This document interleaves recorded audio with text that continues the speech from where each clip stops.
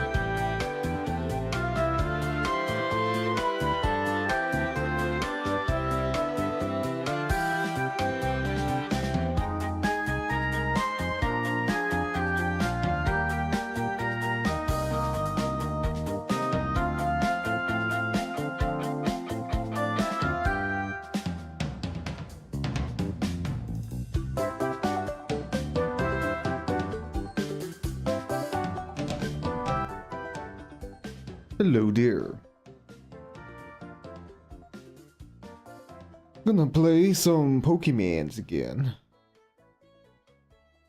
And also, this time, I'm gonna do something quite different. I'm streaming now because I had the idea of basically doing work and streaming at the same time. Now, the deal is that the current work project that I'm in right now requires me to be available at all times, which is difficult. And especially while you're streaming. But also, the work tasks that I get are very short. Usually around 15 minutes, sometimes shorter, well, sometimes also a bit longer. But usually they're only 15 minutes. So I get the idea of streaming, and whenever a work task pops up, which I keep track of on my other screen, I switch to another scene where you only gonna watch a YouTube video of mine while I'm getting the work done. And once I'm done with it, I come back. As simple as that. So there will be interruptions during the stream, several ones. And well, I kinda hope that there will be interruptions because that means that I can earn money, you know. But yeah, that's gonna be the plan. Let's see how it's gonna go. This is kind of a test, sort of, to see how I like doing a stream this way. But yeah, let's get to the game, shall we?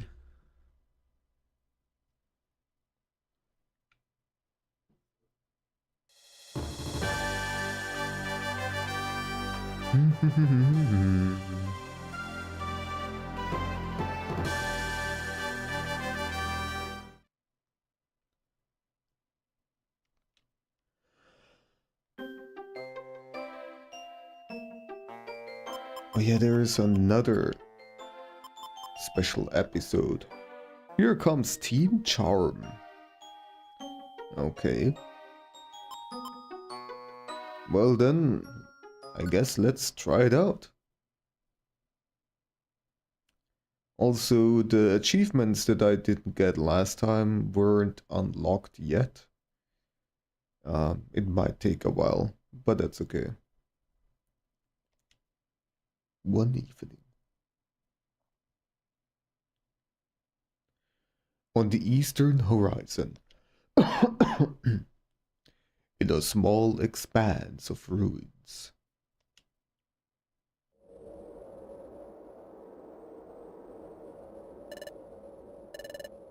Aha, this is the deepest part of the dungeon, I think. Oh hey, there's a treasure chest up there. Don't tell me this is the treasure everyone's been blabbering about. It has to be. It's the treasure of these ruins. I've been working hard as an explorer for a really long time. And finally found what I've searched for. An awesome treasure. Ha ha ha ho. This totally rocks. Get it? Rocks. Because, okay. I can't wait. Oh darn. The moment I lift up this treasure, I'm afraid the ruins will start to crumble. Hello, Cinnamon.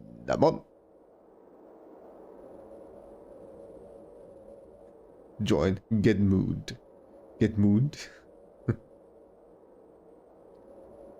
Nice to see you. Glad I thought of that. I was excited I almost got careless. Anyway, I'll pick up the treasure carefully. Then I'll run as fast as I can out of here before it all crumbles down on me. Yes, this is a genius idea. There's no mistake. The treasure is... This treasure is mine. Wait a moment. Whoever said that. What? What was that? That voice? This treasure has already been claimed by us. We're not handing it over to you. Who's there? Where are you? Show yourself. This reminds you of Strong Pat. Now that you say it.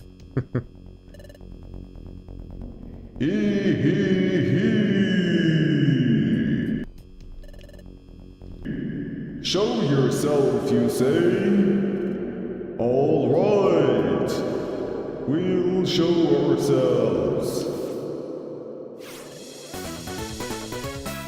Strength. Knowledge. Beauty. Here comes the treasure. Here come the treasure hunters. Here comes Team Charm. What's this? Wah! It's ugly. Too dark to see. Oh, the treasure's gone. The last. I've been tricked. To death. Ah, it's coming down. Oh no.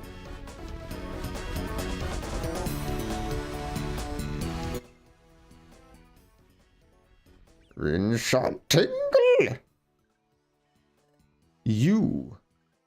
Stein Pringle. How dare you, Vincenti?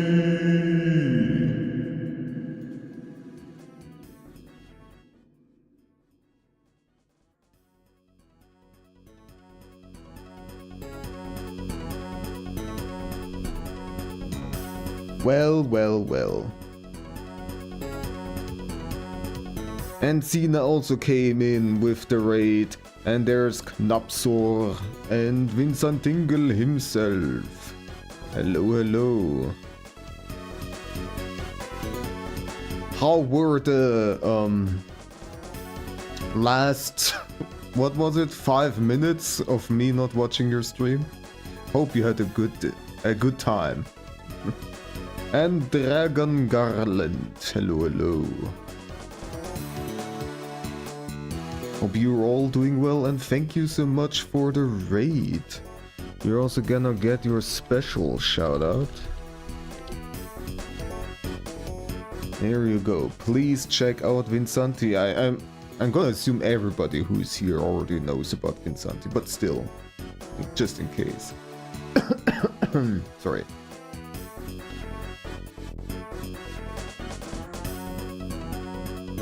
Where's all the sounds when they fall? Out echoed, yes. I added some filters. I got a reverb. And also this, just in case. So yeah. I gotta find a better solution for the hotkeys though, because they're right now on the numpad and I keep on pressing them accidentally. You peeked and you will fucking do it again. Hell yeah. I'll gladly teach you all of my magics which are not really magicy at all. Public announcements, yep. For example. Or if I have some kind of robot character in the game or something like that. And what did we get? We get a laser bird. Pew pew pew. Also, by the way, all the places, first, second, and third, are still available. Who is gonna get them?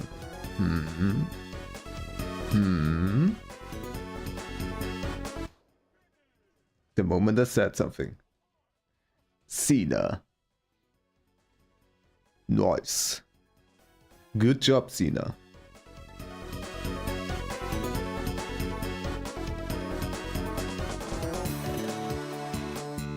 Alright, that went well. The treasure of the ruins is ours. This was a pretty easy job, wasn't it? And that's one victory right after another. And Knapsor has gotten second place. And the third place goes to Vinsanti, just barely missing this second. And it got frozen again. Okay, cool. I don't know what's going on with some of my alerts. Why are they freezing suddenly? Oh well, Mix It Up seems to be having some issues. Wow, indeed. Yep, yes, Cena, I thought ahead. I've thought of you all's shenanigans. So yeah.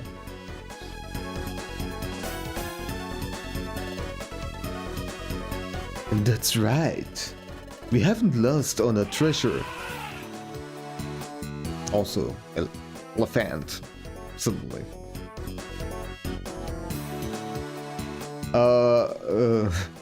We haven't lost out on a treasure we have aimed for yet. Oh, thank you, Cena.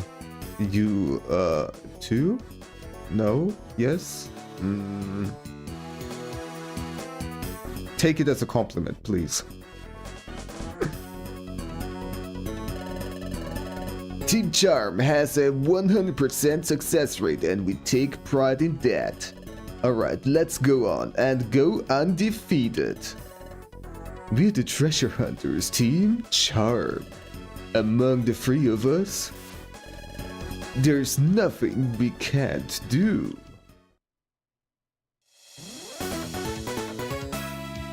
Here comes Team Charm. Woo! The treasure hunters, Team Charm, are a very famous exploration team. They're not only famous for being master rank and having a great reputation, but also for their splendid ability to find treasure which is admired by everyone. However, this story takes place a little earlier. It's a story that takes place before Team Charm became famous. The Team Charm that always gets the treasure they're aiming for. Their next target is...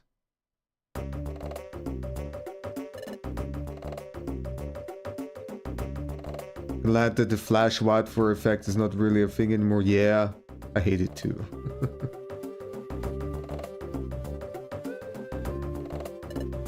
Wait for me! We've come pretty far. Are we anywhere near our destination yet?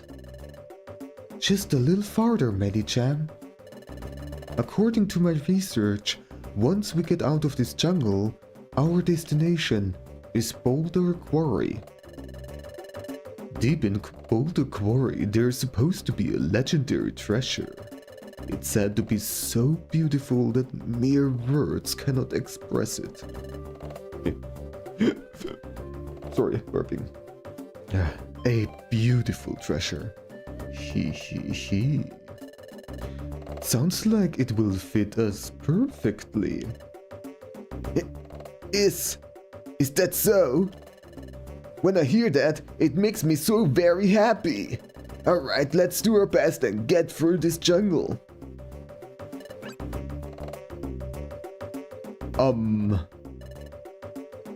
Who are you? I'm Bella's son. Ah, yes, that's the face of a Bellasum? Where is the Ditto?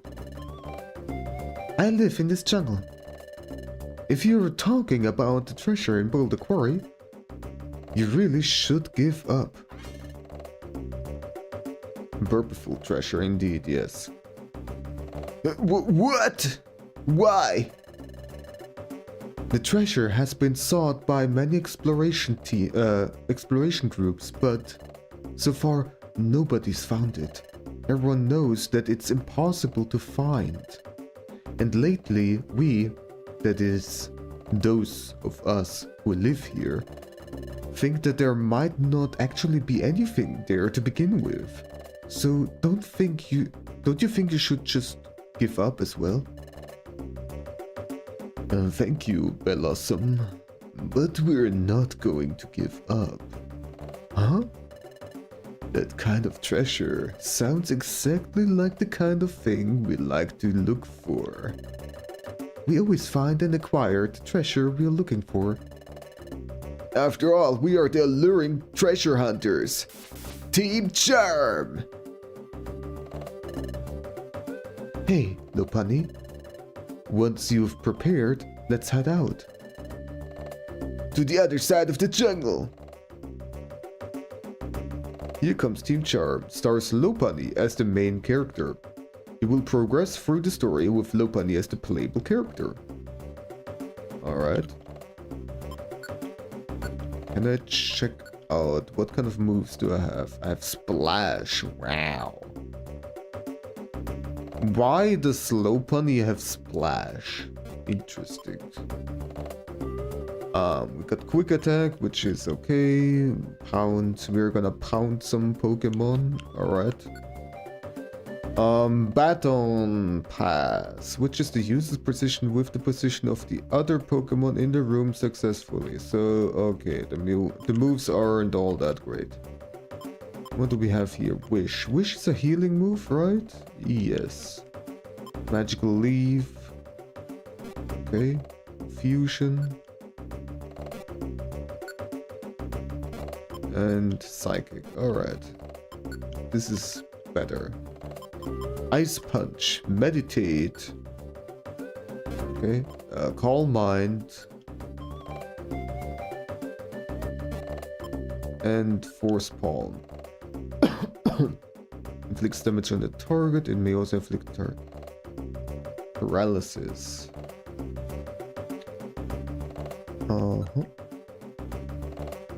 Physical. And this is also physical. So then there is not... Well, there's special defense, but I kind of want to turn off this move if I can. Probably not, okay. Well, if you're set on going, I won't stop you. But don't you think it might be better to leave it alone? It's useless to spend time looking for something that's not there. Thanks, Blossom, but making the impossible possible, that's what Team Charm does best. So, don't worry.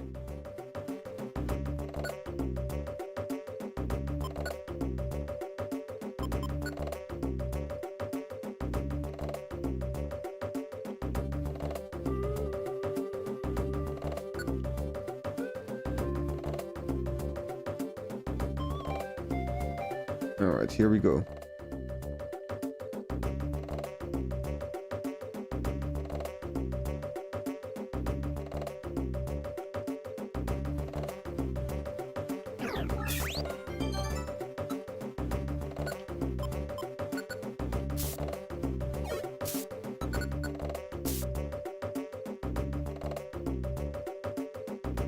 What level are we? 32, okay.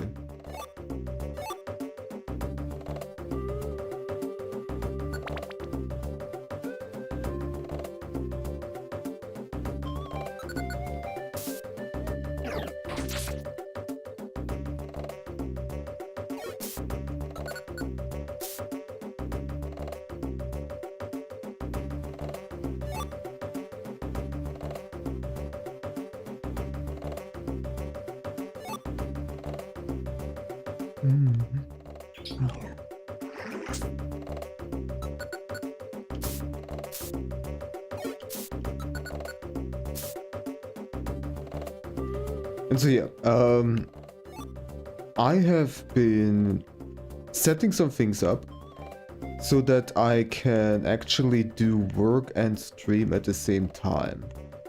So what I'm planning to do is I have my work stuff opened on another screen and I keep track of it. And there might be some work tasks coming in at any point.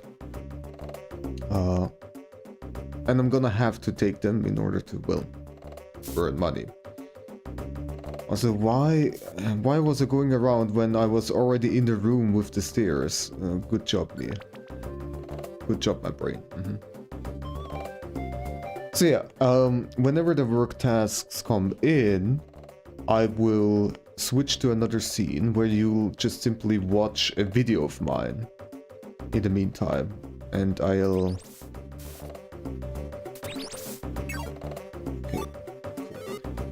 I'll take a couple of minutes to finish the work task.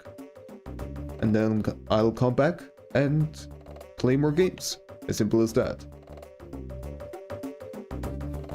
Usually it will take around 15 minutes for me to finish the work tasks. There could also be some that are longer than that, or some of them that are shorter than that. So yeah, we'll see. It's gonna be kind of a test to see how I like streaming and working like that.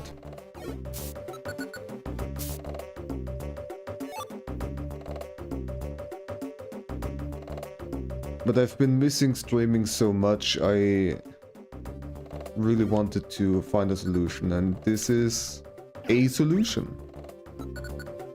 Even though it's annoying that I have to interrupt my stream.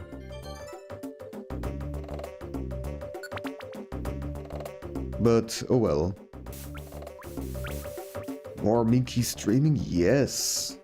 At least that's the plan. The hope. The destiny. Maybe.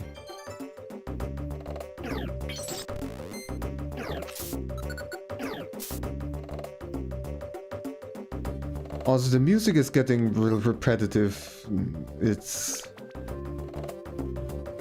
the same beat over and over and over again. It's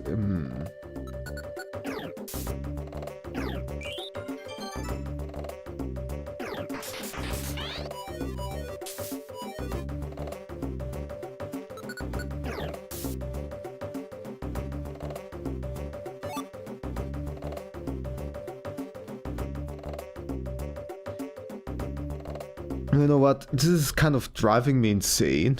So I'll just put on my own music. This is better. And like, some music tracks are pretty good. This is not one of them. I don't really need the game sound.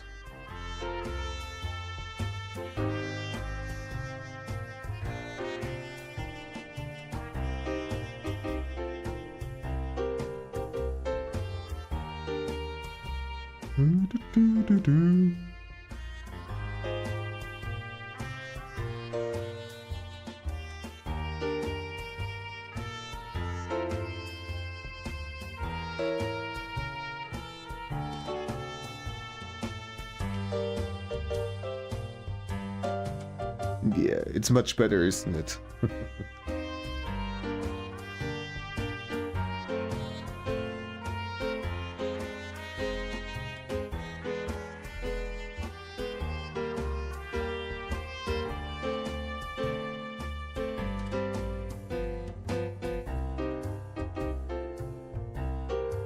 Sandstorm. Ah, it's nasty.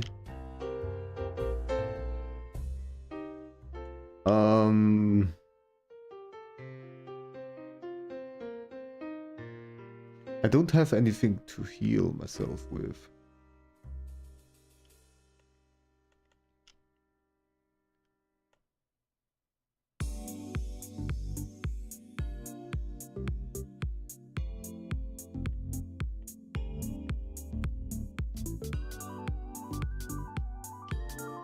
I'm gonna just gonna switch places. There we go.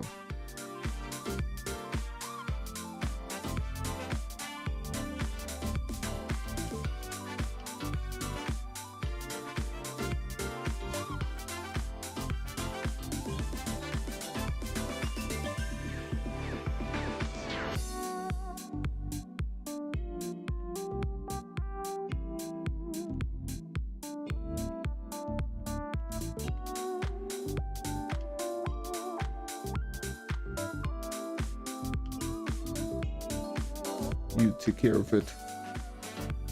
I think that Pokemon is also fighting type, so that's pretty good for her Gardevoir.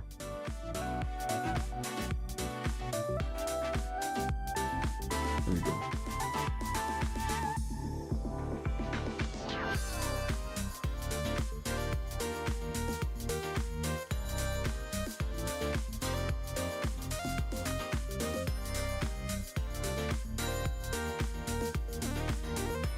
Oh.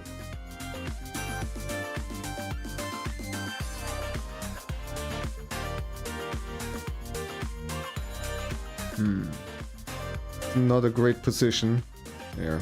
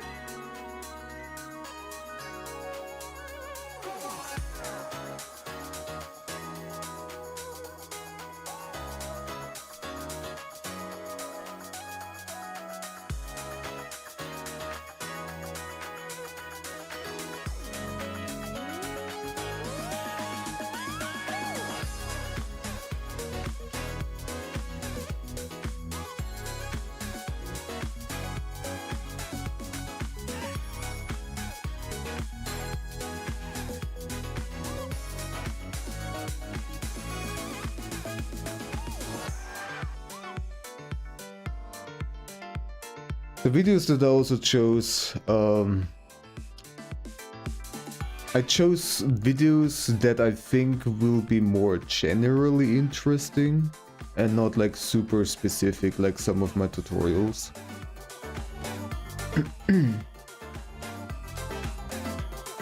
Because, for example, I'm not gonna let a video go where I explain how to edit a video into a time lapse. This is not really generally interesting. But I included some of my tips and tricks stuff, or like some of my animal tutorials, which I think are just generally interesting. Some of my shorts here and there, and so on and so forth. You will see.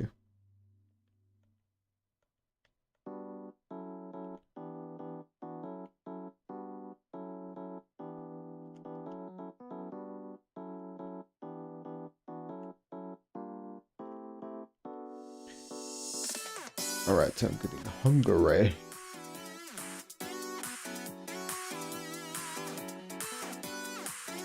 By the way, I also added quite a lot of new music tracks. Because I've been going through a lot of OSTs and found a lot of really good music. Ouch! Ouch! Jesus fucking Christ. Well, my PP is back at least. Hehe. PP. Anyways. Do I have more Reviver Seeds? I have one more. Well, alright. I did not expect that Pokemon to hit that fucking hard. Hehe, PP.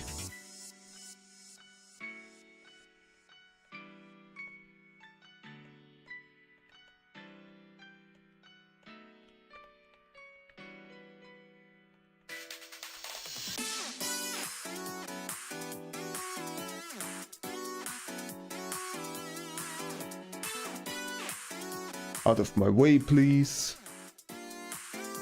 Out of my way, please. Not you again. Go away. Oh, okay. A counter. Alright. This time I will not.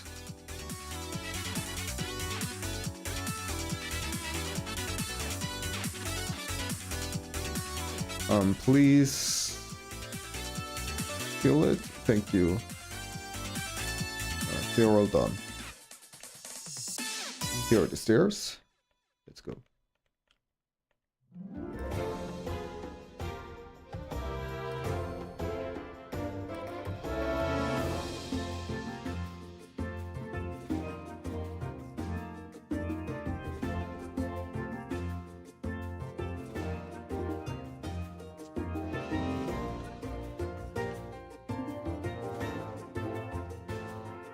By the way, setting up the reverb was a little bit of a pain. So I looked up what kind of free VSTs for reverb effects there are and which one are more generally recommended. And I found one and I just took just the next best of them because I didn't really care that much about having the absolute best quality. I just wanted some kind of reverb effect. And I set it up and all, and then suddenly OBS was just not letting me go into the settings. Whenever I tried to go into the OBS settings, it gave me an error message and OBS crashed. And at the time, I had no idea what the hell was causing it. Because I did so many other changes in OBS, because I was setting up so many things. And I was worried that I might have to even, perhaps, reinstall OBS altogether or set everything up again. Okay, well, cutscene time. I think we've reached the other side of the jungle. Sorry for the coughing. I'm pretty sure of it. Seems like we're out of the southern jungle. So, Boulder Quarry is just ahead, right? Ooh. Huh? I think I've heard some kind of strange noise coming from over there. Goo. I've heard it again. Let's go check it out. Someone's unconscious.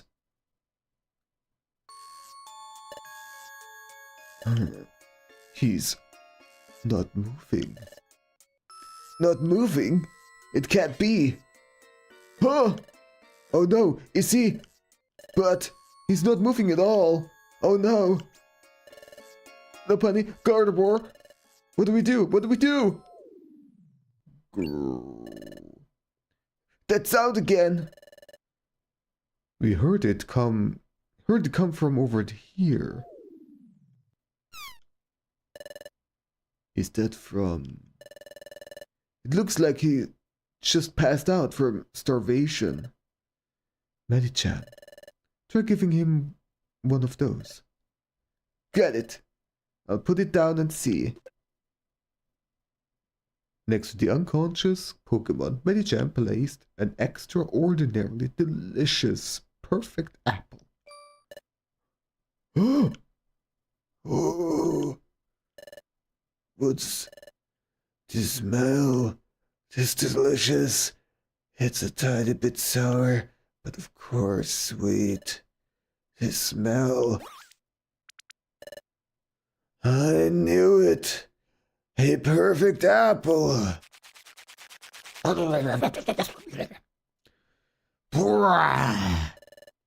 Thank you so much. It really was delicious. Thank you. I'm feeling better thanks to you. Perfect apples are my number one favorite food.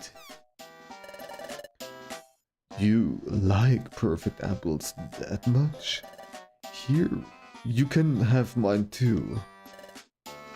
Really? The bunny gave the mysterious Pokémon a perfect apple. Thank you so much. Yay! We're the treasure hunters, Team Charm. And you are? Yep, I'm Wigglytuff. I'm the first apprentice of the explorer Amaldo.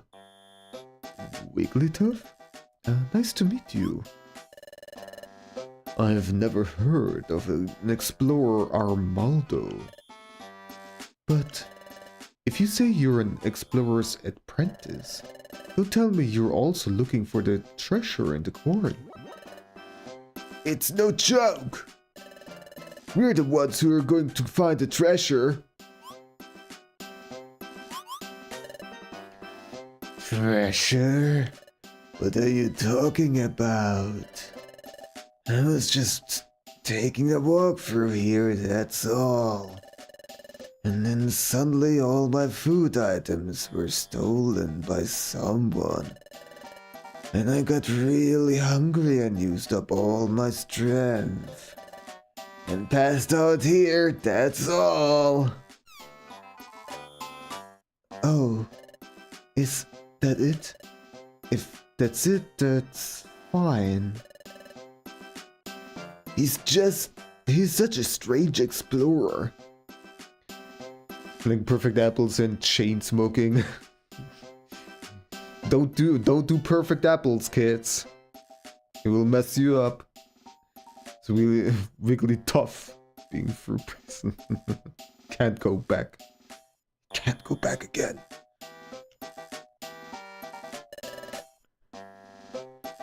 Well, let's hurry on ahead. Why am I? See you later, Wigglytuff. Take care. Bye-bye. Thanks again so much, friendly friends. Oops, I didn't save, but let's hope that it's okay.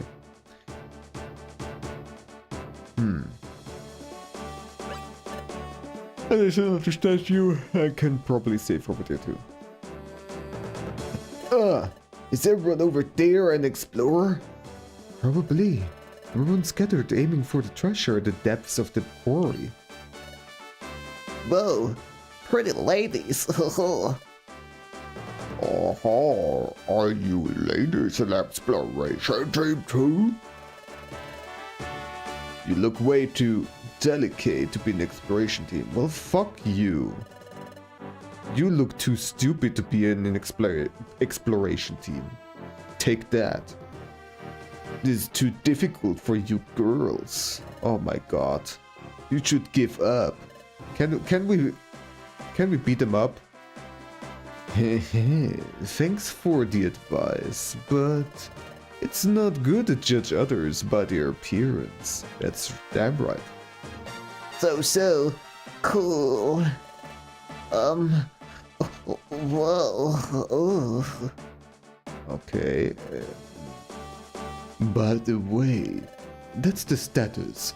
What's the status of the treasure?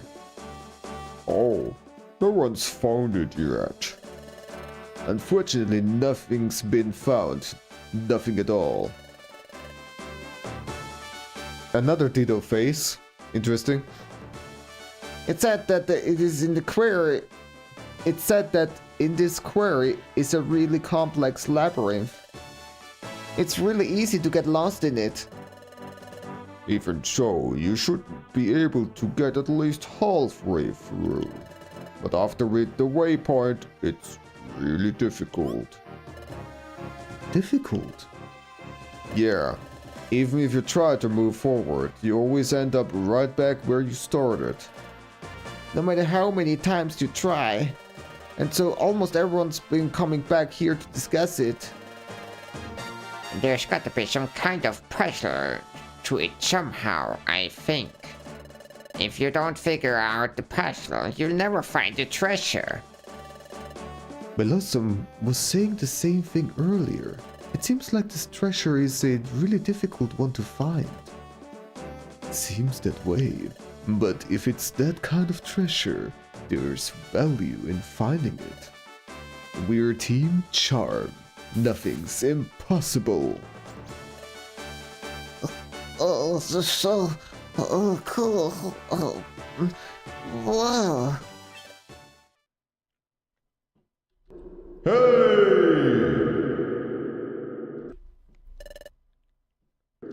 You over there! You give up now! This treasure's ours! Okay. The treasure is going to be found by none other than the Band of Thieves, Team AWD. Team AW. Team AWD's nuts? Oh, the Band of Thieves with the bad reputation, Team AWD, is here. Oh, got it. Leo, if you don't want to get hurt, I suggest you get out of here as fast as you can. Hey! What's up with them? You don't know about Team Avid? Team Avatar is a band of thieves whose wickedness knows no bounds. I'm pretty sure that's Drapion over there. He can beat down any opponent with its claws on both of his arms and his long fangs. That Arbok is incredibly vindictive. There's in the center is the boss, Revile. Rumor says he's really strong. It's sad that she pursues her goal by any means, fair or foul.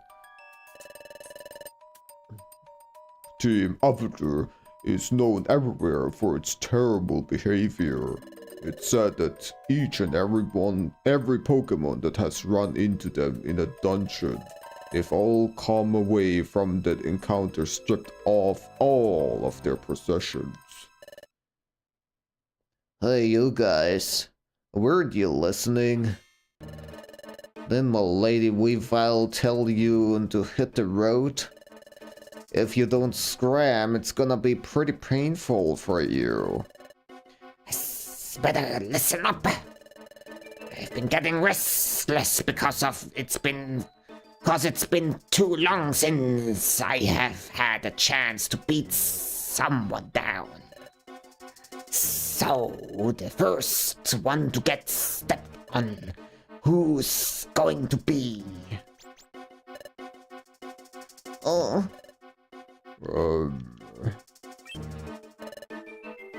Everyone, what's wrong? Oh, I give up. Wah. Oh, me too. Me too. Alright, less voices to do. Bruh. Cowards. Say, Drapion, are those cute girls still here? Yeah, they are. Shocker. Those girls seem to have some spine. Aren't you scared of us? Oh, I see. You admire us and want to become friends? That's it. If that's how it is, it's real simple. You girls are cute, so I guess we'll let you be friends with us. Well, thank you very much. Just who do you think you are? What? Become friends with Pokemon who have terrible reputations such as yourselves. Why would we want to do a thing like that? What? We don't think you're scary or anything, and we definitely don't admire you. You! We were so nice to you, and now it seems you have gone to your heads. What? Ah! Huh? You're weaker than I thought. What? Blessed! Trapian, let's take care of this for real. Wait. Hold it, you. Boss. My lady, Weavile.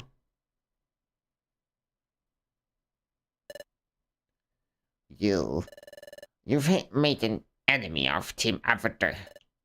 And you won't regret it, will you? Not at all. Those words. We won't forget them. Arbok, Drapian, let's go.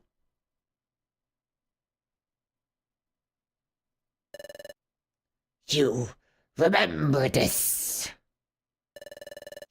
Next time we meet, we'll finish this. Bah. Bah. You think you can just walk away like that? We've always gotten every treasure so far, so we won't miss it this time. We won't lose. No panic, Gardevoir, let's hurry. Excuse me, Centret. Oh. You're earlier. Didn't you run away? Yes, that's right. I should have said this sooner. My name's Centret.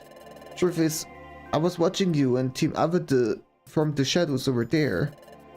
That argument going back and forth, I've never seen anyone stand up to a Team Avada like that without flinching. It was amazing. After watching you, I feel like I can trust you, so I have a request. A request? Yes. Team Avada needs to be punished. Why Team Avada? The truth is, I used to be in an exploration team with some friends a while ago. My friends were attacked by Team Avada during an adventure. They were hurt really badly.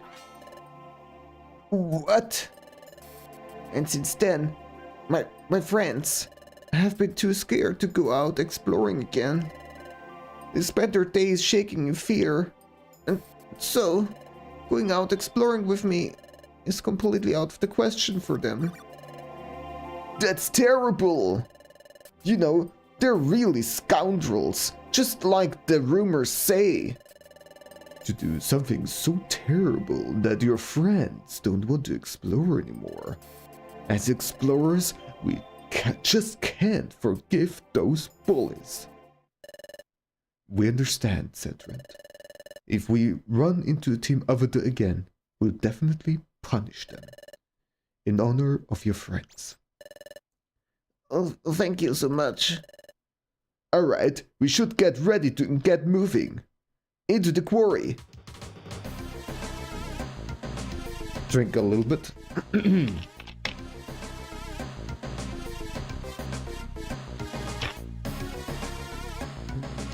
Alright. When I'm gonna stream Medieval Mental Bondage, it's not really a stream game for me. Well, besides the fact that I usually just wanna play retro games. But competitive games are... yeah. Sometimes I get frustrated, and I don't want to get frustrated on stream.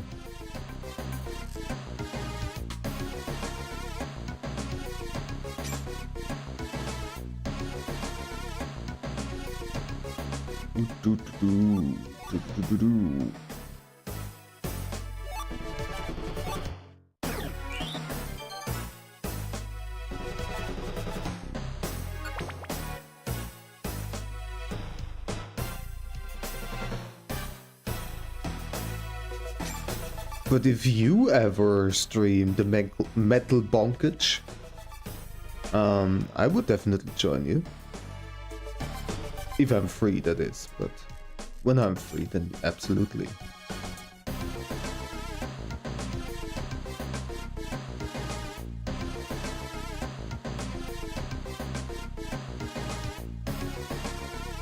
By the way, if anybody wonders what kind of metal bonkage we're talking about, it's about Chivalry 2, which recently was free on Epic. And so I also got it. And me and Knapsur have been playing for a bit. And I suck very much at the game. But it's been fun.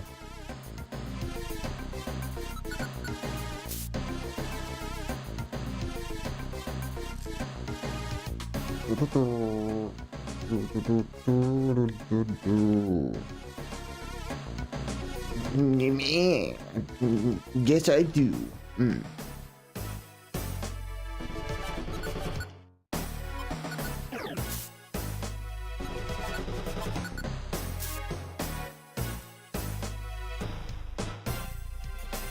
It's a very busy kind of game. Also, the stairs were right there. Why am I running around like an idiot?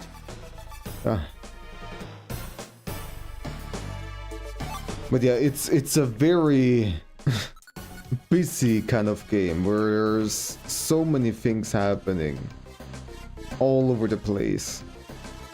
And my brain gets overwhelmed very easily. Being an archer, ouch. Oh well. Oh, that was... No, I forgot that she's following me. Oh my god. Okay, if I move upwards, you're... Okay. Let's get away from this, please. And now let's just wait. What was the button combination for just waiting? Oops. I don't know, I'm just gonna punch the wall. Because I don't think I have healing items. Nope.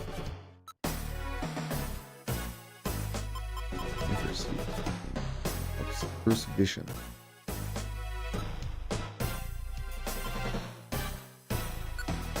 Let's use this for a change. Alright.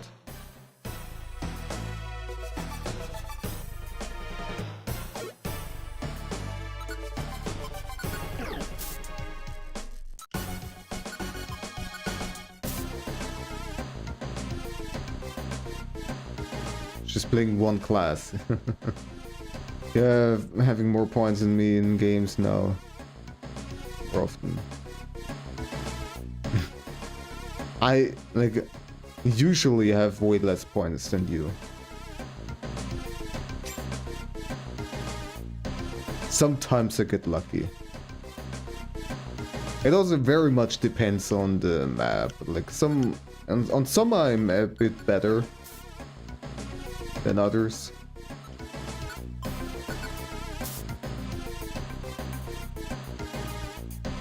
For example, I'm really terrible at 1v1s. I almost every time lose in a 1v1. Goodbye, Gardevoir. Goodbye. Goodbye again.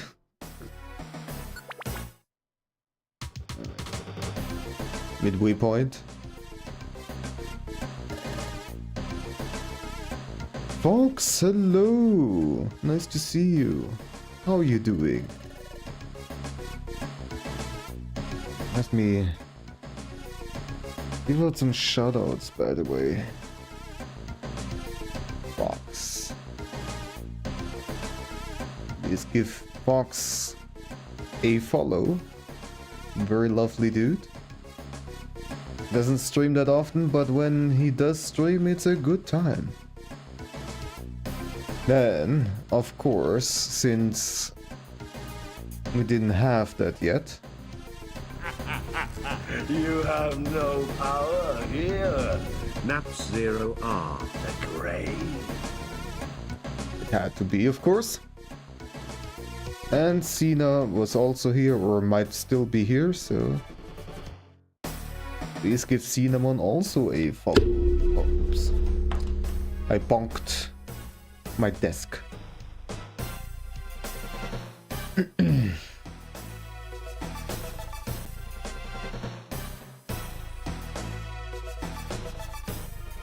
I think it's going to get more difficult from here on.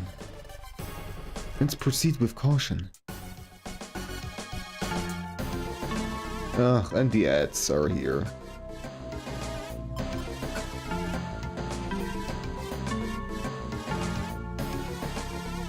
And so far there hasn't been any work tasks coming in. I've been setting everything up, and yesterday there was so much coming in, and now it's just nothing. Cool. But anyways. What do we have here? How about we equip this? Because why not?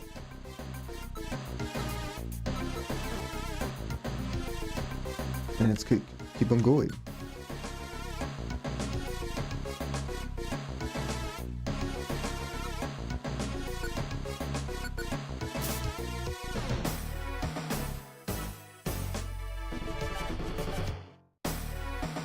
So many items.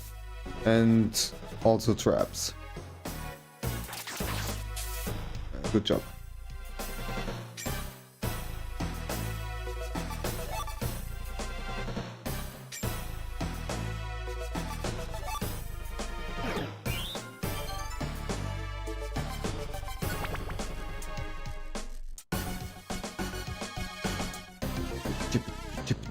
Ciao. Ciao.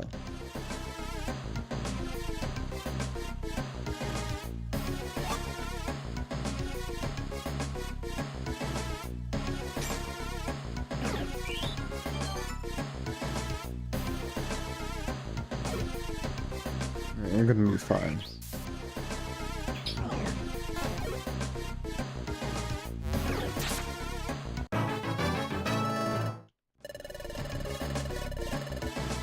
Okay, we're getting a new move. High jump kick. Sure, we're gonna get this instead of Calm Mind.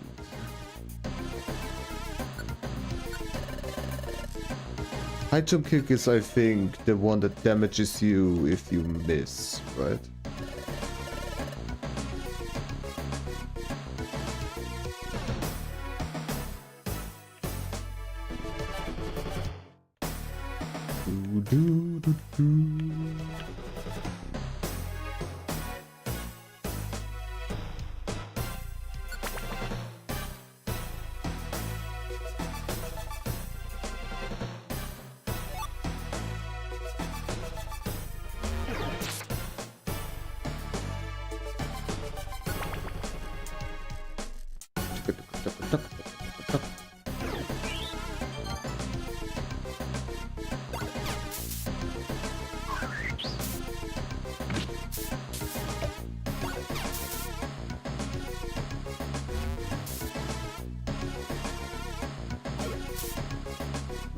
That was the wrong button.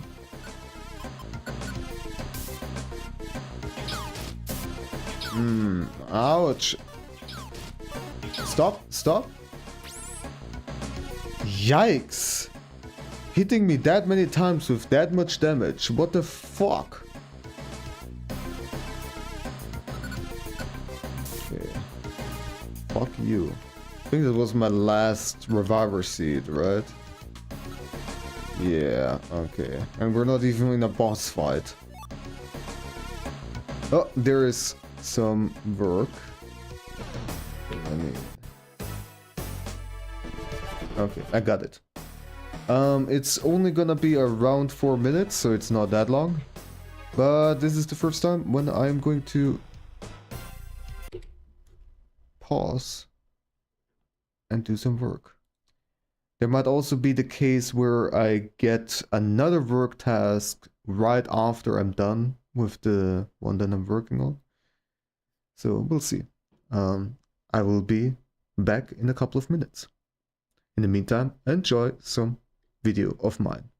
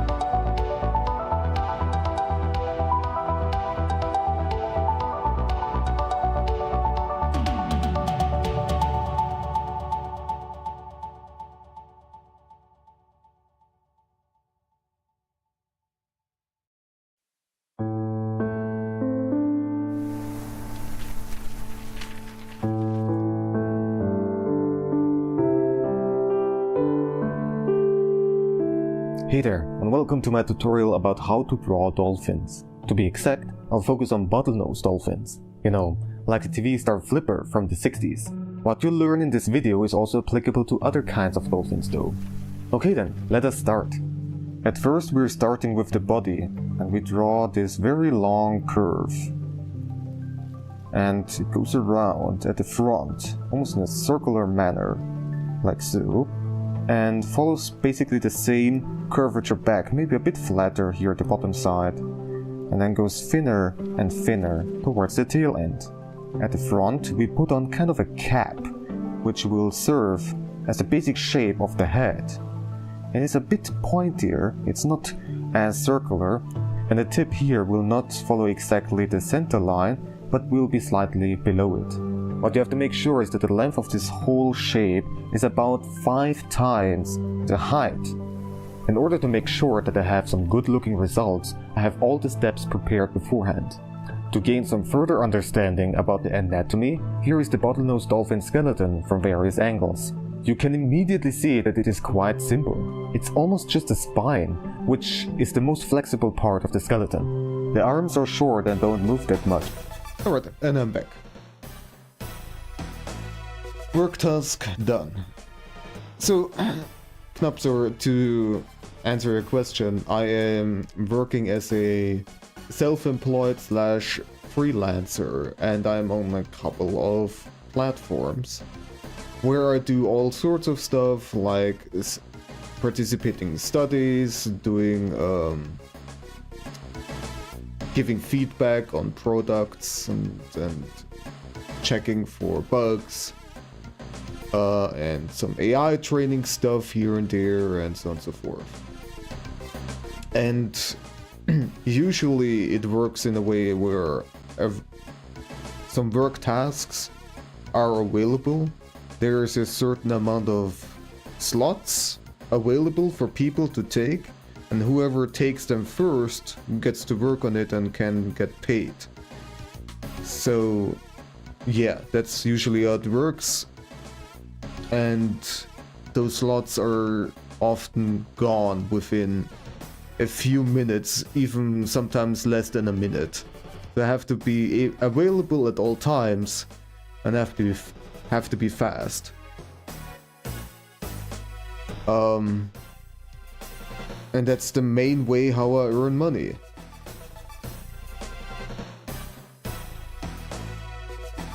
I don't like the idea of being employed. I actually prefer this much more, even though it also comes with some downsides. But streaming like this, where you have, as you said, like these intermission tutorials and whatnot, is a solution.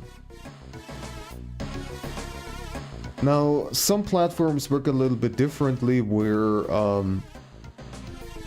there might be work projects where work is available at all times, not just sprinkled in here and there. So when I'm in a work project like that, I will focus on that completely, and then during that time I will not be able to stream. But currently, that is not the case. So yeah, if you ask me what kind of platforms in particular and what kind of projects in particular and whatnot, I am not going to answer those questions publicly. I do have to say, because I'm also under a lot of NDAs, and I'm not allowed to talk about many projects that I am working on. And also, I don't really want to promote, like give free promotion or anything. Some of the platforms that I'm on are actually kind of shitty, but I have no other choice but to be on them and earn money there. So yeah, there's that. If you want to ask me privately what platforms I'm on, then well, I am more so inclined to share some of my secrets. To a degree, of course. But yeah. Back to the game, shall we? The controller has turned off. There we go.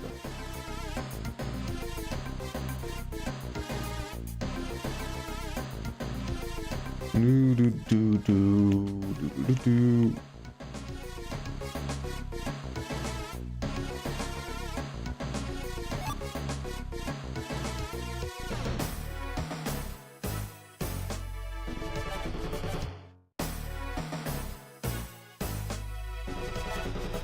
Well, I just explained it. I just listed the things. So it's like product feedback and study participation. Like usually it's of a lot of market research stuff, but also some academic research. And yeah, a lot of AI training crap. And data annotation and whatnot.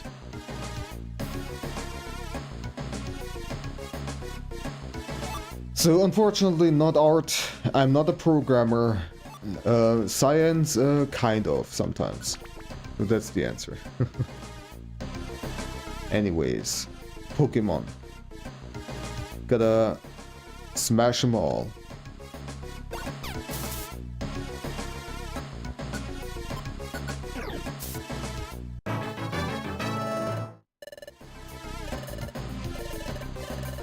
Another level up.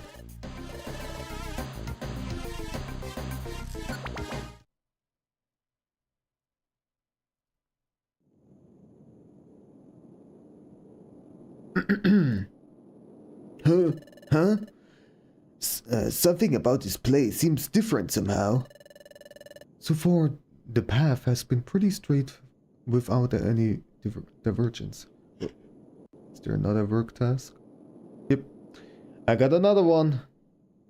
Let's end this cutscene. Let's get to the end of it, and then I will take another short break. That's just how it is. I gotta earn money. Maybe lost. Maybe we got lost without realizing it. Oh no! Don't tell me we're lost. What do we do? We should just try to keep moving forward, right? Before we entered, those other exploration teams told us about this. This is probably the complex labyrinth. So rather than getting worried about being lost, think that this is a place sorry, where everyone gets lost, so it's only natural that you'll get lost. Wouldn't that help you relax? Sounds about right. I think this might be a detour, but eventually we'll figure it out, I think. Anyway, let's keep on going and see. Wait! You, where did you come from? This is mine? How could you not know this is Agron's territory? Really? Really? We didn't know. Grahahaha! You didn't know. If you didn't know, then allow me to teach you what happens to those who trespass here. Come on out! Later on!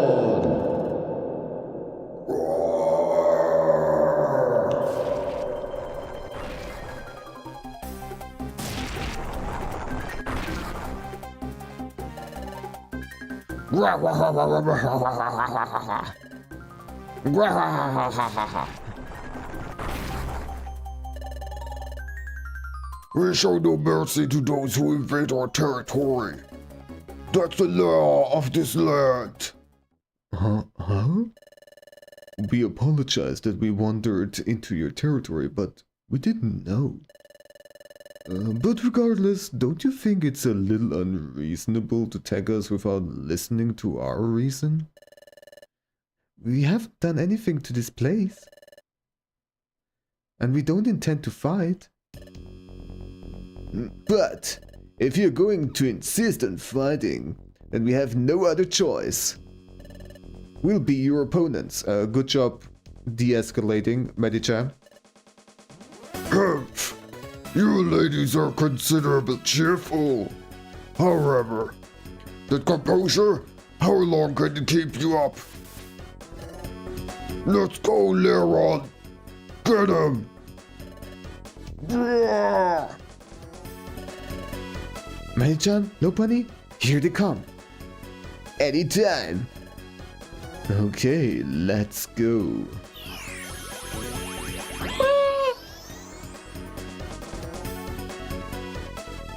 Alright, and now it's work time again. Sorry about that. We'll be right back. Clouds come in a vast variety of different shapes and types. From wispy thin clouds high up in the sky, to enormous looking towers, to white blankets as far as you can see, to some quite peculiar looking shapes. There's a lot to consider when you want to draw or paint them, and I will do my best to give you a good overview.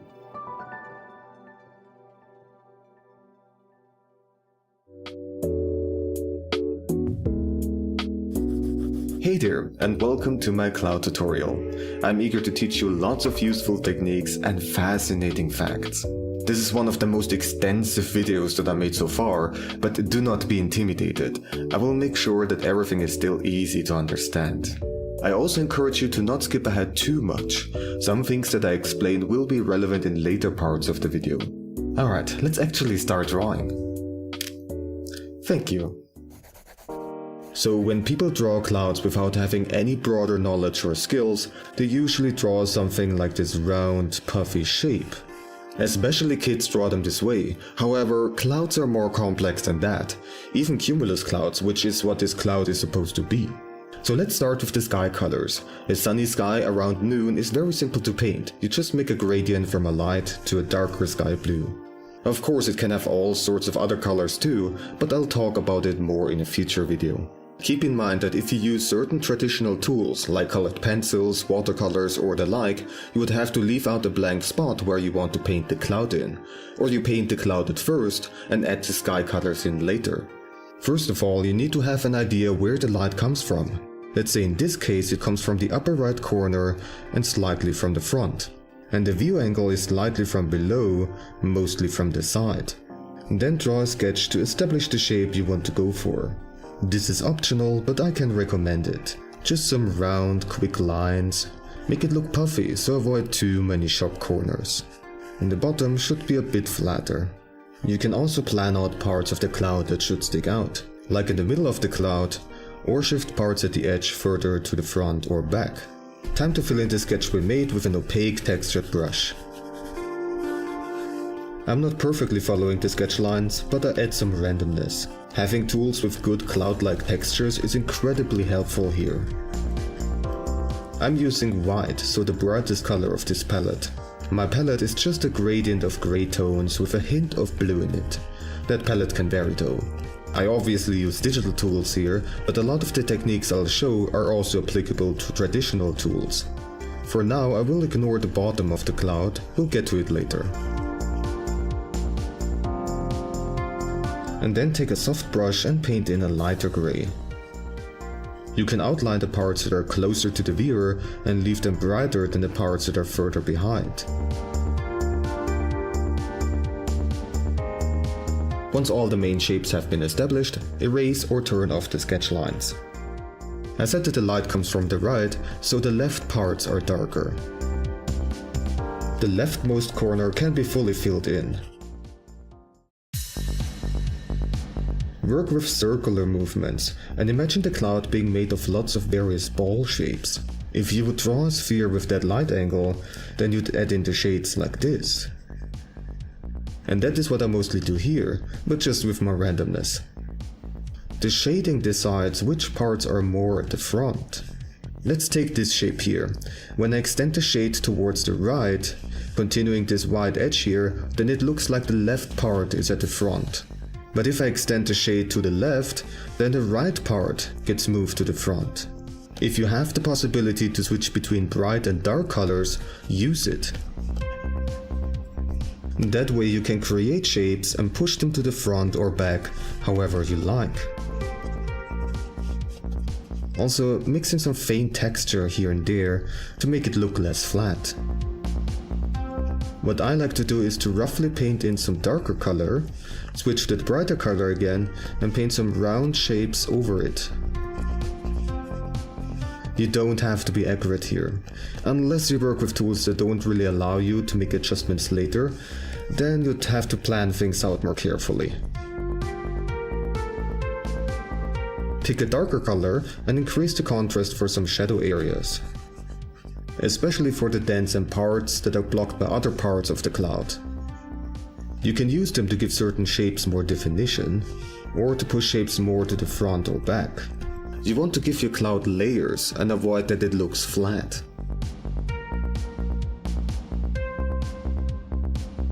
This looks pretty messy, so let's clean things up. You can smudge to even out some of the shades, and push the existing colors. Use a more opaque textured brush to give some of the edges more definition. Do not be afraid to create sharp contrasts when needed. It's good to have a mix of soft and bold shapes. Go and just play around and see what looks nice.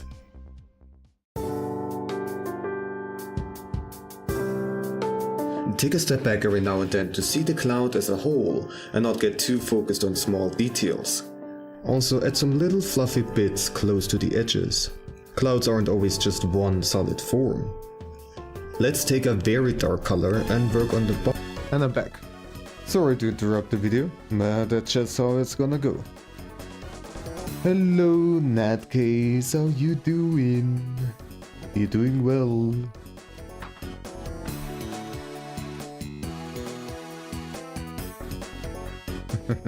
Well, you can always go to my YouTube channel and continue watching over there. You're vibing hard with that video. No. Ah. Well, yes, of course. And also, I would love to see you make some art, Sina. I'm very curious what kind of art you would make. Alright, so we are in the middle of a fight. We are surrounded. How are we gonna get out of this? This is probably a boss fight, so the orbs will not work.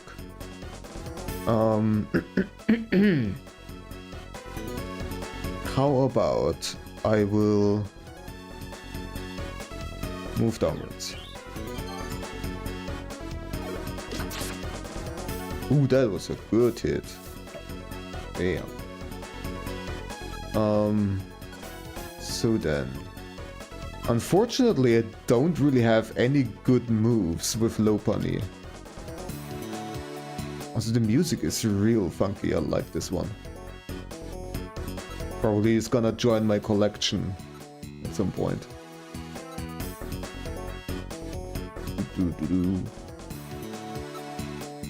Yeah, we have so many orbs, but I can't do really anything with them because it's a boss fight. So, yeah, great. With an Orb Bear we can heal a little bit, so that's good.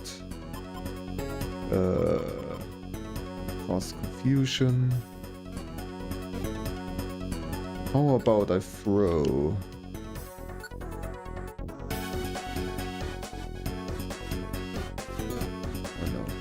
If it's confusion, then it's better to hit this guy. Dodged it. No, too bad.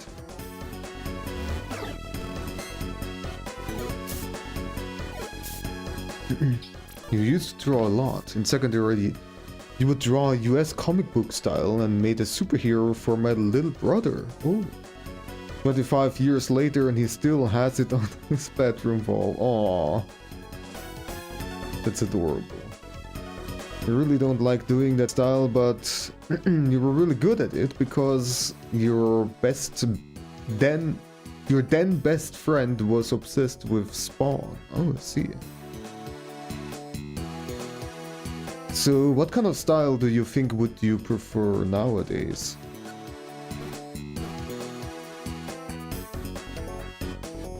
And oof, we're being surrounded here. Like this. Is there anything that could help me in any sort of way?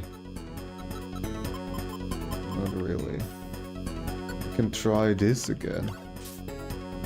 Failed once more.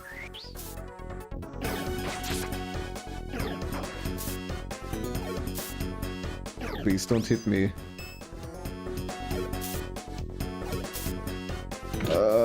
No!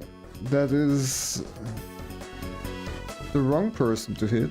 No. Well, this is difficult. This is actually difficult.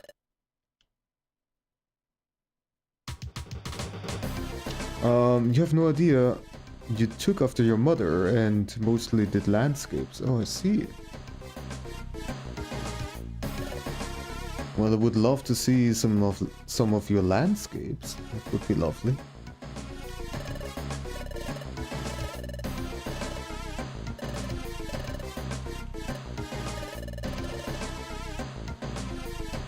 No, if we do that, there's a chance we'll get even more lost. And it will take a while. Anyhow, we should think of a way to cross over there somehow. Yeah! Got it. Well, I actually am not sure if this was kind of scripted, that I would lose here. Because I don't see how I could win this fight. With Lopunny just not having any good moves against those guys. Like, what are they, Steel Rock or something like that? And they have huge defense and I only have normal attacks, so I don't do shit against them.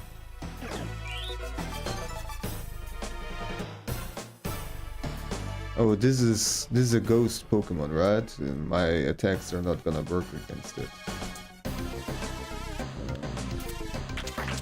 Oh, cool. Lovely.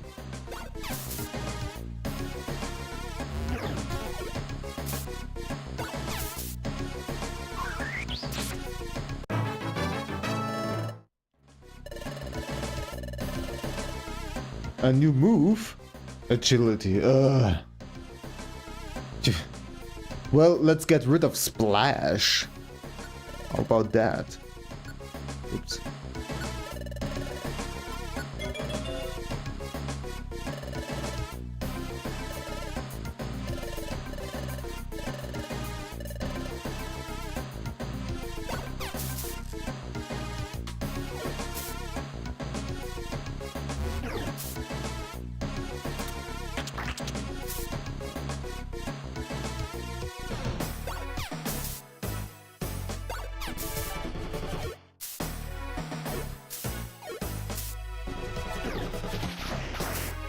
What the hell am I doing here?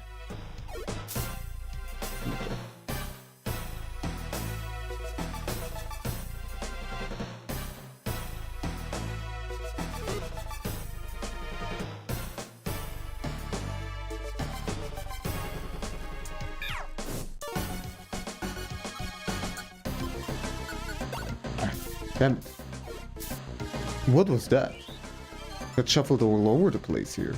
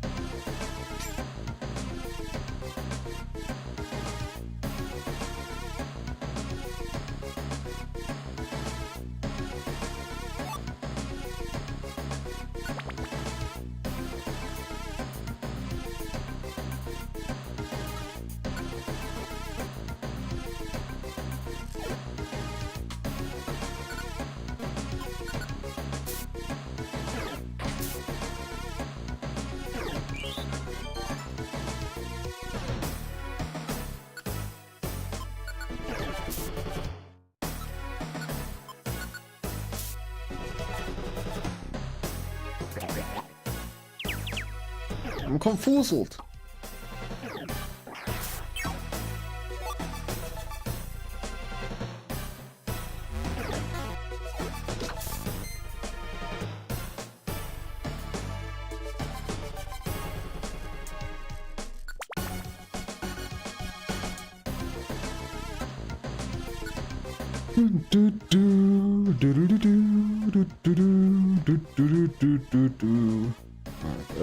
What did I want to do? Oh yeah. Boost special attack. We're gonna give this to Gardevoir. And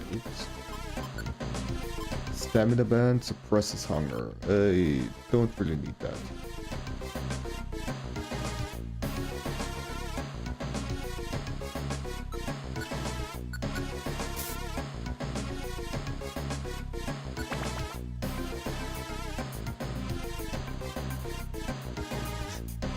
The song is stuck in your head? Yeah, it's... It has some kind of repetitiveness.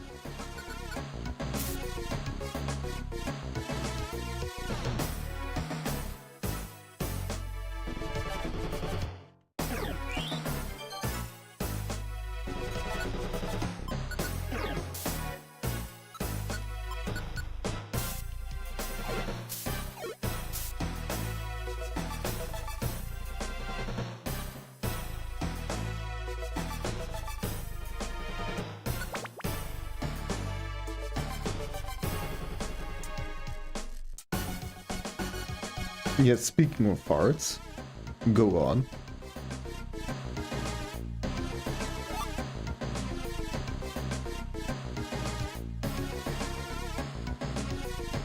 Steelix, hello. You started poking at music making, ooh. Exciting. What kind of music? What you're making, what you're using, tell me all about it.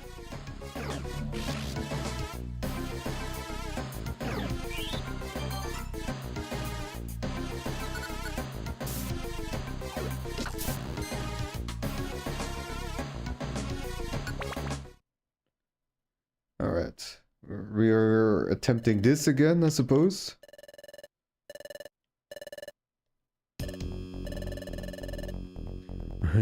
Did you think you would just stumble back in here without thinking? Last time didn't go so well. Don't you think we'd be planning something this time? This time we won't lose. Herbs, as usual, you're only good at talking. It's fine. How many times are you going to come here? Just looking for a fight? Let's go, Leron. Get him. So we have a plan? Because I don't have a plan. Again, the problem is that the orbs don't work here. I'm gonna try it, I suppose.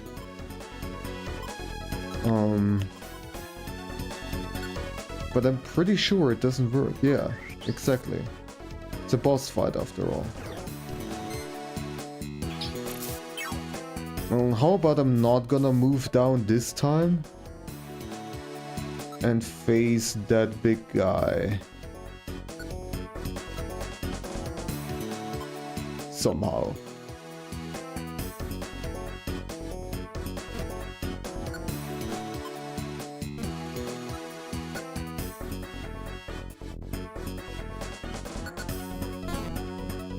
Actually, now I remember that agility is actually pretty good in this game, because you get another turn.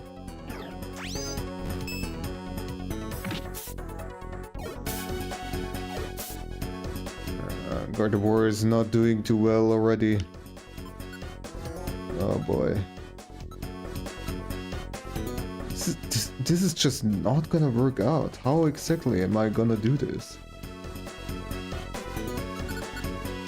And just fucking go ahead and die, I suppose.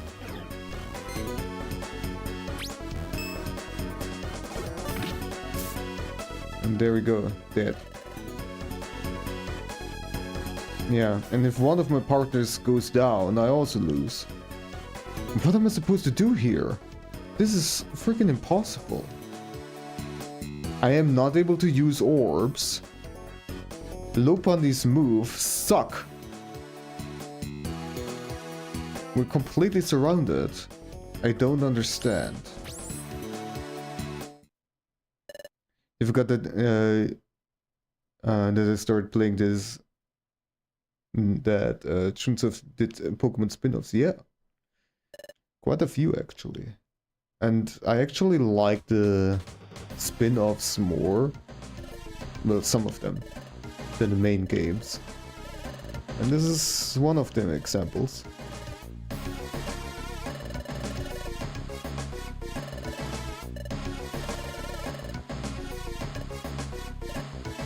Look for a way to cross somehow. Like, what are you trying to get at? Don't understand.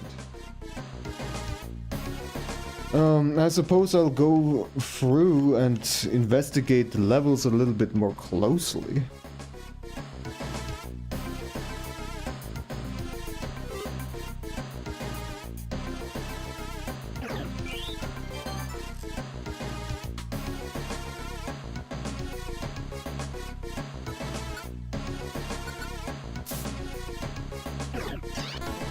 The last one you got was Pokemon Sword and you felt let down because it was so samey, stale. Even though the previous game you played was Pokemon Gold way back in Game Boy Color era. Yeah, I feel the same. I played Pokemon Shield and I was also feeling kind of let down. Everything was too, as you said, a bit too samey and just too easy altogether. It was not really a challenge. And yeah. Also just too much following the same old design of the main Pokemon games. It was getting boring. So yeah.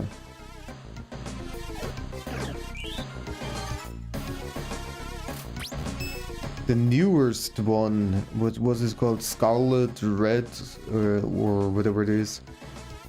I have absolutely no interest in playing.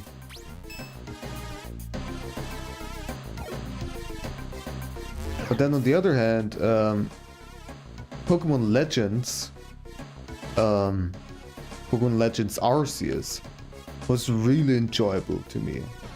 Because it had... yeah, exactly. There we go. It was kind of like open world. You were able to run around freely and just catch Pokemon, and the battle system was also kind of slightly different, and I preferred the... I actually liked changes.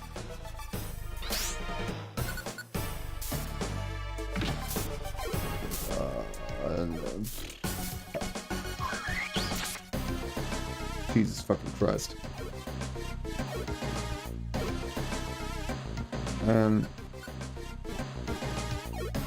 There's a button combination that I can press to just pass turns. I forgot. It's up there on the fucking menu, of course. There we go.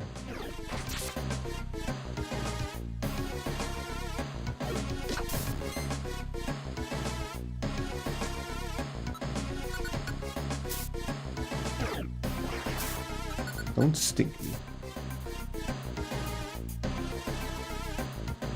Although the newer Legends game doesn't really appeal me as much, but it's more so because of the setting, which is in the middle of a city and not like, you know, out in the wilds.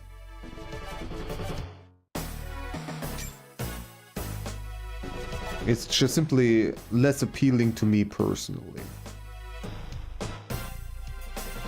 Using the squishy ocular thingies to see the controls would help. Maybe.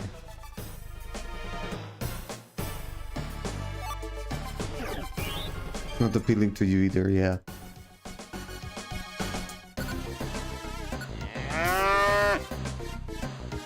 I say moo to that.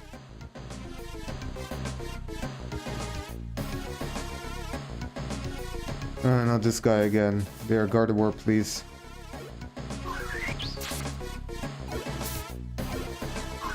Fluffy. Highland. Yeah, Highland cool. I love them so much.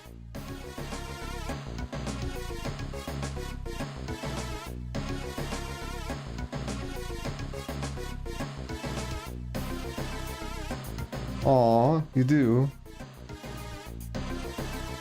Your first plushie in 30 years, aw. That's a good one. Good plushie.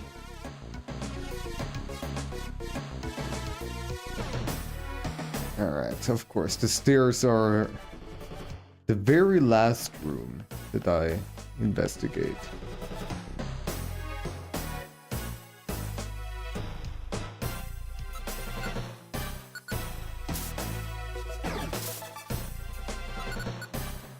I see, I see. Did she make it for you?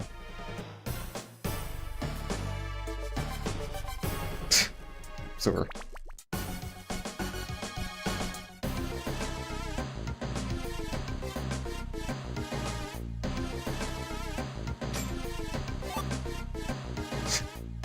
She's just Scottish.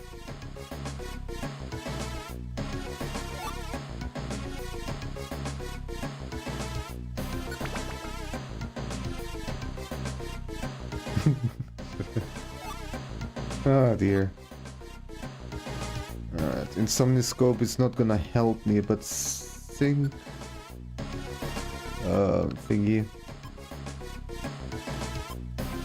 Special defense. Well, it's not gonna really help me against the boss either, because their attacks are mostly physical.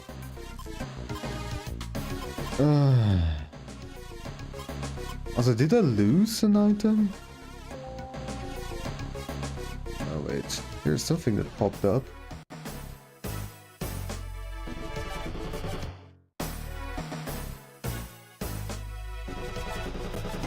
Give me a second. Just got an email.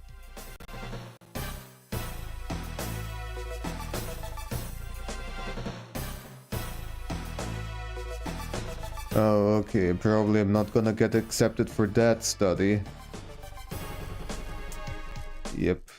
Goodbye.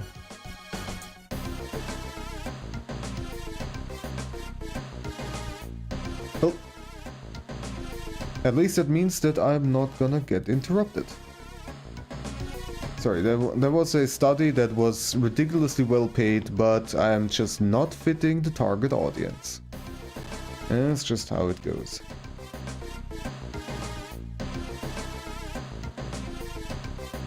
Speaking of study,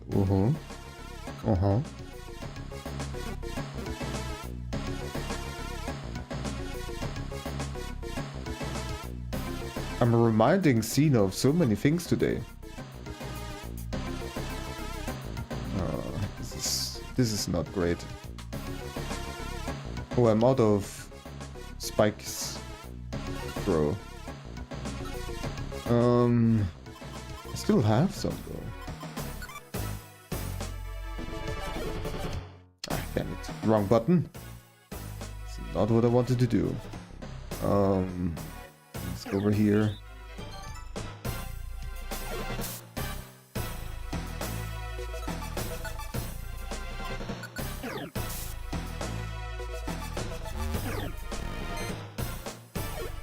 Medicham, you needed to attack, not raise your attack. That is so very much not useful. Come on, kill it, please. Thank you. Ugh, you're scaring me here. Sometime this month or next month, you will be starting a program to help you find trade school studies or internships or something. To help you get back into the workforce. Oh. Your anxiety disorder is very well under control finally. I'm glad to hear that it is under control, and I wish you all the best, all the good luck for that program. That you will find something good. Ah, damn it, I wanted to investigate. Ah.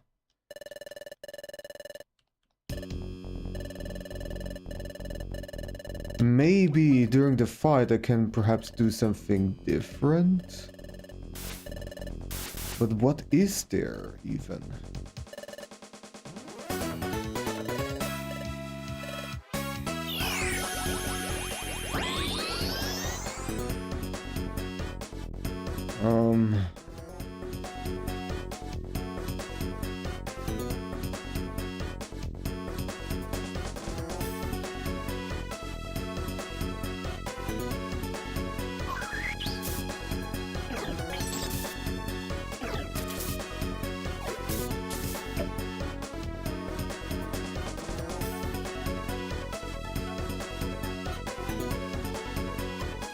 This is not gonna do anything, but whatever.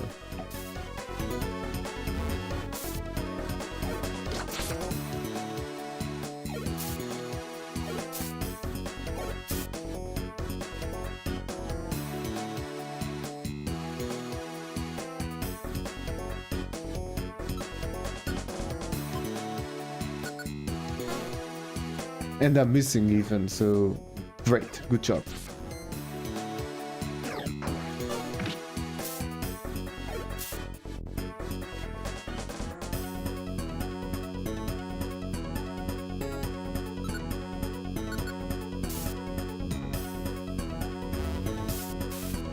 Hello, Wisteria. Nice to see you. And we got the big guy, alright. Gardevoir is not looking too great. Do I have something to heal? No. The Worm Berry got stolen from me, so I have nothing.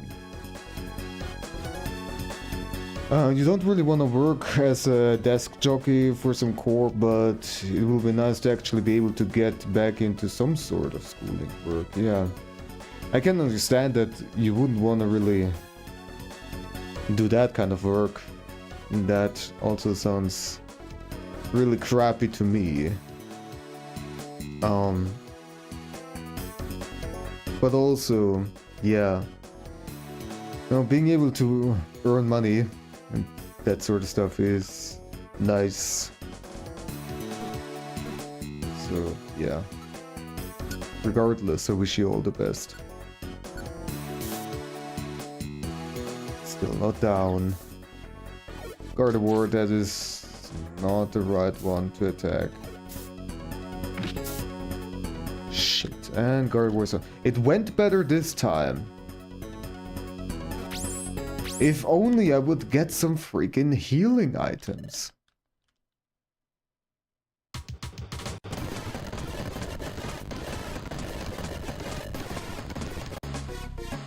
Alright. This special episode is not easy. Or I'm missing something really obvious. Like, they're hinting several times that there is something I can do. But I have no idea what exactly.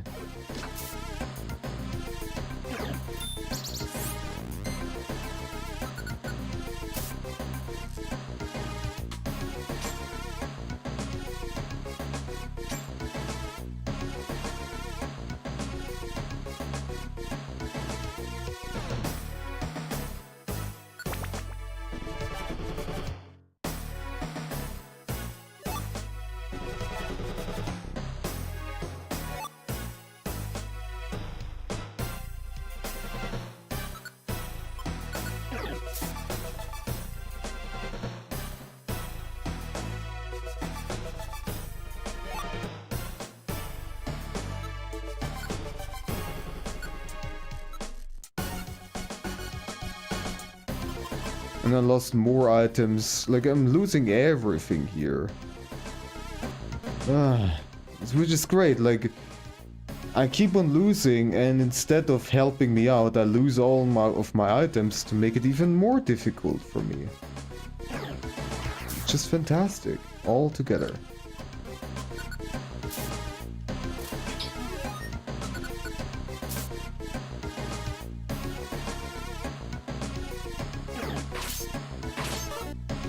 Jesus fucking Christ.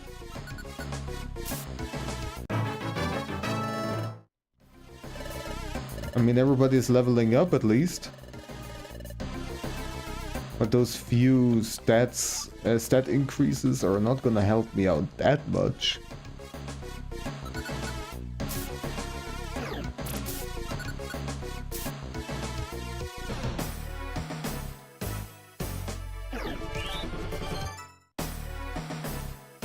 But at what cost?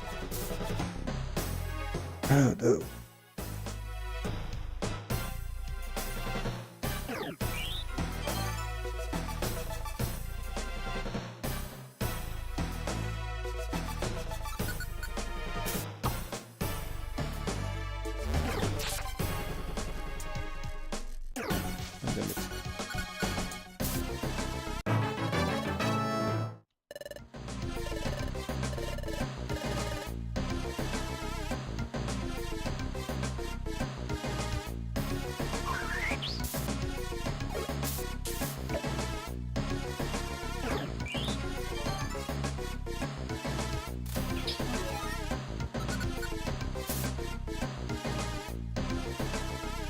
Alright, so I'm gonna try to investigate the levels, see what's around here before I move on to the next level.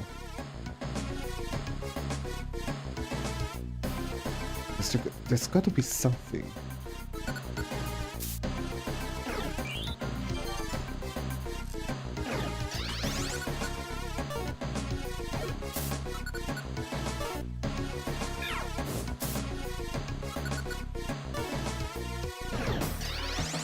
The fact that Protect lasts for several turns is ridiculous.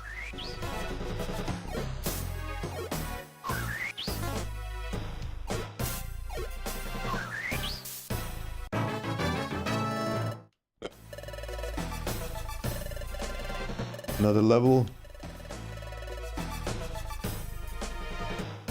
It's snowing over there. Nice. Or at least, I hope it's nice for you.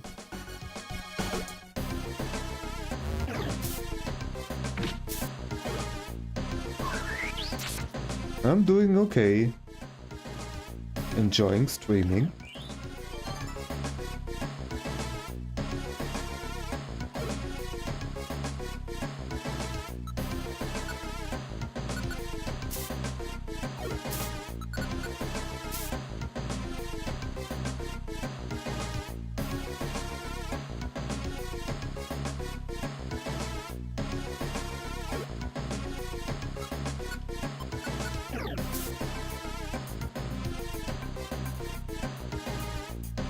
I'm just gonna quickly investigate this spot, even though there is most likely nothing with it either.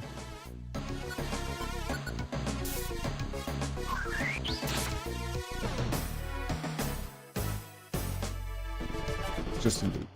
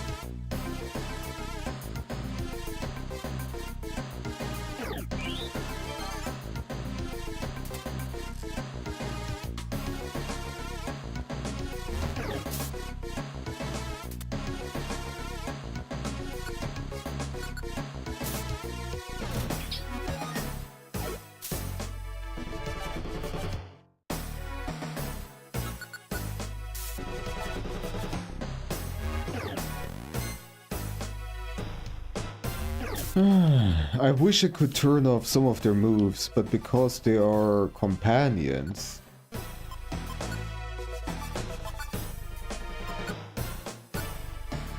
Or I can't turn it off. Oh my god. Okay, this changes a lot. And ads are here. Fantastic.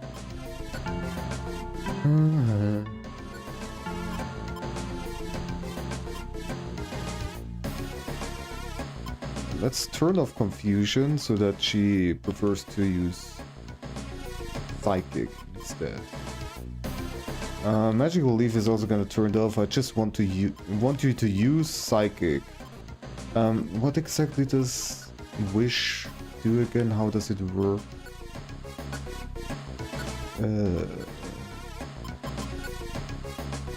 Wish status. Wish status has its natural HP. Oh, that sucks. Okay. I mean, for normal exploration, it's okay, but I want to avoid that it's using this move during a fight.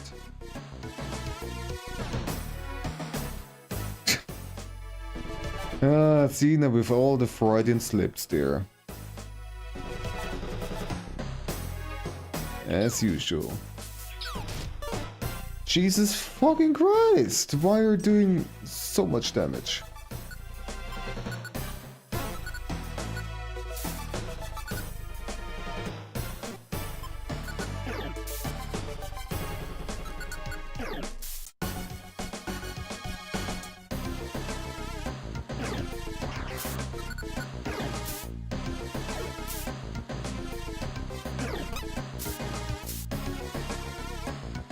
Juju! How do you do?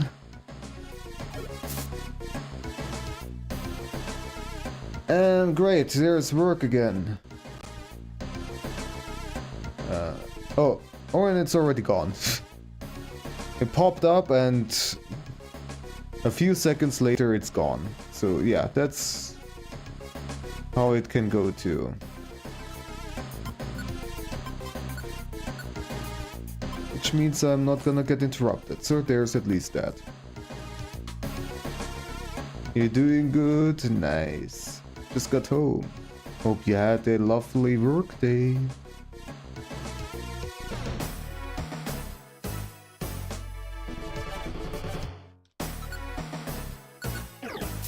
Or at least a tolerable work day.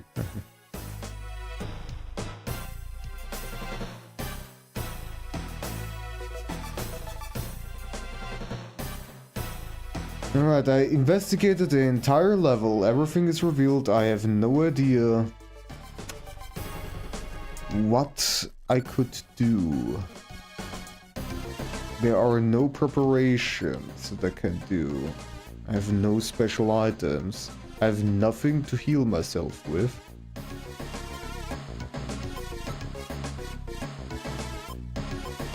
This is ridiculous. Redonkulous. I have no idea. There must be something... Oh, there's still another floor. My god. Oh, there's a shop. And you sell only trash. Patsy Band? What the hell is that? Increases the Pokemon's chances to taking critical hits from enemy moves and attacks. Wow! Absolutely perfect. And Sync Band, yeah, great. I hope that you would have some kind of Oran berries or something like that. Nope. And lots of slurping going on in my chat. Slurping fiends.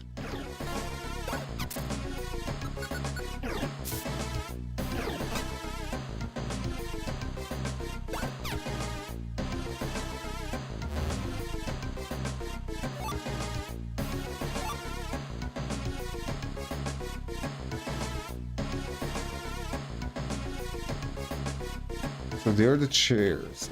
Chairs? Stairs. My god.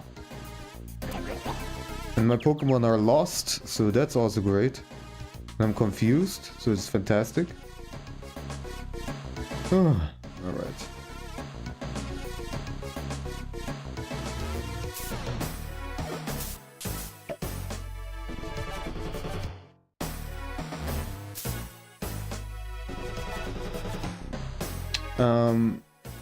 You did a really good workout after work. Now you're stinky. Wanna smell your armpits? Sure.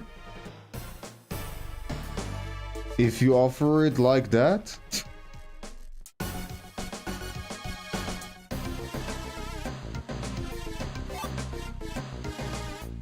Hell yeah. Good workout. Always feels great. Patsy Band would only be useful if you throw it at an enemy and they take it, or you have... Or if you have a move to forcefully give it to the enemy. Okay.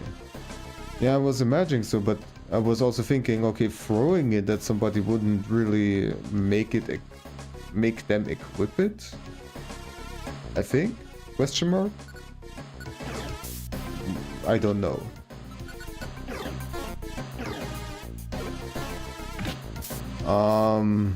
This is not great. War? Do you even have PP left for your psychic attack? 7, okay. That's fine.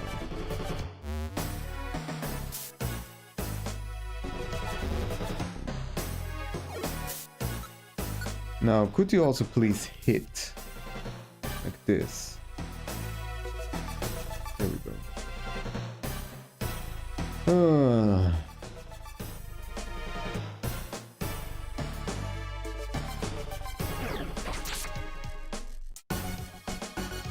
None of these dungeons, dungeon mons have a backpack to store stuff in, so it might not work for sure. Not sure yet. Yeah. I'm not gonna buy it.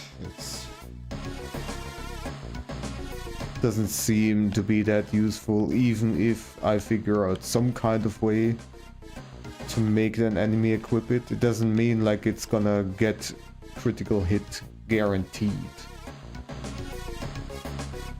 Like the likelihood will be probably increased from 1/16 to 1/8 or something like that, if I would have to guess. So yeah. Oh my god, Fury Attack. How I hate it.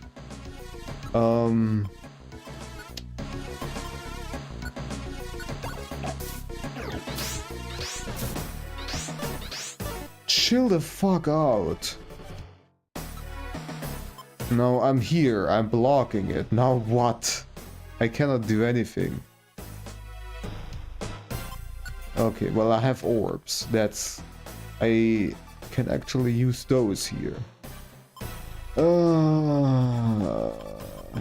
Full fear. Make it terrified? Sure. Use it. Go away.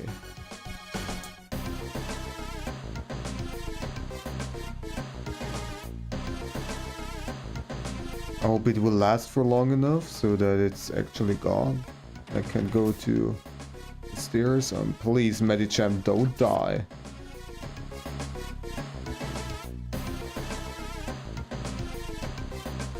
So, yeah, there's nothing on the level itself. And there was still another level. My god.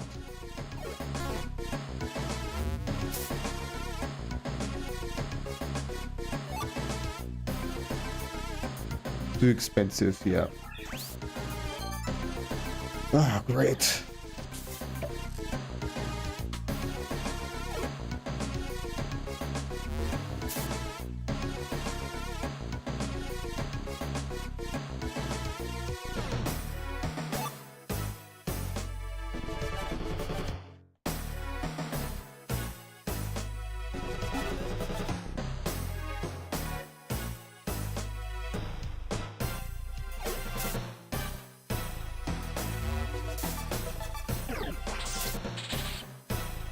Great.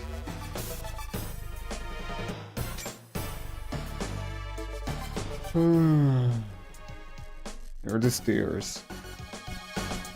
I moved ahead too much.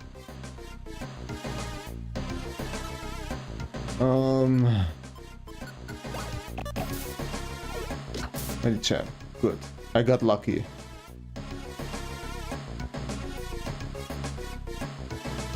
I want to investigate the level, but I'm so low on everything right now. Well, I still have all of my orbs. So there's that.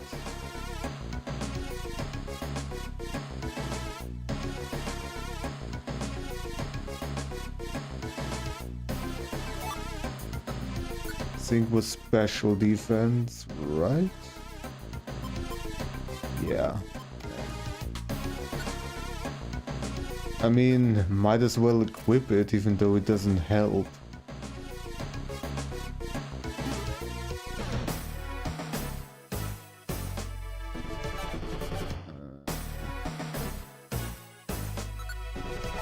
Please go away.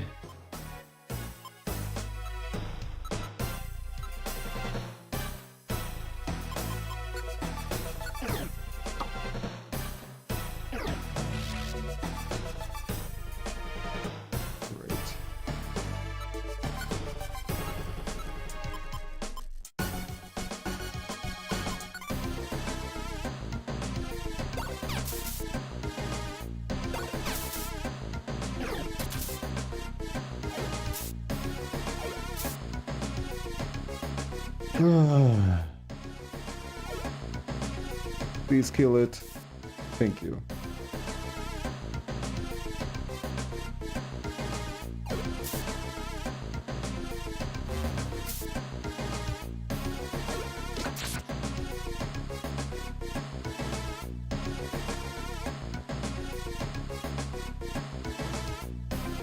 There's nothing.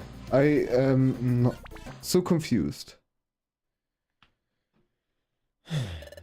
It really is hinting at something that I'm able to do here. Without thinking. Last time didn't go so well. I think we're planning on something this time. What can I do? Can I go through the tunnels? Can I just run away? Like if I try to run away, if I try to go through tunnels, something I need to use up a lot of movement.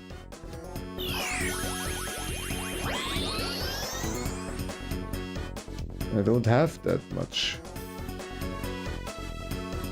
On the map I also don't see anything. I have no idea what the game wants from me. Well...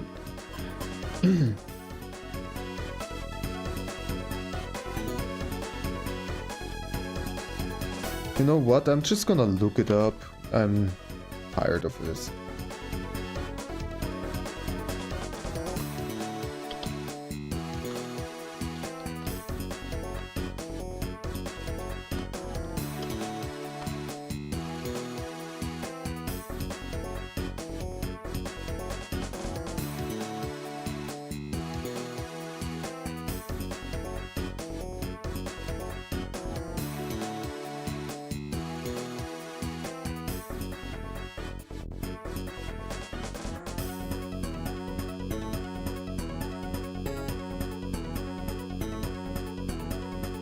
Let's see.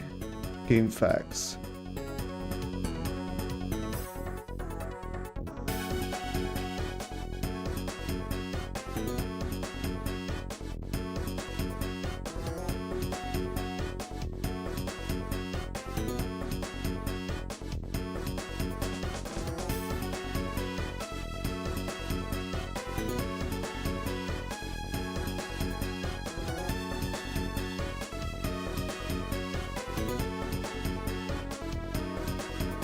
Okay, no, you just gotta fight. Just gotta fight. But there's one optimization that I just read. So let's do that.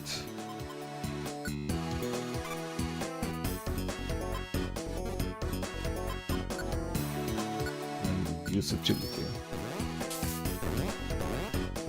Oh, it does it for everybody.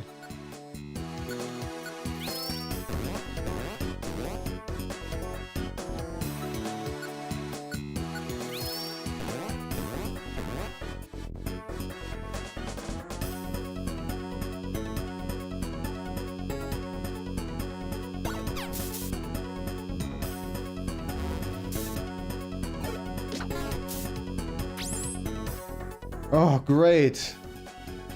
Of course you miss. Why was it recommended that I'm using this move? I didn't know that that Medicham would take that much damage. It's ridiculous. Go away, Force Palm. Force Palm is a fighting move, right? Yes. Good. Use this instead. My god.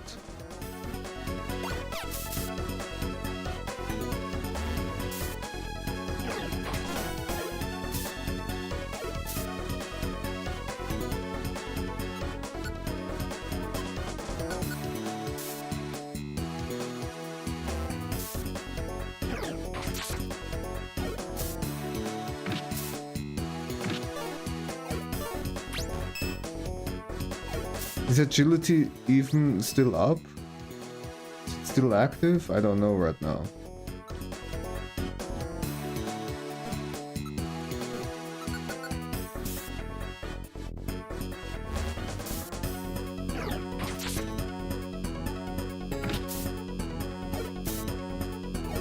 Doesn't seem to be the case.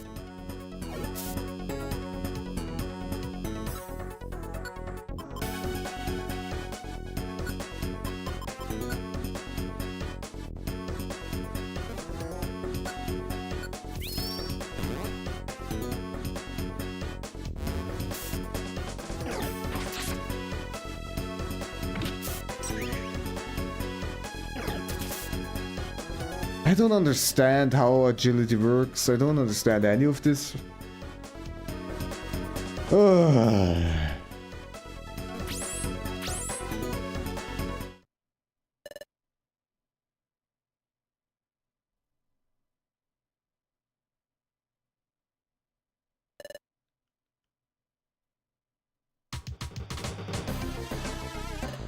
Here we go again.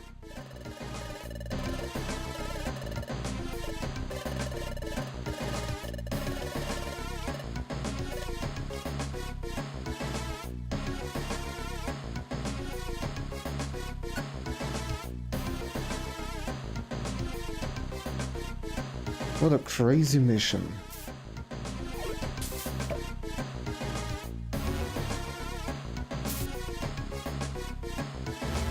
Can you please just...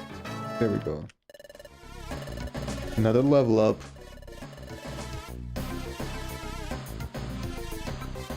You're a big guy.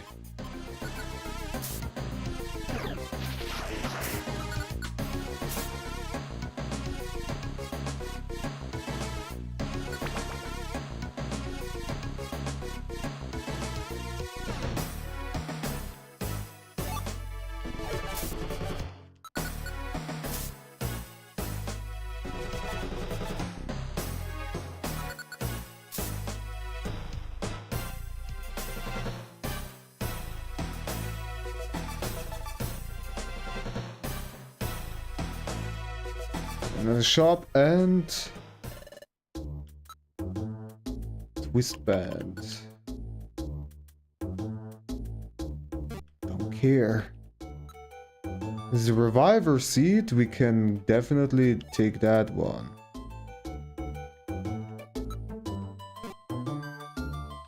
So how do I pay for it? Or did I already pay for it?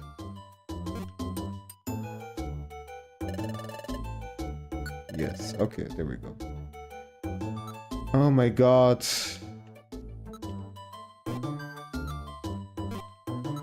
It's this scope lens.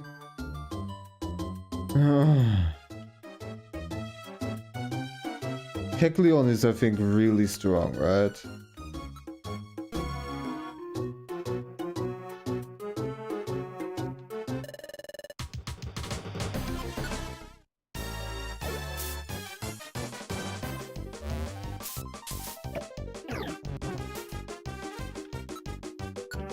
Ridiculously strong, even.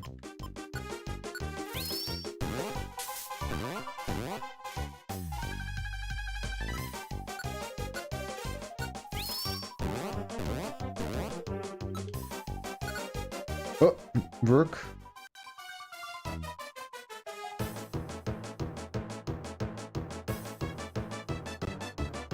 I need to get a slot. There we go, I have a slot. Yeah, let's just quickly die. Because I'm an idiot. Well, I'm gonna switch places with Medicham then. And I can attack from behind.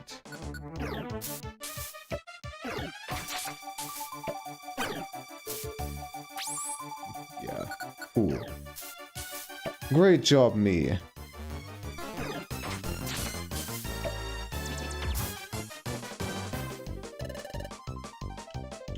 Good. That was stupid. But it was a desperation move. I was not aware of how strong Kecleon is. Well, I think I fought him once before, but well, my memory is terrible.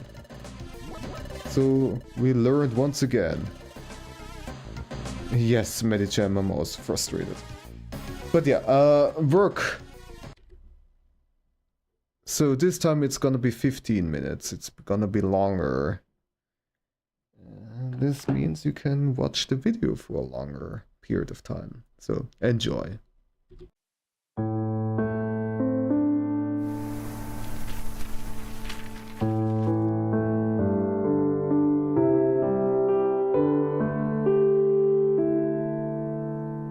Hey there, and welcome to my tutorial about how to draw cats in various emotional states. This is part of a series and I highly recommend that you have watched the first video where I explain all the basics to you. Therefore, I already have all the drawings prepared beforehand because it's not necessary to draw every single cat from scratch. So the plan is that I will show you 5 different categories, starting from the most intense ones and then calming down until we get to the relaxed state. Starting of course with an angry cat. So I have a list of various different attributes that I will go through for every single emotional state, and I will point out the differences. Starting of course with the eyes, which are normally widely opened and dilated. In this example here they are more narrowed down because this cat currently is hissing, and this is what the eyes normally do. In order to draw a cat with an open mouth, you at first have to imagine a hinge further at the back that moves the lower jaw. Then you draw sort of an S shape, starting from the front of the mouth and going down until it touches the lower jaw. And then just go straight forward with the chin being very small.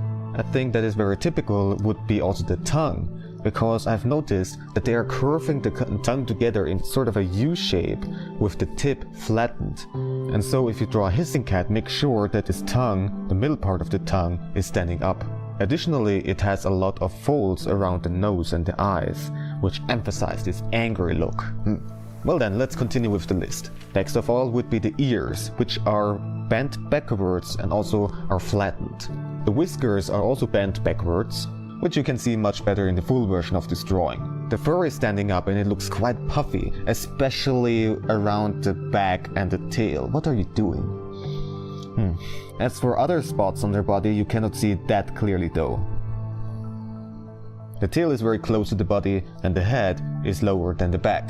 As for its stance, this particular one is very typical with the arched back, and also the tail actually points away at first a little bit and then curves around like so.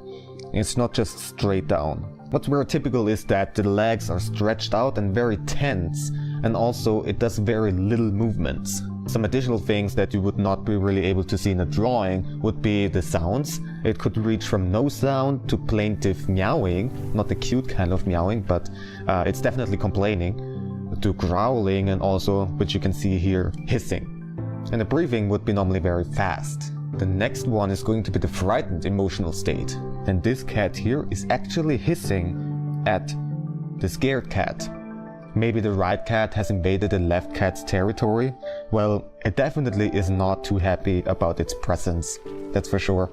Well, going through the list again, first of all, the eyes are very widely opened and dilated. What the heck are you doing? The ears are flattened and bent backwards, as are the whiskers again, which you can see here in this final version much better. The fur is also very puffy and the hair is standing up, especially around the back and the tail. The tail is curled close to the body, maybe between the legs or next to them. So far very similar to an angry cat, but there are some strong differences. First of all, it's holding its head very low, and also it does the same with its whole body. Its whole stance is very low, almost crouching or crawling in a way. It could also be shaking, and normally it does very little motion. Its aim is to look submissive and not threatening, different to an angry cat, which tries to look intimidating. You might think that this cat is kind of awkward because it's looking somewhere completely different. Normally when they want to avoid conflict, they are not establishing eye contact with the other cat. When cats look at each other's eyes in these kind of tense situations, it's more of a contest of endurance. Whichever cat will break the eye contact will show weakness. And that's why I chose this kind of pose. Well, to finish up the list again, the breathing would be very fast, and there would be no sound to plaintive meowing to growling. Cats could also be both, being angry and scared. And so, even although it looks very frightened, it could also attack in order to defend itself. And therefore, something like growling is definitely a sign that you should take serious. The next category would be tense to anxious. You might have already seen this particular drawing in my tutorial about how to draw cats in typical poses. First of all, the eyes are wide opened again. The pupils can be normal or dilated, depends on the situation. The ears are pointing up, facing forward or backwards, or also could be flattened if they feel more anxious. The whiskers could be neutral or also bent backwards, depending on how anxious they feel. The fur would normally be not puffed up, at least yet, although there could be some exceptions. The tail is very close to the body and curved forward, and might be twitching, which is an indicator that the cat is not really feeling comfortable. The head is very close to the body and about the same height as the back.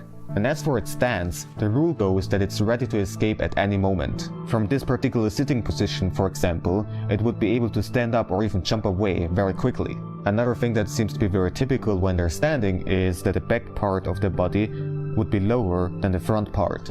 As for sounds, there could be no sounds, to plaintive meowing, to growling. And the breathing would go from normal to fast.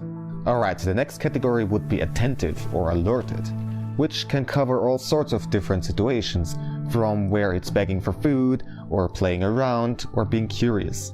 These drawings again have also been shown in different cat tutorials of mine. So going through the list again, first of all the eyes are super wide open, trying to see everything around them, and the pupils could be normal or dilated depending on the situations. When they're for example playing around, then their eyes are often quite big and dilated. As for the ears, well, can't really look at this example because this is a Scottish fold, but normally they're upright and tall. The whiskers are this time pushed forwards like so. The hair is normally not standing up, although I know some cats that get puffy very easily whenever they are excited. So also when they're playing around and stuff like that. So yeah, there are some exceptions. The tail could be curved down or maybe upwards, being happy and excited, and might be a little bit twitching, but not as an indicator for them being uncomfortable. The head is held very high, being able to see everything around them and being super assertive. And the stance could be all sorts of things, as long as it's not a stance that I've shown you as for like scared or angry, and also not too relaxed, so it's not just laying down on the side or stuff like that. It makes no sounds or might be meowing, which is more of a happy and cute kind of meowing this time. And the breathing would be normal most of the time. We are calming down, there is no tense situation whatsoever, no dangers, we can just relax. And so here are some examples that are also shown in other videos once again. First of all, the eyes are very narrow, it could be even tired looking, and the blinking is very slow. The ears are also relaxed and just in their neutral position. The whiskers are loose, normally just hanging down. As for the fur, there's of course no reason to get puffy. The head is not in particular held very high or low or anything like that. As for its stance, it could be laying down, maybe even exposing its belly if it really feels comfortable, or just sitting there, might be walking, but then it would walk very slowly. In general, it's moving very slowly. As for sounds, there could be no sounds to little tiny meowing and purring, of course. And the breathing would be very slow and relaxed. Although my cat Hoko is a bit weird in this regard, whenever she purrs, even though she is super relaxed and everything. First of all, it's incredibly loud, but also her breathing is really quick, like and I'm not exaggerating, it's really ridiculously quick like that, where I actually worried that she might be hyperventilating. She is fine, she is actually fine, but It's just ridiculous. Anyways, we are done now. We went through the list for every single category, and now we know much more about how cats express their emotions. Of course, 5 categories is oversimplified, and cats are much more complex than that. And especially when they interact with each other, it just really depends on the situation for how they behave. However, this basic knowledge still might help you out drawing cats in different emotional states. Well, at least I hope so. Thank you so much for watching, and as always, if you have any questions or constructive feedback for me, then you can always let me know in the comment section. If you want to support me and this show, then additional to simply watching and kindly sharing my videos, you could also support me on Patreon, for which I would be immensely thankful. Of course, only do it if you're sure that you can afford it, of course. Alright then, have fun drawing!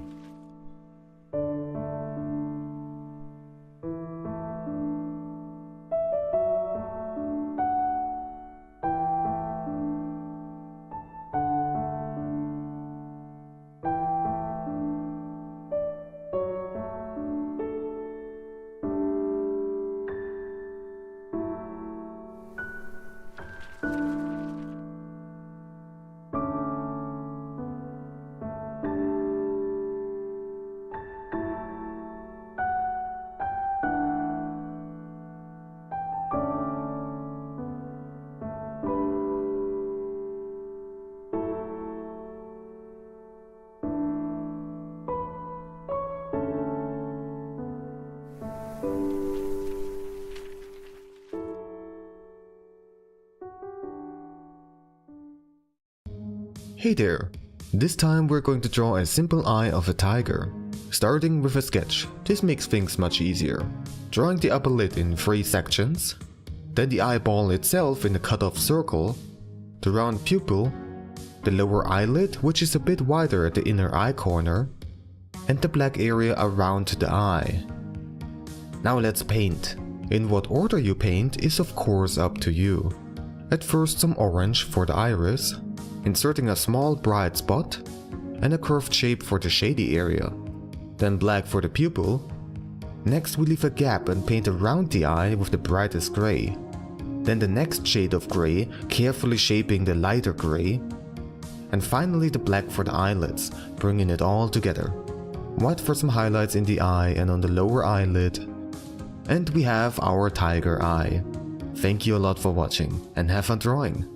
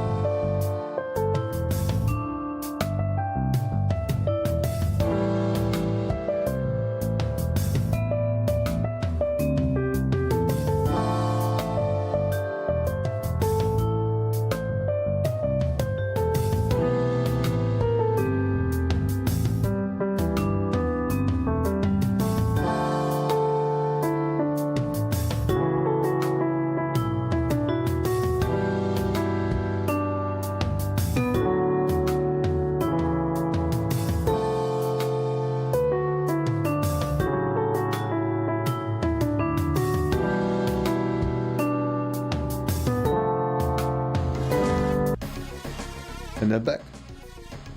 Work done. Alright. Yeah, the first video had my cat Hanami. Thank you, thank you. Is that big?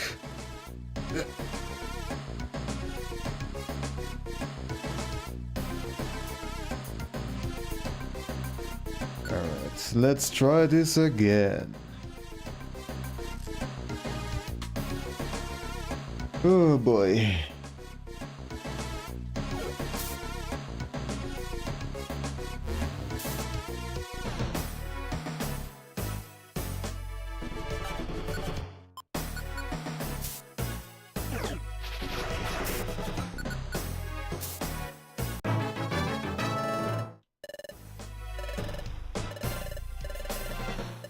Another level up.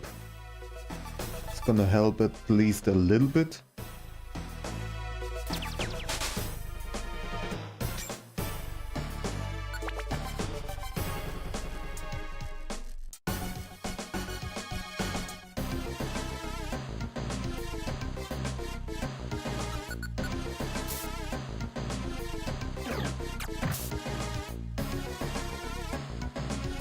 Any gem, please.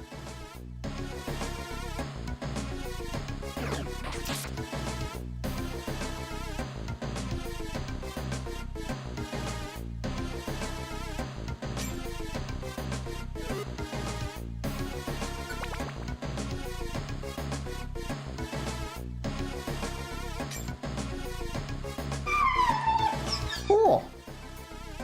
Oh! Hoggies!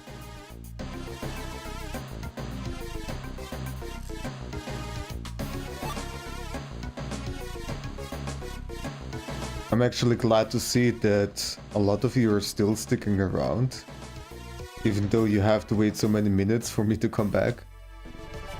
So it's nice and reassuring to see.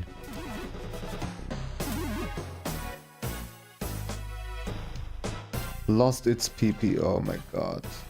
Like all of it? All of it. How lovely. Gardevoir.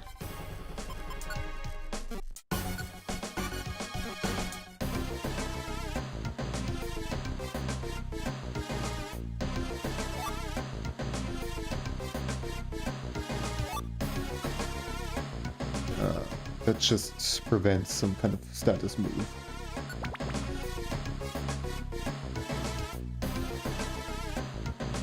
Welcome back, Knappy, then.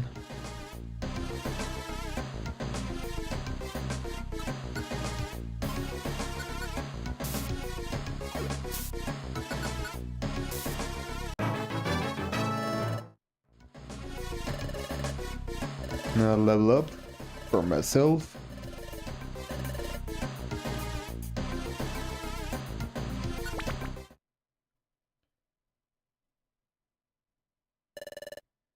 Here we go again.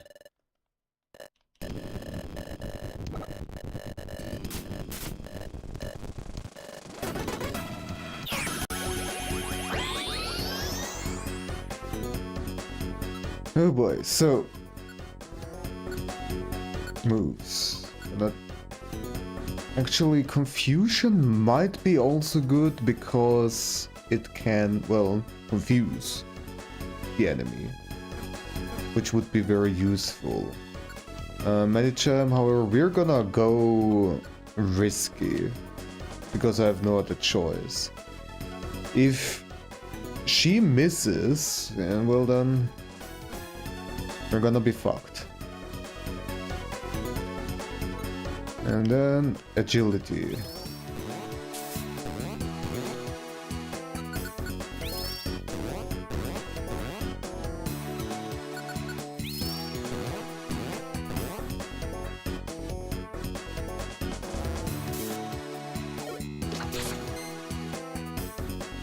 Alright, so far so decent.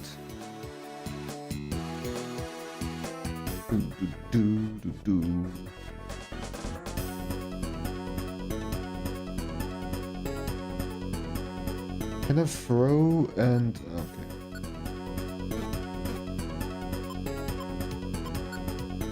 Items. I have so many plain seas. Those I don't fucking lose. But everything else I do. I have nothing... oh, I'll have an orange berry, so that's nice at least. Okay. I don't even have anything to throw. Nothing.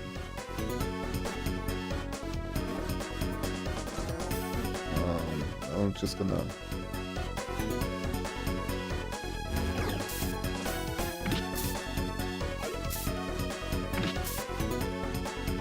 Indeed, when Juju art?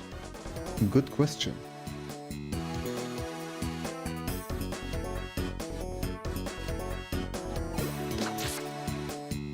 Nice.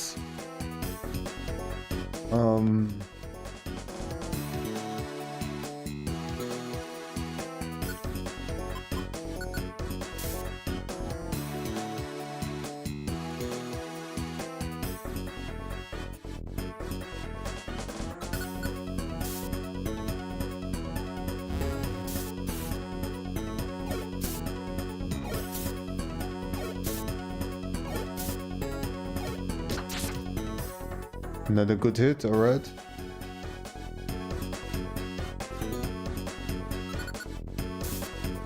Come on, just go down already.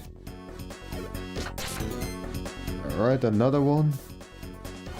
Medicham is doing some work.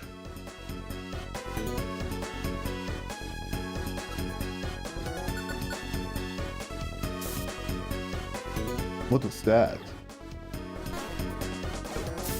Shielding the other one. Oh, for fuck's sake! Whoops. Ah, I was stingy with the Oranberry. I wanted to wait at least for one more turn. Was risky because Gardevoir was getting attacked by the big guy, and I was thinking maybe Gardevoir is gonna fall first if I don't keep the Oranberry for her. Nope, it's just... oh my god, this fucking mission is miserable. Yes, we keep on trying to bash our head through the wall.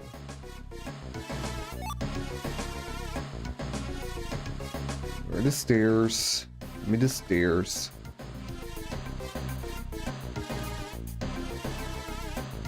They're in the way. Oh, fantastic. You're attacking me from afar.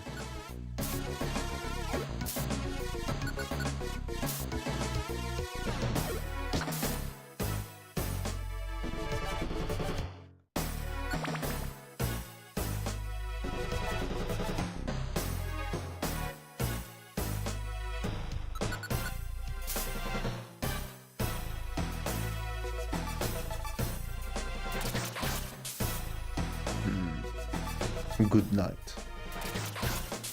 Good night again.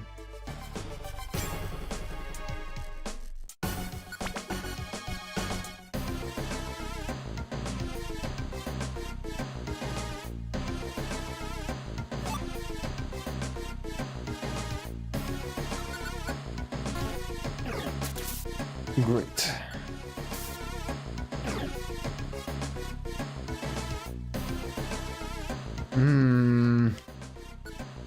To this, I suppose.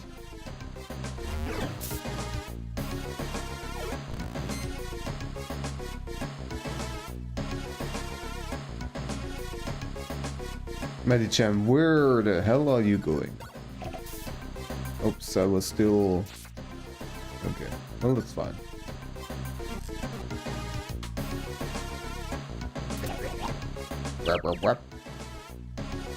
Okay, you're confused. You're probably gonna lose Gardevoir too. She's still with me.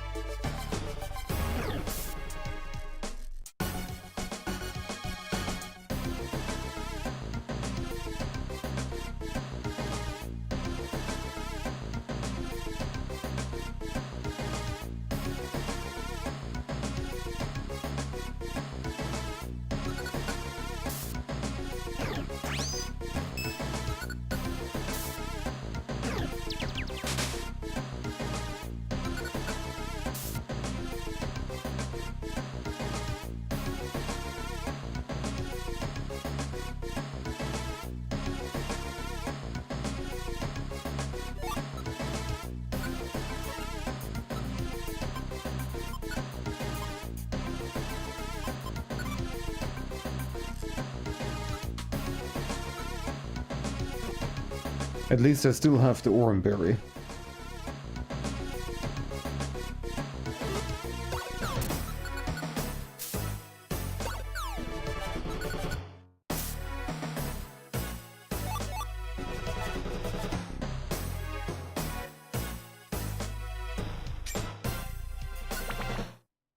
Alright. Here we go again.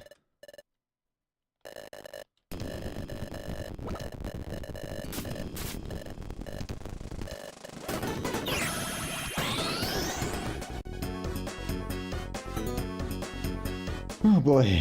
Alright.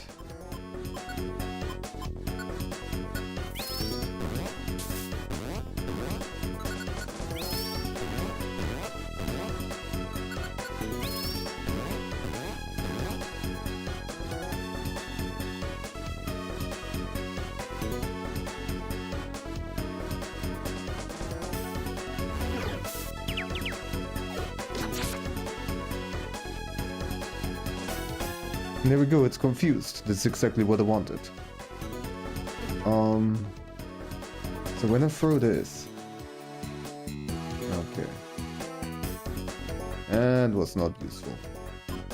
I cannot throw past my team members.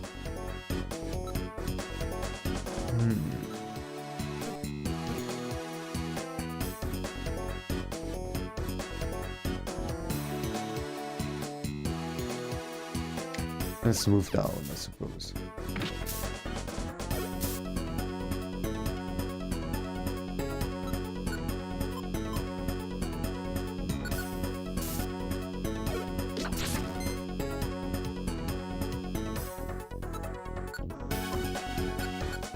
Let's try this.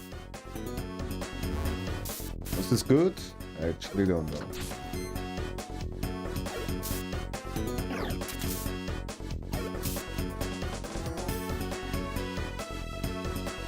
Invanti.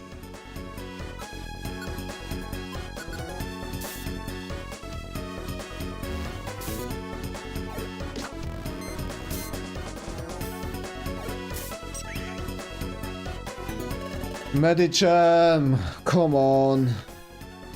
This is so luck-based.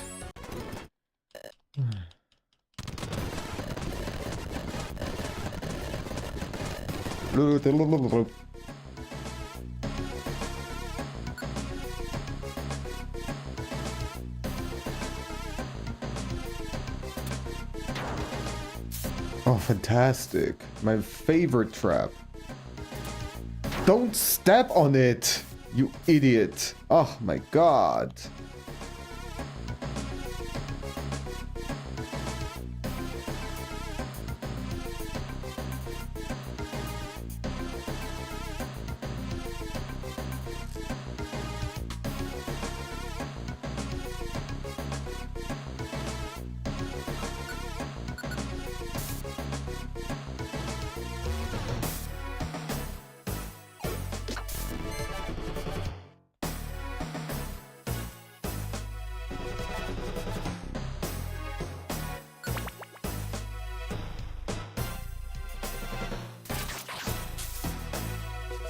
Sleepy times again. Sleepy sleepies.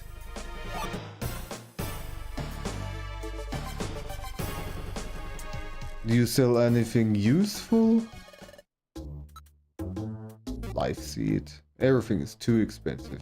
Orbs are useless.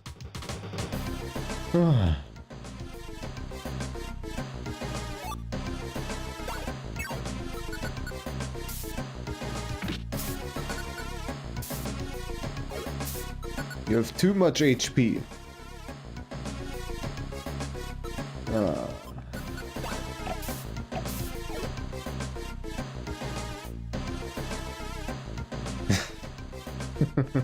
I'm sorry, Cena. Okay, let me do this for you. And probably for everybody else too. No, it's also kind of getting annoying to me too. It's not that great of a track, in my opinion at least. It seems like we're getting through these levels really quickly this time. Yep, alright, it's already gone. It's already done. Here we go. Wait, what? Wasn't there... Ah, I'm now on the 5th level. I'm an idiot.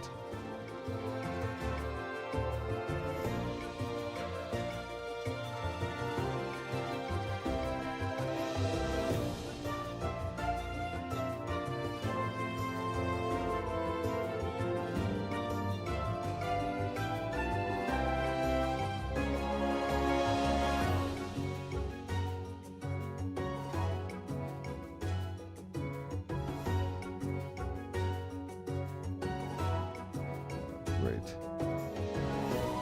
Don't step on it again. Everybody's confused. Please don't step on it again. My god. Okay, it doesn't renew at least when you step on it again. Forget about this. Now.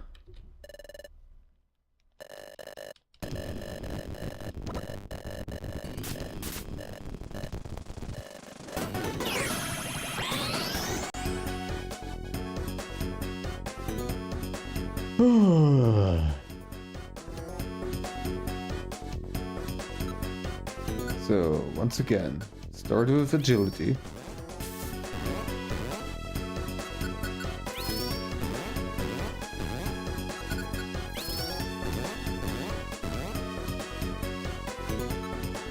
And this time I will use this. I'll just stand here. Stand my ground.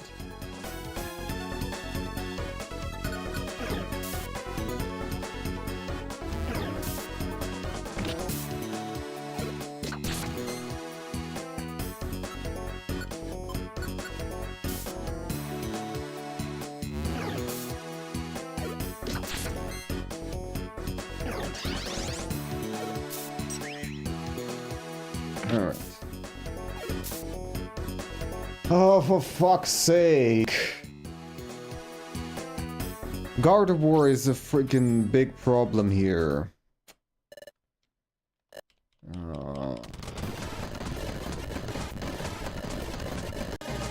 Here we go again.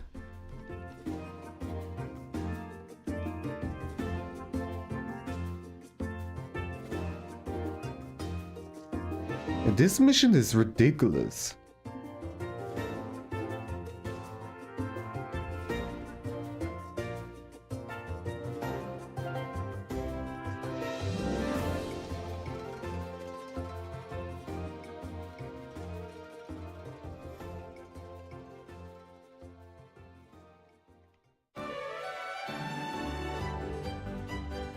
And we have an Oranberry. Which doesn't help if I just get wiped in one turn, but well. Oh yeah, I'm just completely running out of items. I'm not gonna have anything left at the end. Ah, great.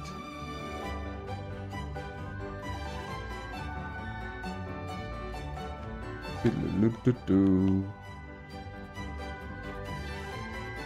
gonna deal with you.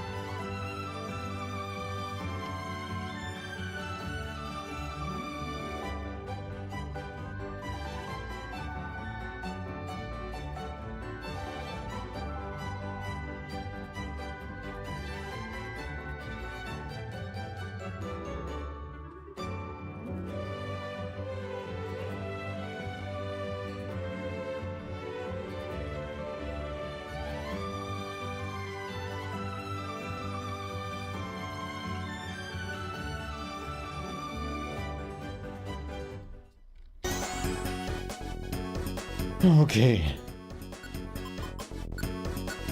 Next attempt.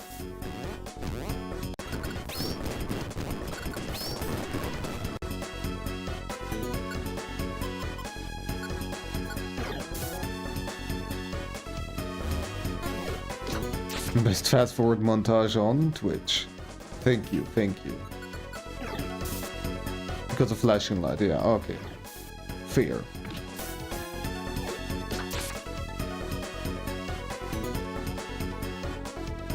Let's move down so that I can attract at least some hits against me instead of Gardevoir. That worked great. But at least we have this. Okay.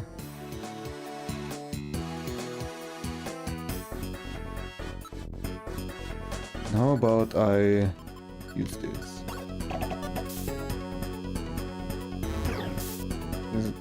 Okay, Aggron is done. Alright.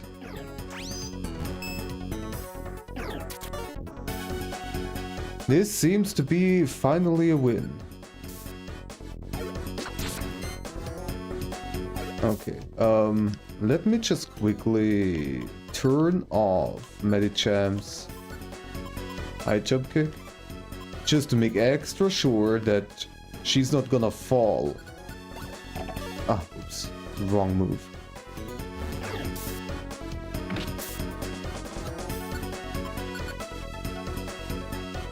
Facing the wrong way. There we go, finally! Grr. Grr. Grr. Grr. Hey. Run. Run. Run.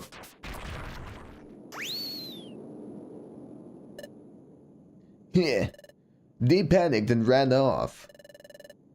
We're Team Charm. Don't underestimate us. We'll come back 10 times to beat your ass. Well, at least we won't be held back anymore. Let's keep moving.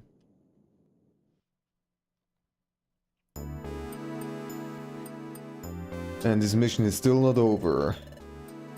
Somehow it seems like the scenery has changed slightly from before. Huh? Here. There's 2 entrances? Looks like the labyrinth continues.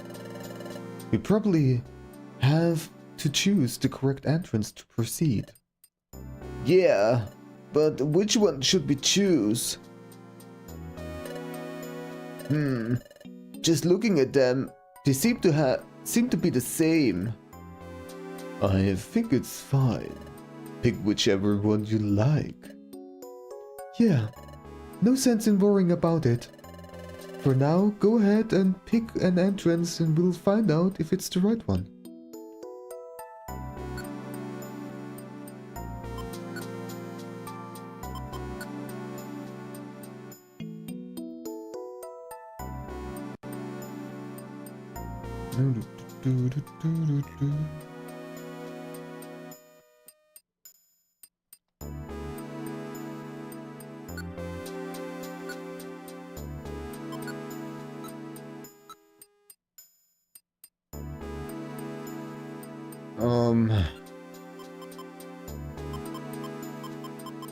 How about I take some items?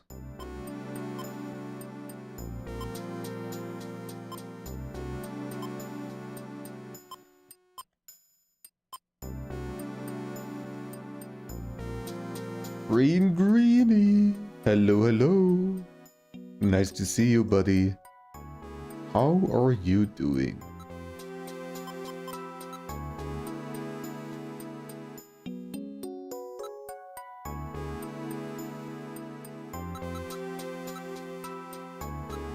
Alright, let's actually get more. Let's get some more berries. How can I?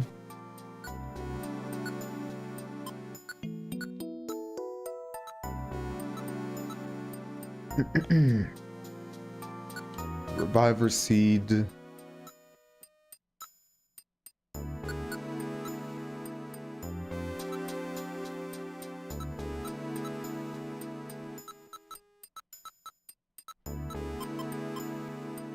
Stun Seed, sure. Doing good, I'm glad to hear that. And so sometimes you hear a little notification noise that's also work popping up. But this one is a false alarm.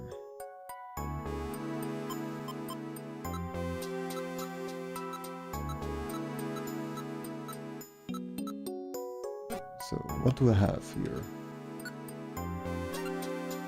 Got plenty of apples.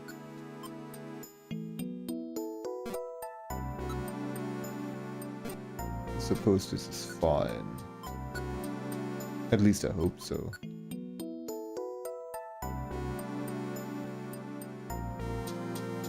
The magic of Pokémon. Sure, we go to the left.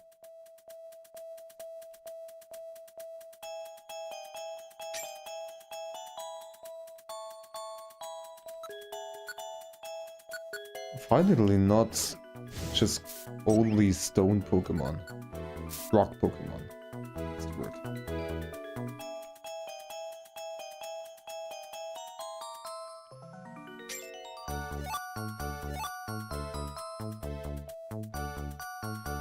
Didn't Pokemon have that song that allegedly made people end themselves? Oh yeah, Lavender Town. So spooky scary.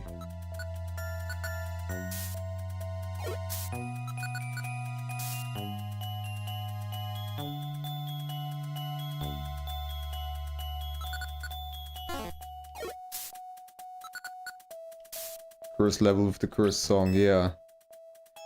The town where, you know, dead Pokemon go to. And they're ghosts. And you have this creepy music.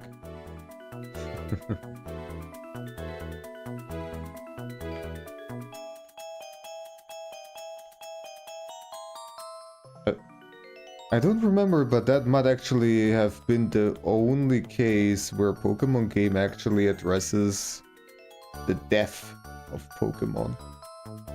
But I'm not sure, and I haven't played a lot of Pokemon games, so what do I know?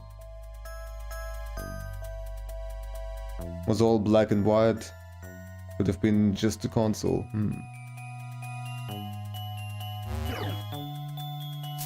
Be confused with Pokemon Black and White though.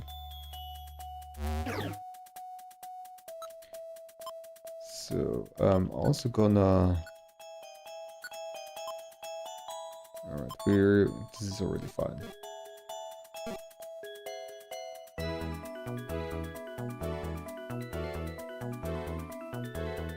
Yeah, it addressed Pokemon Ripperoni.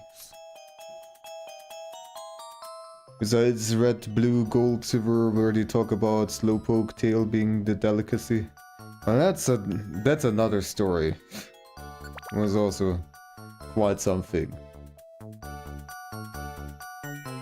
I mean, I personally appreciate it to some degree when some a little bit more serious topics can also be addressed. Even if it's for children, but you know, not everything has to be fine and dandy. At least in my opinion, in media that children consume. Gotta prepare them for the real world at least to some degree. And you know, death is something that exists. And like with Pokemon, they're like kind of pets, and you know, I don't know why I'm talking about this right now. This is actually kind of sad. So maybe I should just shut the fuck up.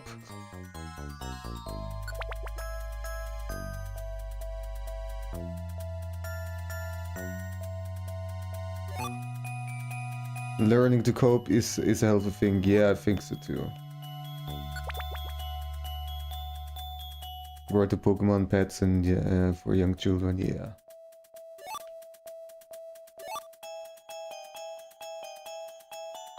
Yeah. Also had to deal with it when I was a kid. You know, I always had cats. When I was born, already 3 cats were living with my mother. And so I grew up with them. But yeah, it also meant that at some point during my childhood, it was time for them to, you know, it was time to say goodbye. And that was not enjoyable, but it's what it is.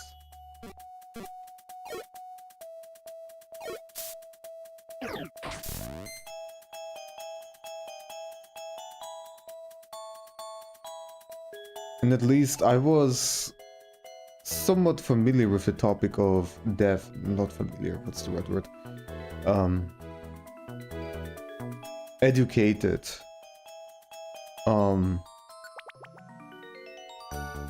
And so even though it hurt a lot, it wasn't like, oh my god, the pet that I have can actually die? That is a possibility? And now it's gone? What the hell? Like it didn't absolutely devastate me, at least.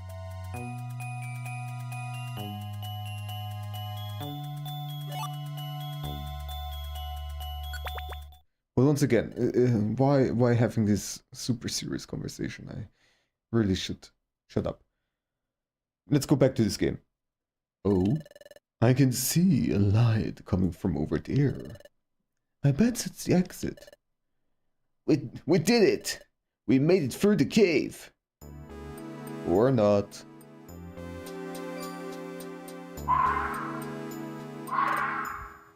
Bah!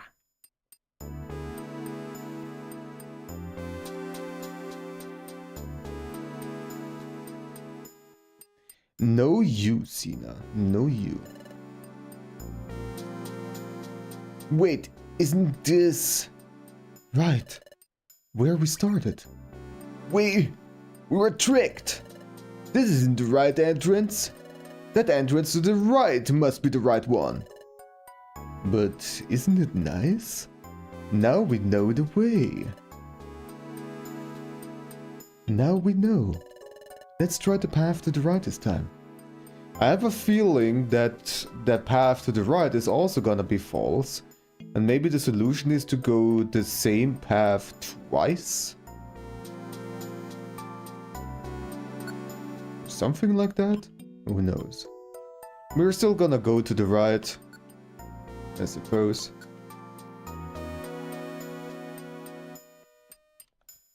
Well, let's see.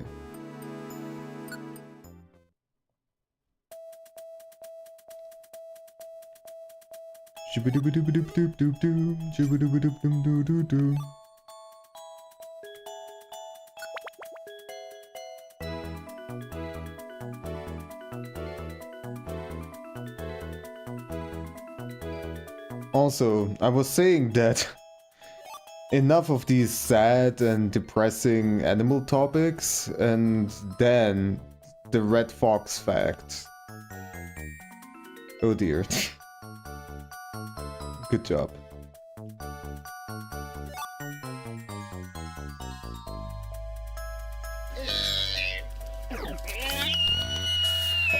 Okay, this one doesn't have any bad facts, if I'm correct. Yeah. Older than 60 years. Wowee.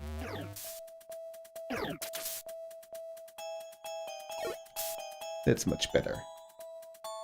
Old bird.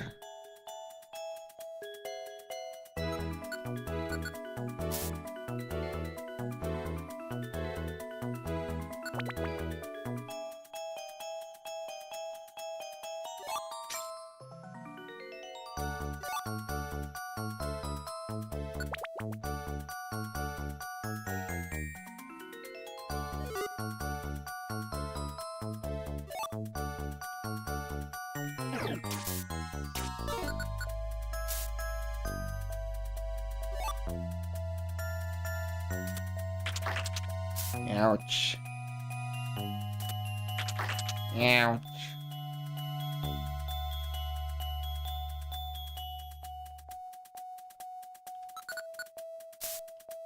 Oh, can still hit it after all. Does the immunity of ghost Pokemon against normal type attacks not count in this game? Also, please, do not kill me.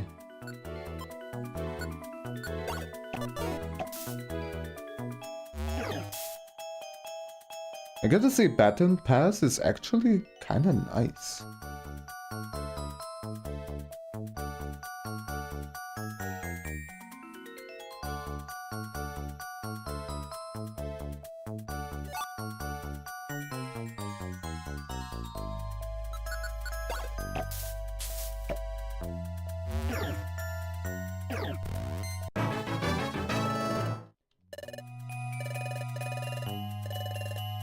Level up.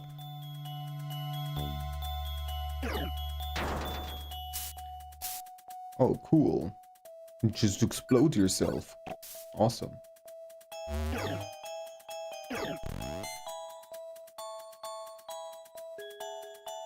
Let's just wait for a little bit. Heal myself.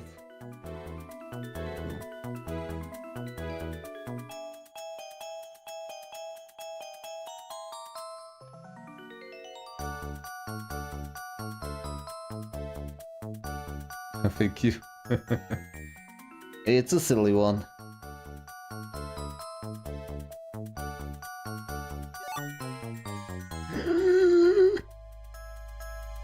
Well, it doesn't work if I make a breathing sound, because then I make a screaming face, so I cannot silently breathe in and make the sound. Good job, me.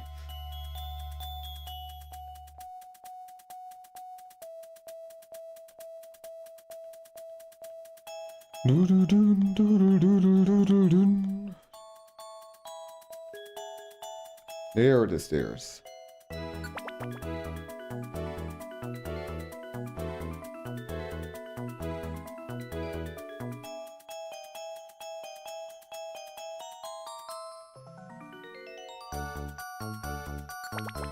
Yeah, because it shakes. Oh, I can see a light coming from over there. That's it. That's gotta be the exit. Yep, I had a feeling. What? This is... The place where we started. What? Why? When we took the left entrance, we ended up back right here. So, when we took the right entrance, I thought we'd progress. What in the world is going on? How? How do we move forward? I wonder if there's some kind of puzzle. We probably have to solve a puzzle in order to move on. Hey, God of War. Got any ideas? No. Sorry. But I don't have the faintest of ideas. Right here, there's 2 entrances, but other than that, there's nothing. If Gardevoir doesn't know, then there's not much chance we'd figure it out. Wait a sec. I don't want to be put on the same level as you, Medichan. What do you mean by that? Just ask yourself, have you figured out anything, Lopuddy? Well, no. Actually, I don't have a clue either. That answers that. That's pretty much what I expected to hear, so I'm not mad. We've been together for a while, haven't we? That's just like you, Medichan. Thank you. You're welcome. Okay. However, honestly, what should we do? Hey, wait!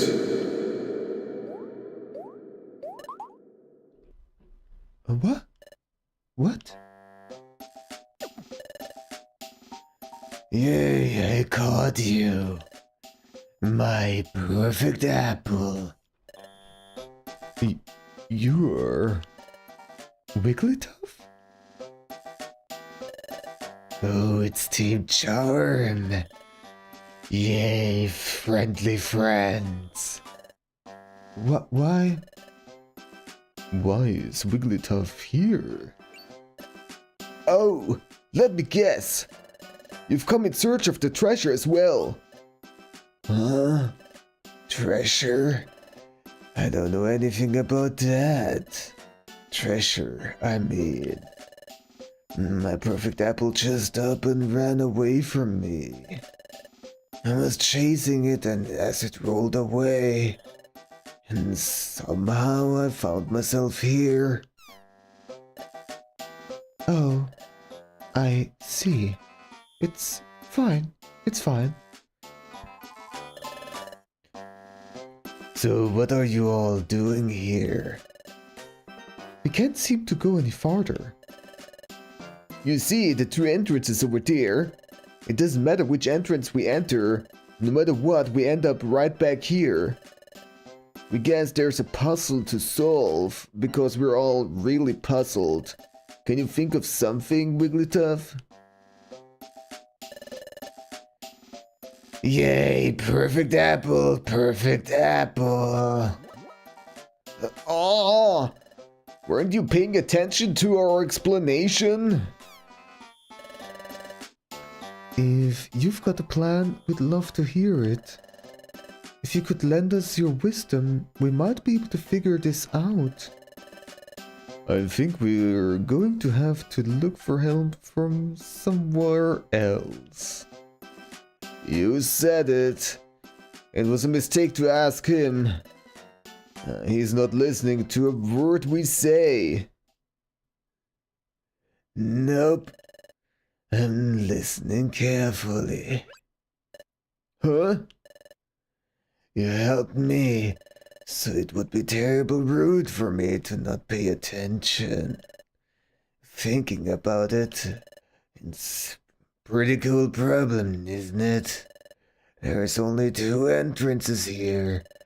If you enter either one, swoosh, start again, start again. I give up too. I don't know. However,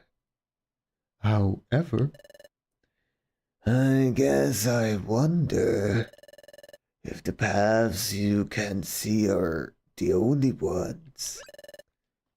Let me drink something.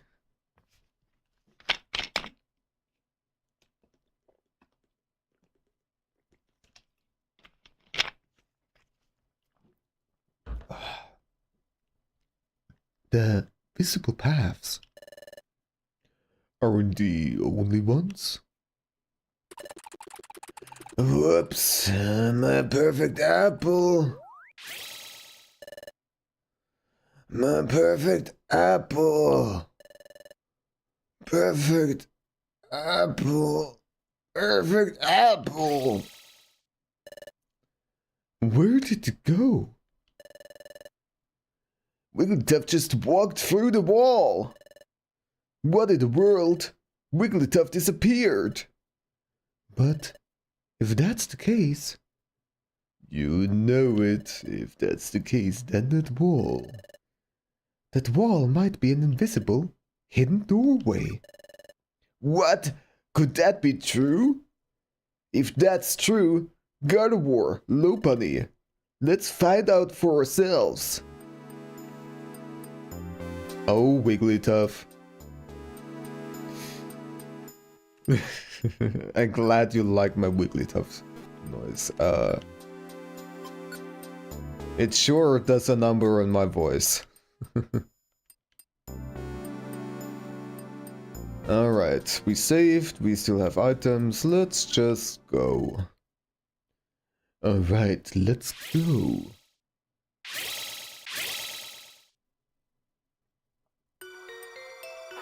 Thank you for the clip. Where are we?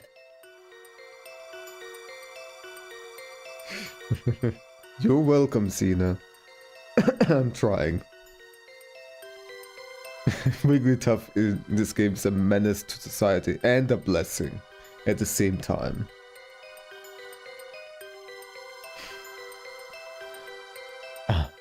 In a limestone cavern? Past that wall, this huge limestone cave opens up. I knew it. I knew that the wall held the secret to finding the correct path onward. Wigglytuff isn't here. He probably went on ahead. We should get going too.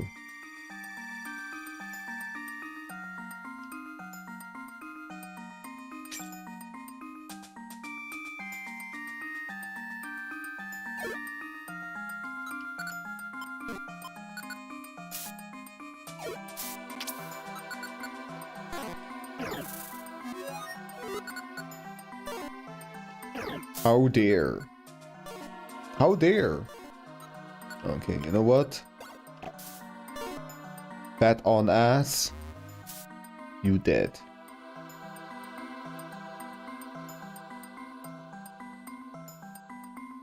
And Medicham is just going on an adventure.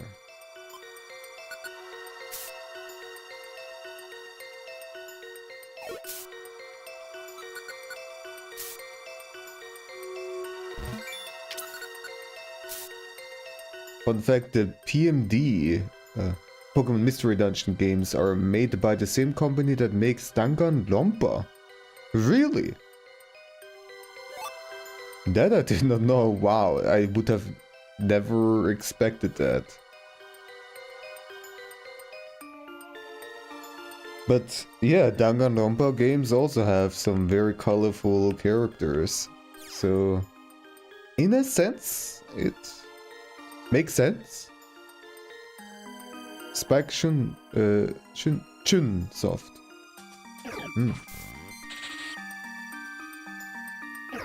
Very interesting.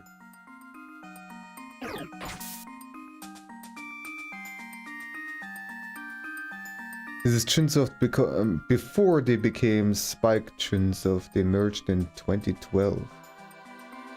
This is from 2009.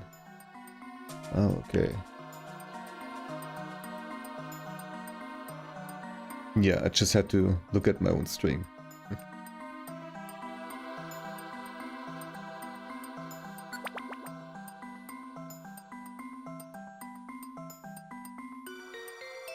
So,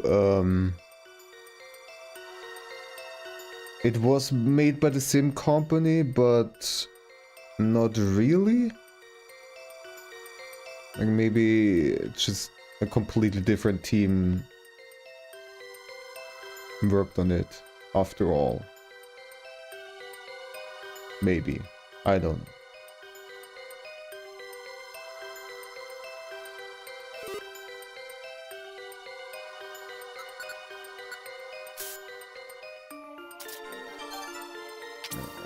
This is a good opportunity for this. A little bit better. Moonlight. Stop healing yourself.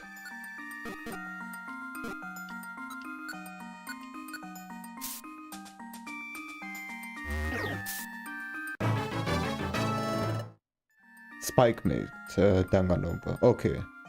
And Chunsoft made Dragon Quest. Okay.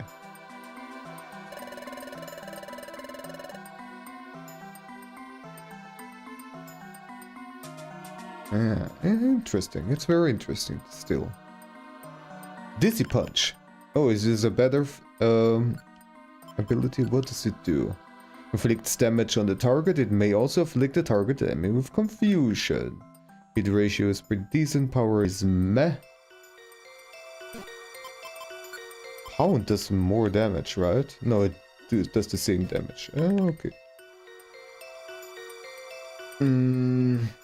What do I want to get rid of? Agility is actually really good. Baton Pass in some cases can be good. Pound does decent damage. Now, Pound just does plain damage. Has a power of 4 stars. Hit ratio of 7. Dizzy Punch. Also the same power and the same hit ratio. So it's basically the same, just with a little bit less PP. PP. And it can also cause confusion. So I will actually replace it with Pound.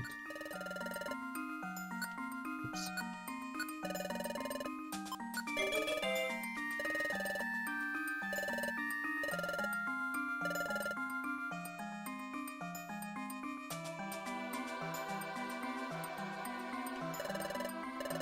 Look in the games list on their official site and Spike Chunsoft made Fitness Circuit on the Nintendo Switch.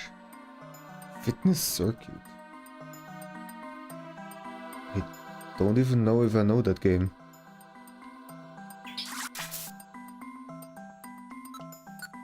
Don't you fucking spit on me.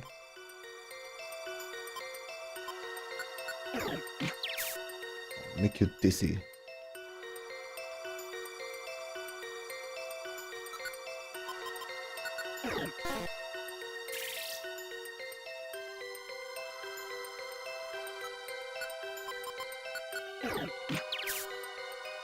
Does Dizzy Punch do more damage?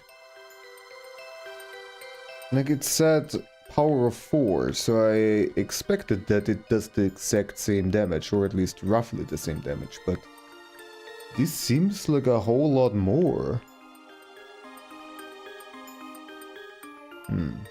I don't know why they went for the stars instead of just plain numbers for the hit ratios and the damage. But oh well.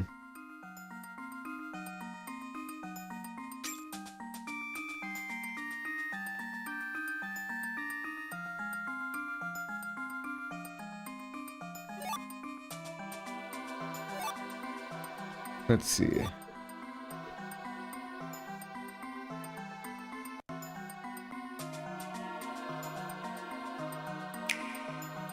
Click. Fitness Circuit. Download the free demo on Nintendo eShop now. Simple and fun exercises are now a game. Under the consultation of fitness professionals, Fitness Circuit uses Super Circuit training, a method that alternates between cardio and strength-building exercises. Yeah, I was not aware of this game existing. Fitness Circuit. Fitness. Get your fitness.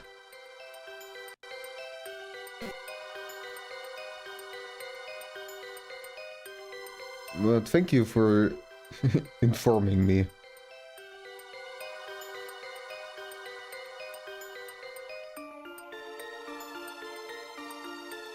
Still cannot compete with Wii Sports. IMO.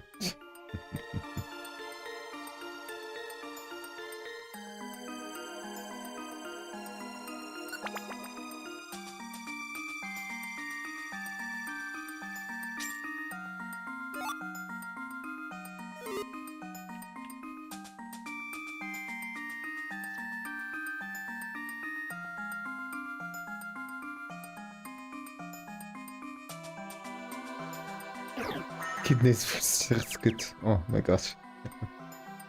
Oh no, confuse array. Does this still work normally? Because I don't have to hit anything. There we go. That actually worked pretty okay. I want to get out of the way though. There we go.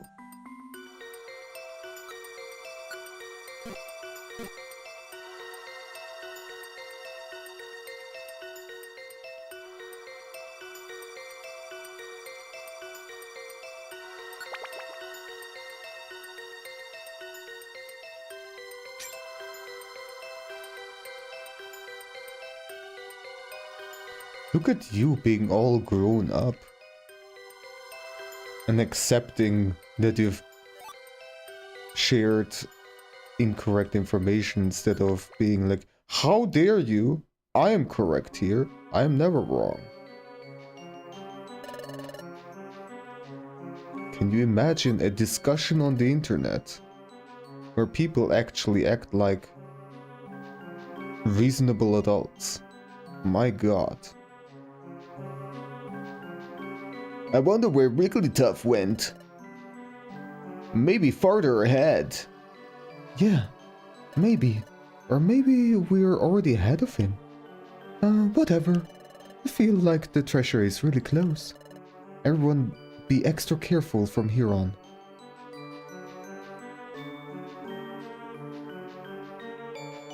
I sometimes get defensive about it, so I wanted to ensure where my intention was. Yeah.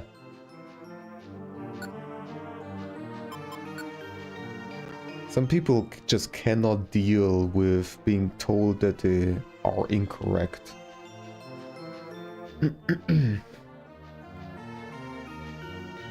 Reasonable adult. Well, sorry to tell ya.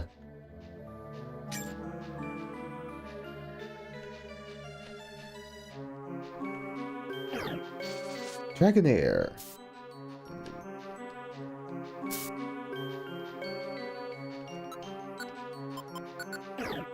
Get punched. And now fall in love with me, so they can punch you again. That's how love works, right?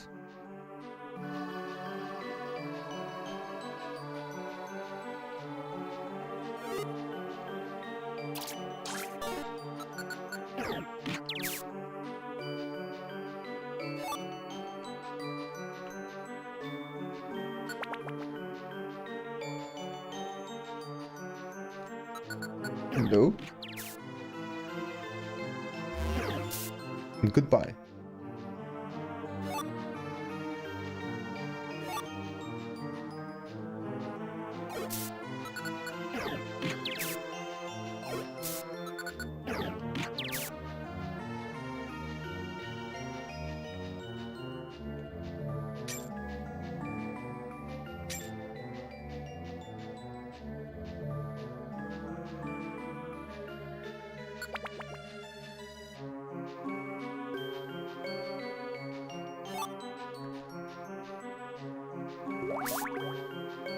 Ouch. Time for this.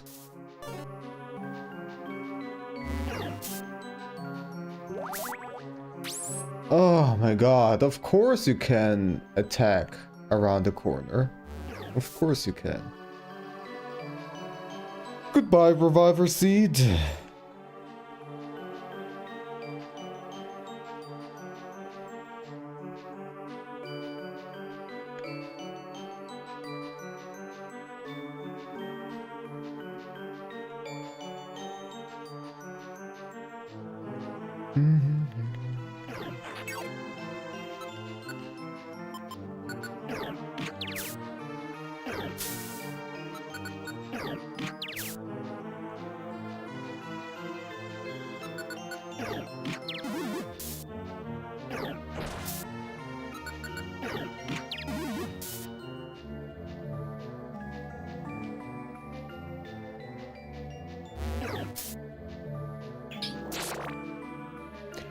One hit kill. What the fuck?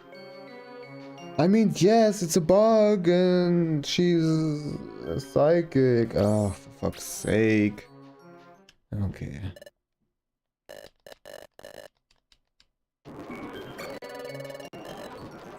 Well, I lost a bunch of items again. So I did not equip this here.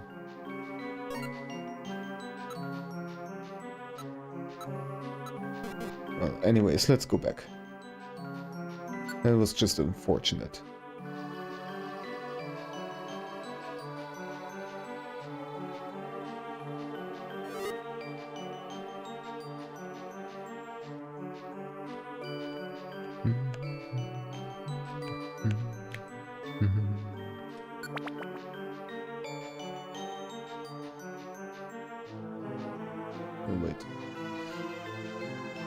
My backup program is telling me that there is some kind of error. What is going on? Let me just quickly check.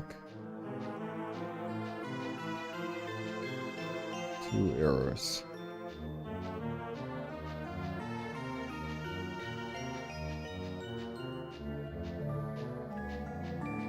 Oh, okay. It's just because one of the things that I'm doing backups of is OBS, the settings of OBS and the scenes and everything. And of course it cannot make a backup while I'm streaming because the files are being moved. Not moved, used. So, yeah. Duh. That's okay.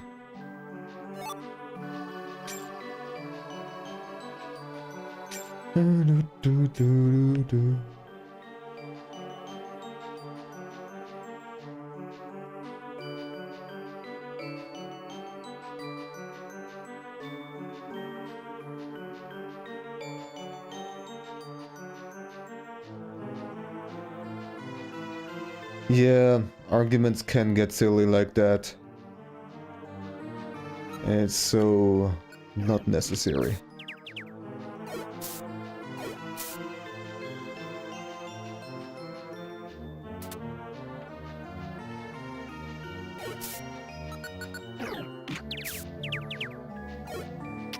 Get confuzzled again.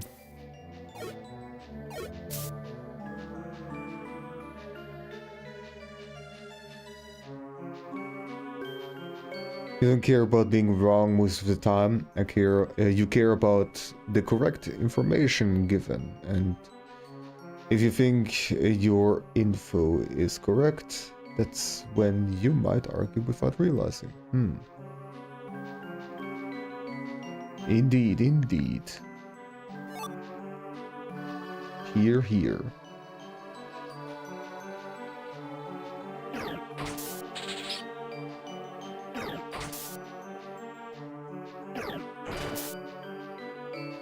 Oh boy, I don't like this. Let's hope Dragonair doesn't have an attack that goes around the corner. Okay, it doesn't seem to be the case.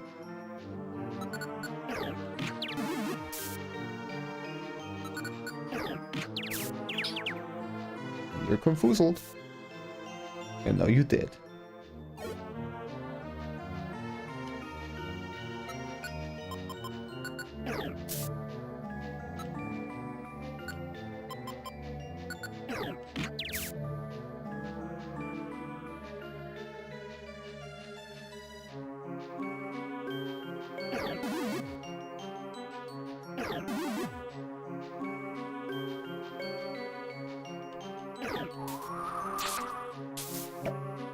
Okay.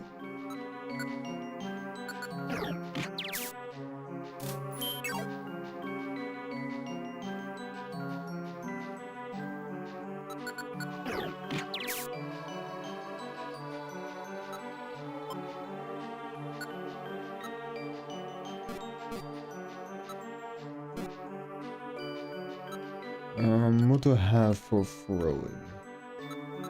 I don't have anything. Cool. Okay.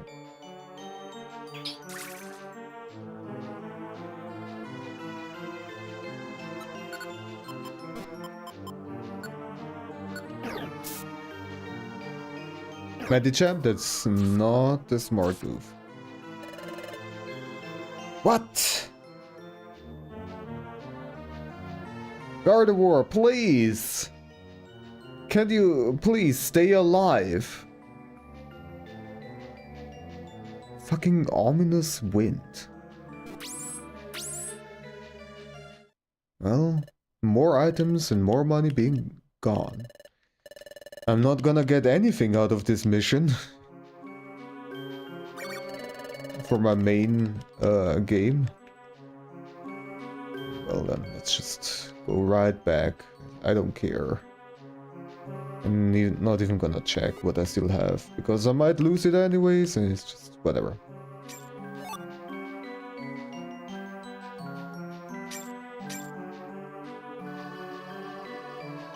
There's a few people out there that just can't stand being wrong, even if they say they don't care about being wrong. Yeah. It's one thing to say that you don't care, but do you really don't care?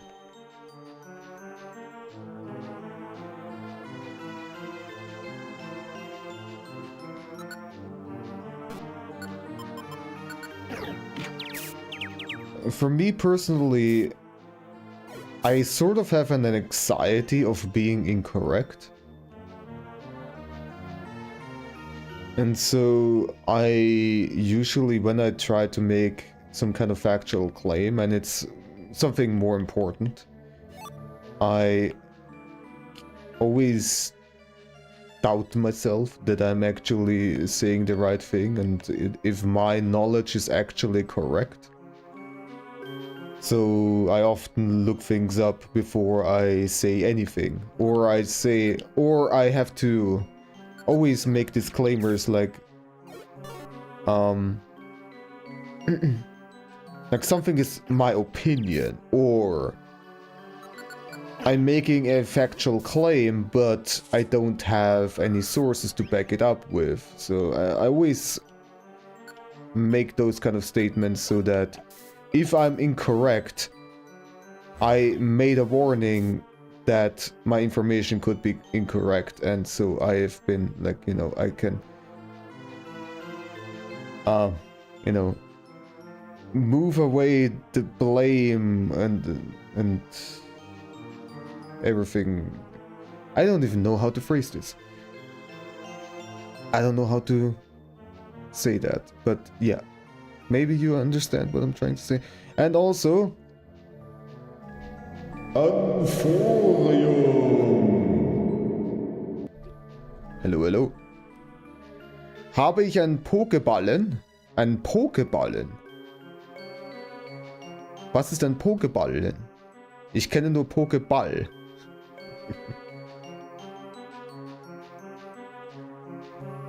Aber ja, ich habe... Na, dieses Spiel hat keine Pokebälle.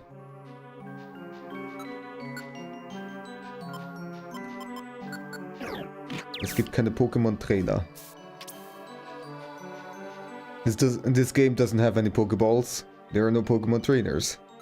So, yeah. But how are you doing, Anthorium? Hope you're doing well. Yeah, you make short disclaimers all the time as well. Like, I think, or this is just something I have heard, so take it with a grain of salt, and so on and so forth. Yeah, exactly. And I think this also not just kinda, it's very important for doing discussions. Because this is also... protects... Oh, there's this guy that can use ominous wind. I hate you. And let me just quickly make sure you're dead. There we go. Like, if you make some kind of factual claim and you ended up being incorrect, it also protects you from the other person getting mad.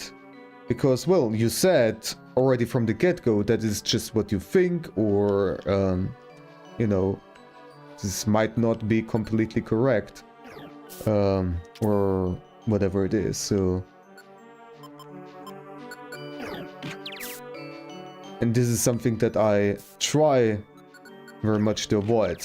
Somebody getting mad at me because I gave them the wrong information. Or, even worse, some harm is being done because I gave the wrong information, especially if it's nutrition-based, health-based, or whatever it is. Safety-based information, those kind of stuff.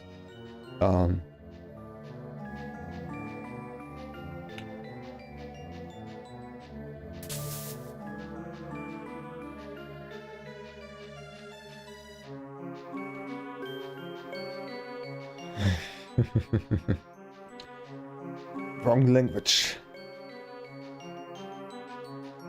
For me, I don't think. For you, you don't think it's necessarily an anxiety or being wrong, but not enough self-confidence in the things you do or say. Yeah. That's also the thing. And work popped up. Can I get a slot? Yep. Okay. Well, once again, short break. This is gonna be around 8 minutes. At least that's what it says. So, once again, I will be back after this little break. Sorry about that. Gotta earn money. Oops, I clicked on the game and then moved. Well, you're just gonna stay confused.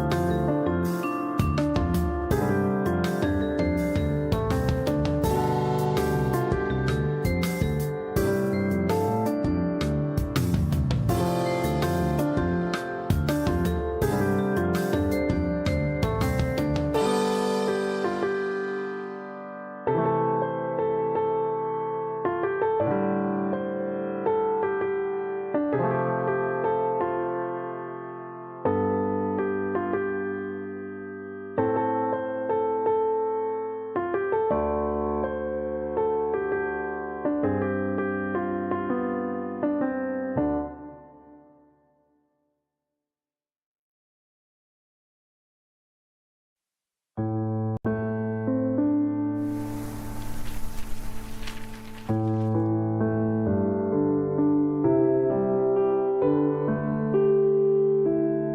there, and welcome to my tutorial about how to draw books. The plan for this video is to show you 3 different versions: a closed book, an open book, and a book with its pages scrolling in the air. All of these books will also be in different bookbinding styles: old, modern, and Japanese. Additionally, at the end of the tutorial I will show you a special drawing with a very detailed book, of which I am actually kind of proud of, which is a rare thing. Okay then, enough of just talking, let's start drawing. Thank you. So I'm going to use tools and techniques in order to draw in perspective, like vanishing points, measurement points, and so on. It is not necessary, but I still want to show you a clean result. And I think that it's still good to know. If you want to learn more about how to draw in perspective, I actually made a whole series about it. So I'm going to choose this here as the starting point, and then measure 1, 2, 3, 4, 5, 6, 7, 8, and then over here 5 units. So this here will be the length, and here the width, and also... Alright, I was actually able to finish it a little bit faster.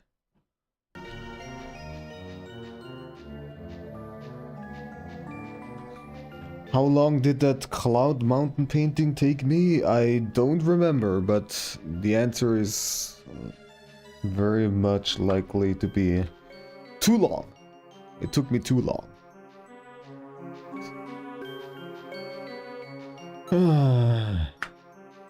Drawing Jedi? Why Jedi?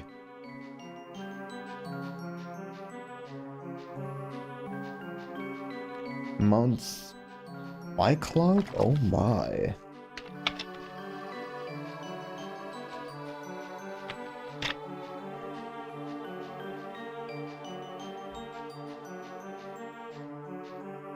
It's too long, 4 weeks?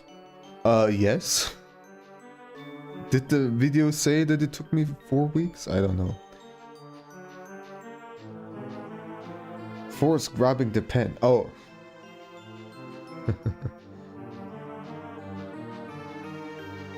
Yeah. Not force grabbing though, but the little mink mascot froze it to me. All the traps. Where am I? Okay. Well, that was delightful. Let's run back.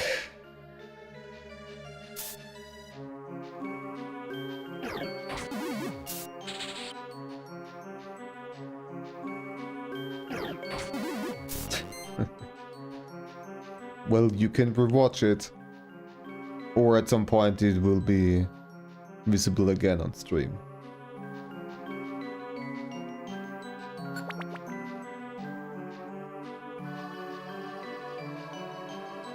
Stairs are right there. Nice.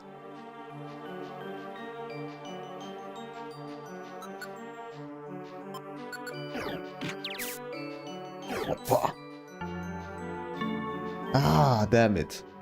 I forgot. I wanted to start the ads while I'm in work mode and I forgot.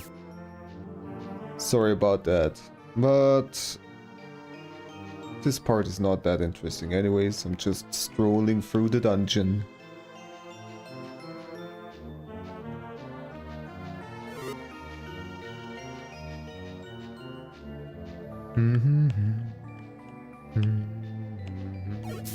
Oops. This is a case for the bat-on pass.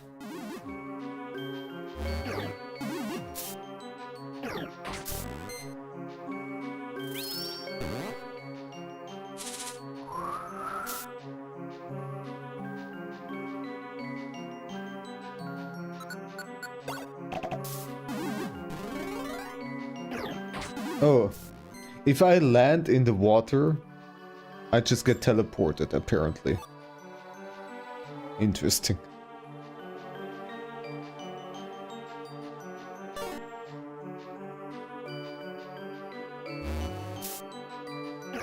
Please don't get one hit killed. Let's get out of here.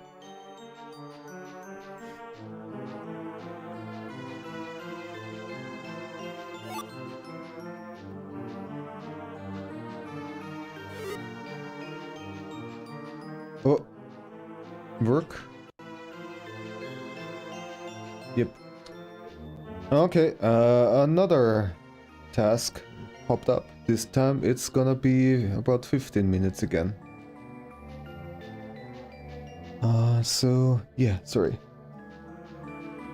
Sometimes they come rapidly, one after another, and sometimes there are hours where nothing comes in. That's just how it is. And welcome back, Greenie. Sorry. But there is already another break time. But yeah, see you again later. Hey there! In this video I'm going to show and explain to you the making of process of this picture, which was the special drawing for my cheetah tutorial. I will also tell you what the ideas and stories were behind it, and why I made it for those two lovely people, Proton John and Lucajin. So let's get right to it. The layout is rather simple, basically just the sky and the horizon line. In order to make the picture look more dynamic, I curve it at the sides, kind of as if we look through a fish lens, not quite though. The sketch of the one-eyed cat Bagel has been drawn with the techniques I learned from my own cat tutorial series. So if you want to know more about how to draw cats, then you can also check out those videos. I am drawing only the basic skeletal structure at first, to figure out the pose and positioning. Bagel is supposed to be running. This particular pose is basically the moment when all four legs are in the air during the running cycle. The hind legs just got done pushing him forward, while the front legs are stretched out, ready to make contact with the ground again. I chose this pose simply because I think it looks especially cute, with the tail pointing up and such. Doing the same for the cheetah too. And again, I am applying what I learned from my own tutorial video. It is also running straight ahead and currently at the part where the front feet touch the ground and the hind legs are reeling forward. However, it's not focused on what is in front of it, but gets distracted by this small cat that somehow is outpacing it. In the distance you see Proton John and Lucajin. John is quite angry at Bagel for chewing through yet another cable and running away with it. And Luca is just flabbergasted. She can't believe what she's seeing, just standing there with her upper body leaned forward to emphasize the motion of spitting out her drink. At the top part of the picture, I zoom in on both of their goofy looking facial expressions. They can be very silly and make lots of people laugh in their own unique ways. And so I want this picture to make people laugh too. It would be fitting. Moving on to the second stage of the sketches to add more details. I simply used photo references and tried to make Bagel look like he does in real life. Fortunate for me that he is not some kind of unusual breed, so it is fairly easy for me to draw him. One thing I wasn't so sure about was whether or not to give him an eye patch. He is often portrayed with one on John's streams and fan art, but in the end I decided to leave it out, not that it really matters all that much. The cheetah's face is supposed to look so surprised that it's almost cartoonish looking. The eyes super wide open and its lower jaw hanging down. I love how dumbfounded it looks. The front foot that is in contact with the floor is quite stretched out to increase traction. I also had to draw Bagel and the cheetah slightly from the side at opposite sides, even though both of them are running straight forward parallel. I am simply following the perspective here. If I would draw both of them straight from the front, it would suggest that they are converging towards the viewer. Adding more details for John and Luca now. I love how goofy Luca's face looks like, and John got a super exaggeratedly large mouth to show even clearer that he is yelling in anger. When you cartoonify people, one of the most important characteristics would be their hairstyles. So Luca has a very long, slightly wavy orange hair, and John his reddish-brown curly hair at medium length.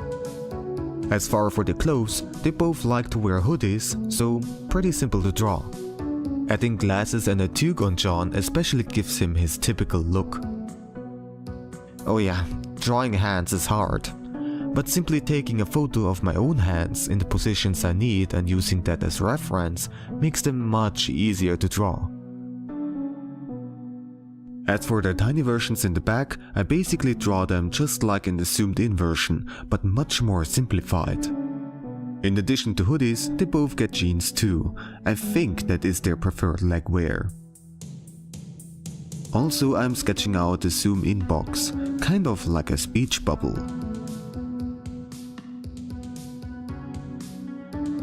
There is not that much to say about the outlining process here, other than that I use a fairly soft brush and kind of paint the lines, stroke by stroke. I don't care too much about making the lines perfect, since they are going to partially blend in with the colors later anyways. I do that by changing the color of the outlines and setting them to multiply. This is how I achieve a more semi-realistic look. The only downside of it is just that the color underneath has to cover the underside of the lines completely, otherwise there are going to be clearly visible gaps and spots. Let me tell you more about Bagel. The name simply originated from him looking like a bagel when he curls up. Luca came up with that name. As this picture already suggests, he can be quite mischievous. It happened plenty of times that he chewed through some cables, so they always have to be extra careful. I know how it is. My cat Hanami forced me to practice my soldering skills several times. Bagel is quite a hunter too, which is kind of unexpected due to him having only one eye. It turns out that he loves going outside, an adventurous little fellow who is strongly driven by his instincts. However, it also got him into trouble a couple of times, which makes his adoptive parents worry. He is a sturdy little guy though, and stubborn. Alright, here I am adding the grid of the floor. For that, I just imported a plain square as a repeated pattern and transformed it so that it converges towards the horizon. The pixels get kind of confused for the super thin lines in the far background, so I have to make some corrections. There is probably a more efficient way to do this while making sure that the squares are still actual squares without too much distortion, but oh well, it still works. And then I used the mesh transformation tool in order to evenly curve it, more so in the horizon than at the front. Then I'm going for the base colors, later it will be changed to plain white. For now, I just need a color that has a good contrast to the white background and black lines.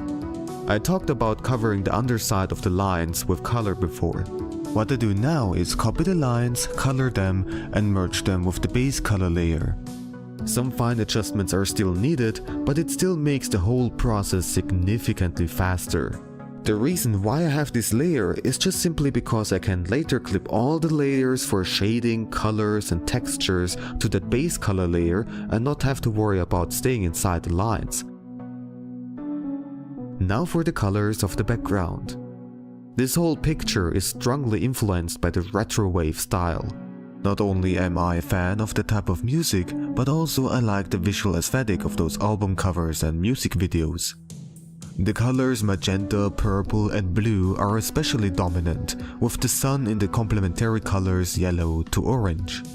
Color balance wise it works really well, with those colors there is not much you can do wrong. The sun normally has those lines cutting through the lower half, and everything looks kind of cyber futuristic, some sort of nightscape with neon lights everywhere. Then I also let the squares underneath all of those characters light up in a bright blue color. The adjacent squares are also lighting up, but progressively less so, making them fade out. I got that idea simply because I wanted to better indicate Bagel's position. He isn't in contact with the ground unlike all the others, making it hard to judge how far up in the air he is. But those lights give the viewer a much better idea of which squares he is running and how high he is sleeping.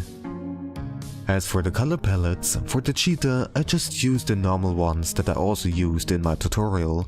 And for Bagel, as you can see, I simply picked out the colors from a photo that had decent lighting and went with that.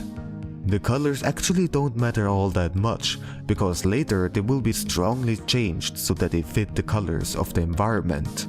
I probably could go with purples and magentas from the get-go, but this way is also fairly easy, if not even easier.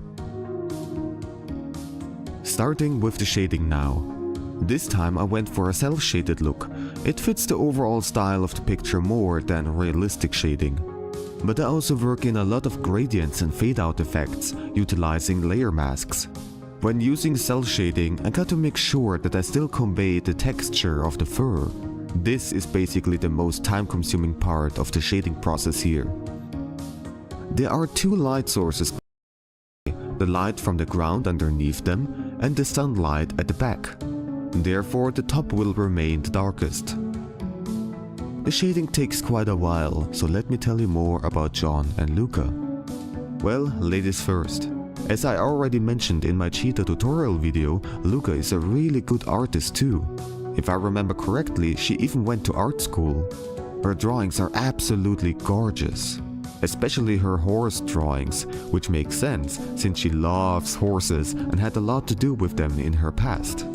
Also, she's absolutely hilarious. Her Let's Plays on YouTube and streams on Twitch are always super entertaining. I can highly recommend them. Her humor can be very silly and immature, you know, farts and poopy and the like. But I gotta warn you, sometimes the jokes are only suited for more mature audiences. Yes. John nowadays is mostly streaming on Twitch. He has all sorts of different programs for his Twitch streams, where he plays games from his vast collection. Right now when I'm writing the script, his backloggery says that the total number of games in his possession is over 9,000. That is a lot. But this enables him to make all sorts of creative shows, like fortune cookie streams, where the viewers can vote for what he is going to play from a set of random games from his collection. His streams are often quite chaotic, but that's also part of the reason why they are so entertaining to watch. You never know what to expect. Every stream of his is very unique. And one part of his streams I especially like a lot, the art blocks. During the breaks and at the end of the stream, he shows off art from the community, which usually is referencing what happened just a while ago during the stream.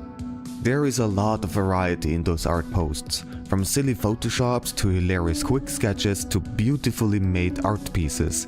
But these art blogs also have been a huge inspiration for me for creating an art community myself. They originally gave me the idea of starting to make show and ask videos, which by the way I want to initiate fairly soon. John strongly supports all of the artists in his stream. He genuinely loves seeing all the art and doesn't discriminate based on skill level, styles, or kinks. Yes, I said kinks, because quite some art is quite suggestive. Of course, they stay within the terms of service of Twitch, so it doesn't go that far. But not that really, it goes pretty much as far as it is allowed. So yeah, you have been warned. There aren't just drawings of boobs though, a lot of the art posts are also very wholesome. At this point, I also want to say that I personally have no problem with that kind of art. At all. My philosophy is that as long as you're not harming yourself or others, or do something illegal, you can do whatever you want. So yeah, I love John's streams too and highly recommend them. You can see me drawing the spots on the cheetah right now. Because of the view angle, a lot of the spots are very cramped together. And you can see that I tend to start with the spots at the borders or along lines where the muscles or bones are supposed to be emphasized. I find it helpful because later I just have to fill out the in-between areas, which is fairly simple. So, originally I learned about John and Luca through TRG, the Runaway Guys on YouTube. They are three dudes, Chugga Conroy, Nintendo Capri-Sun, and Proton John. But the TRG family is much larger than that and constantly growing. Masaya Nella, for example, for whom the previous drawing was, is also part of it. They do fantastic things together, like the TRG Colosseum, a big charity event where all of them gather to raise money for a good cause. That event no lie, is my favorite event every year. So many awesome people doing lots of funny and creative things together. It's really great. As you can see, I am adding some colors now. They don't stay like that for long though, but I put a color layer above it and multiply so that the colors fit in nicely into the overall drawing. And then I do the highlighting. For that purpose, I have two different colors. Orange-yellow from the sun and bright blue from the floor lights. I like using glow dodge as the layer setting because it makes it easy to give everything this, well, glowing look. So the highlights at the back are going to look much warmer than those that come from below. I also make sure that the light intensity of the floor light is gradually getting fainter. Therefore, the feet, for example, are super bright while the head remains relatively dark. Next up are Bagel's stripes. For those, I had to look at a couple of photos of him for reference. To be honest, I was worried that I wouldn't do a good job painting these.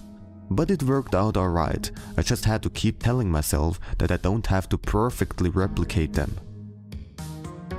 More color adjustments are barely needed. Only a few areas on his body seem to be slightly brighter.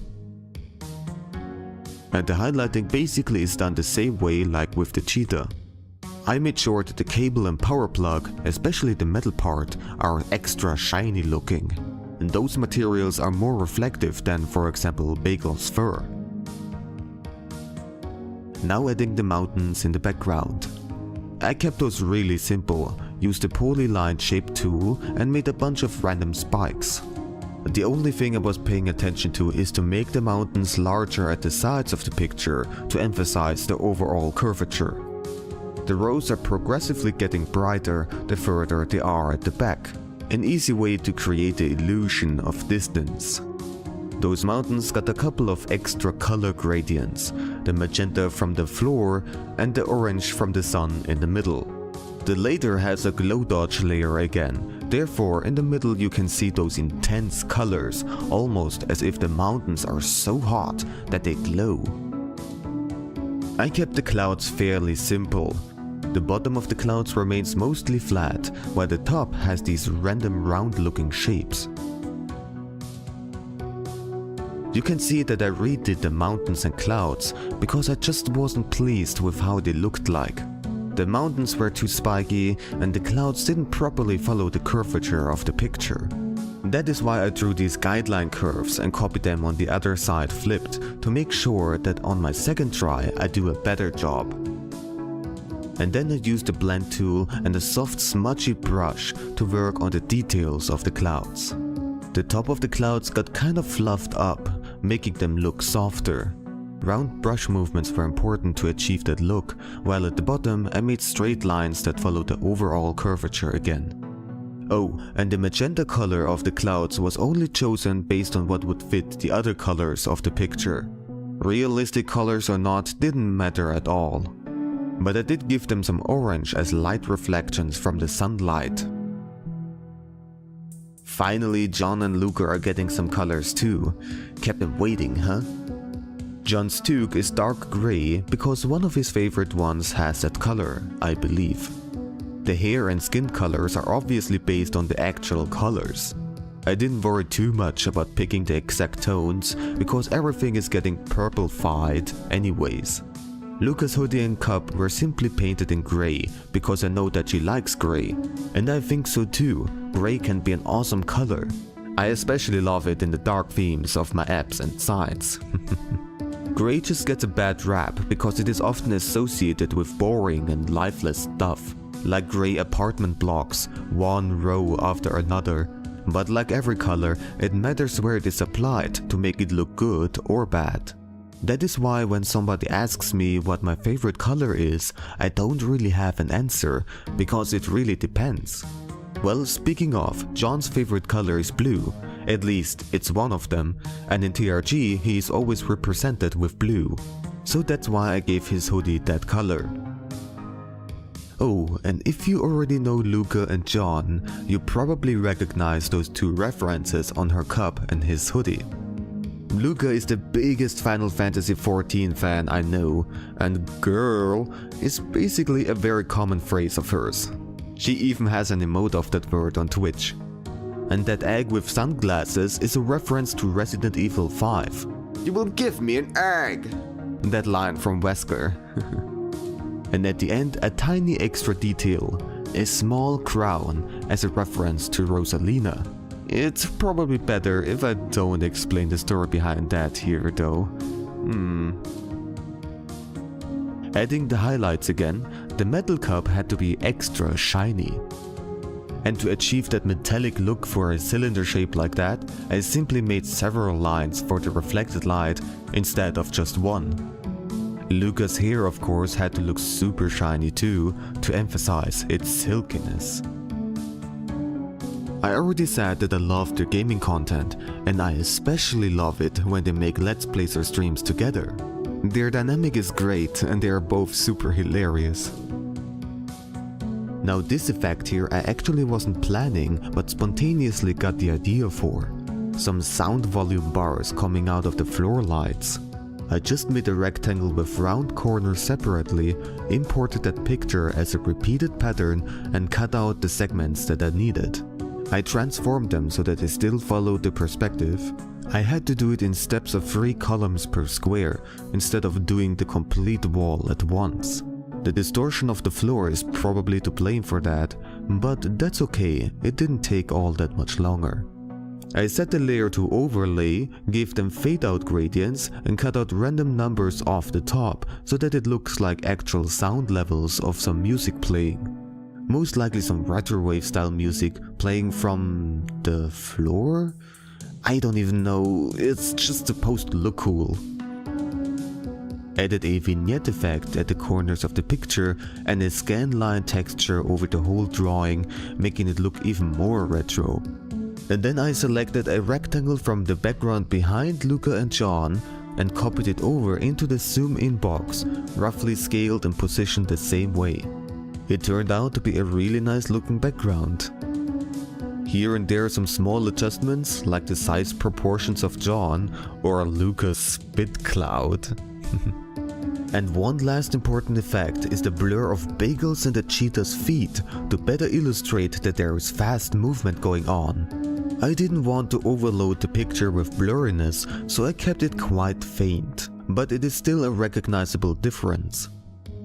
So what I did was basically create copies of their individual feet with all of their layers merged. The blur effects can only be applied to one layer at a time after all, and that is why I kept this step for the very last. I chose to use radial blur because it enabled me to make the gradients of blur that I wanted by placing the center of the radial blur properly. This required a lot of trial and error. And that's it. Here is the final picture once again. Even though I didn't have much prior experience with drawing something in this retrowave style, it was a lot of fun to make and turned out much nicer than I expected. Alright then, if you want to watch the tutorials that I have been mentioning in this video, you can check out the description. You can also find many other links and info there. Thank you a lot for watching. Have fun drawing and see you next time.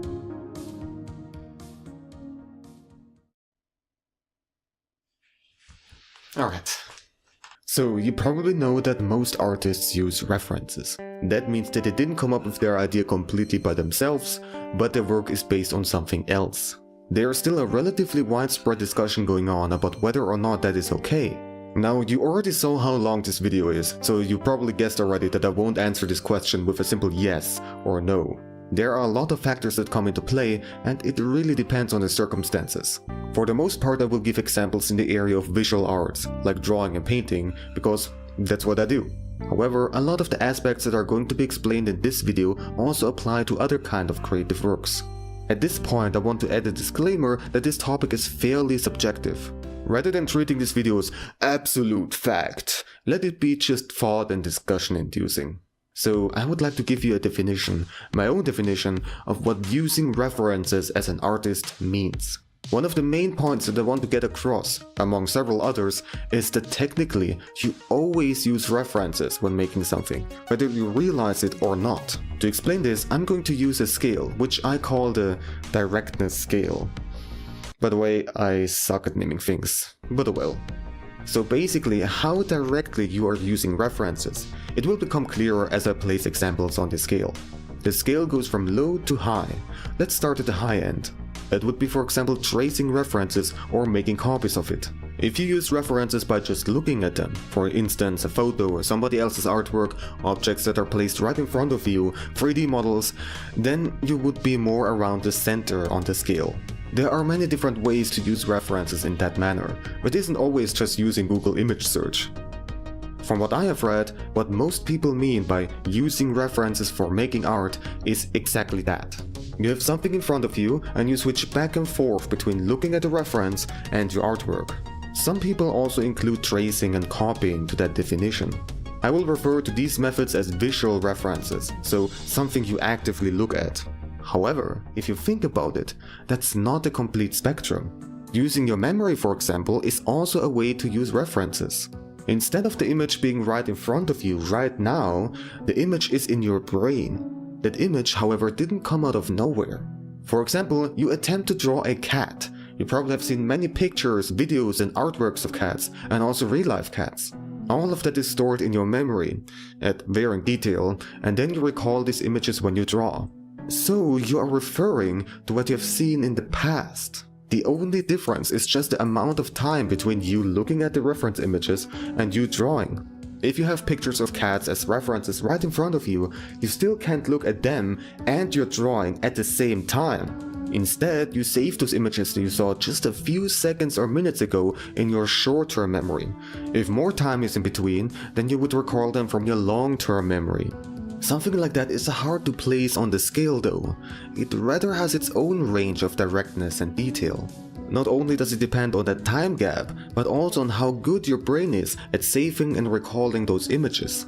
Some people have problems remembering things, and some people have something you would call a photographic memory. So they just look at something once and then recall that image almost perfectly. A case like that would be placed much higher on the scale. It's not that different anymore from the reference being right in front of you. Also, if you make some kind of artwork, you're also referring to all the studies and practices you did in the past. You didn't figure out of nowhere how perspective, color theory, composition, anatomy, and any other kind of basics and techniques work. You spent hours or weeks or years in order to learn them. And these basics that have been taught to you are also built upon references and the discoveries of past artists. To give you an example, the first time somebody used linear perspective, the technique where you draw straight lines towards vanishing points, was in the year 1415, at least as far as we know. That is not that long ago, considering for how long humans have been making art, tracing all the way back to the first cave wall paintings, which also used nature as reference. But linear perspective didn't get discovered by some genius out of nowhere. It was based on the knowledge about geometry that already existed during that time. Everything is built upon something else. 100% originality doesn't really exist. Even if, for example, you draw some kind of fantasy creature that doesn't seem to resemble anything else seen before, its concept can still be traced back to what we humans observed from nature. Fire-spitting dragons were based on reptiles flicking their tongue. Or another theory says that they were based on early discoveries of dinosaur fossils. Let's go even lower on our scale. We now get to the area of abstract art. Something that did not use any visual references that exist in the world, or at least would appear so. For example, you could have a bunch of shapes put together so that they vaguely resemble the shape of a cat. Technically, this art form could be placed anywhere on the scale. However, its directness could be reduced to the point where the artist does not use any references in front of them and tries to completely empty their mind. Whatever that means. Even if the artist did not use references of any kind consciously, it still happens subconsciously. The shapes that they paint on the canvas could still follow an image in their mind generated by memories and emotions. The colors they use could still follow their personal preferences or what they learned about color theory. I know, we're going more and more into a philosophical discussion now. I'm not going to drift off too far though. So yeah, everything we make is based on something else. We always use references whether we realize it or not. A picture that would use no references whatsoever and is 100% original would be noise. Just pure randomness. That is something we humans cannot really achieve. It's just not how our brains work. So only something like a computer could generate an image like that. Well, then you could also argue that the random number generators of computers aren't actually random, and then we ask the question if true randomness even exists or if everything is predictable, and we talk about quantum physics in the universe, and let's not go that far. Alright, let's also ask the question of why people use visual references. Well, that can be answered very quickly. It's easier. It saves time. Not everybody has a photographic memory. Using visual references is simply a tool for making art. Almost all the old masters used live models and objects, photos, other people's artworks and nature as references. It is incredibly useful for getting much better looking results and also for study purposes. However, whether or not it is okay, that it is safe to use visual references, especially nowadays, depends on many different factors. At first, I'd like to introduce another scale. This one is even clumsier named than the previous one. I call it the quantity and transformation scale.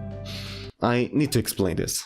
What I mean is the number of references used, how large of a portion you used of them, and how much they were changed. It goes from low to high again, but this time we'll start at the low end. That would be basically just using one reference and your artwork is mostly or completely based on that reference. So copying pretty much. Then around the center you have cases with one or several references used and they haven't been imitated completely. And then at the higher end you use many different references and use only small sections and aspects of it. For example, you could use the pose of that particular photo, the composition of that drawing, the color palette of that awesome painting you saw recently, you want to imitate the eyes of a certain cartoon character you like, and so on. In that case, the final artwork looks vastly different compared to the references that have been used. So what is the point of showing this scale? Well, using references in certain ways can be seen as plagiarism, but the higher you are on that scale, the less likely it is that you get into trouble with the original artist, the copyright holder, or the general art community. However, even if you straight up copy something, it doesn't automatically mean that you'll get shamed and sued. Again, it depends on many different factors, like for example for what purpose you made that artwork. We have another scale here, but this time we go from safer to riskier. Let's start at the safest side, which would be private use. You just made that artwork for yourself, or as a present for a close friend or family member. It's not shown publicly, only you and maybe a few other people know that this piece even exists. I would go as far as to say that this is 100% safe. Even if you copied something that was copyrighted, the copyright holder won't even know about it.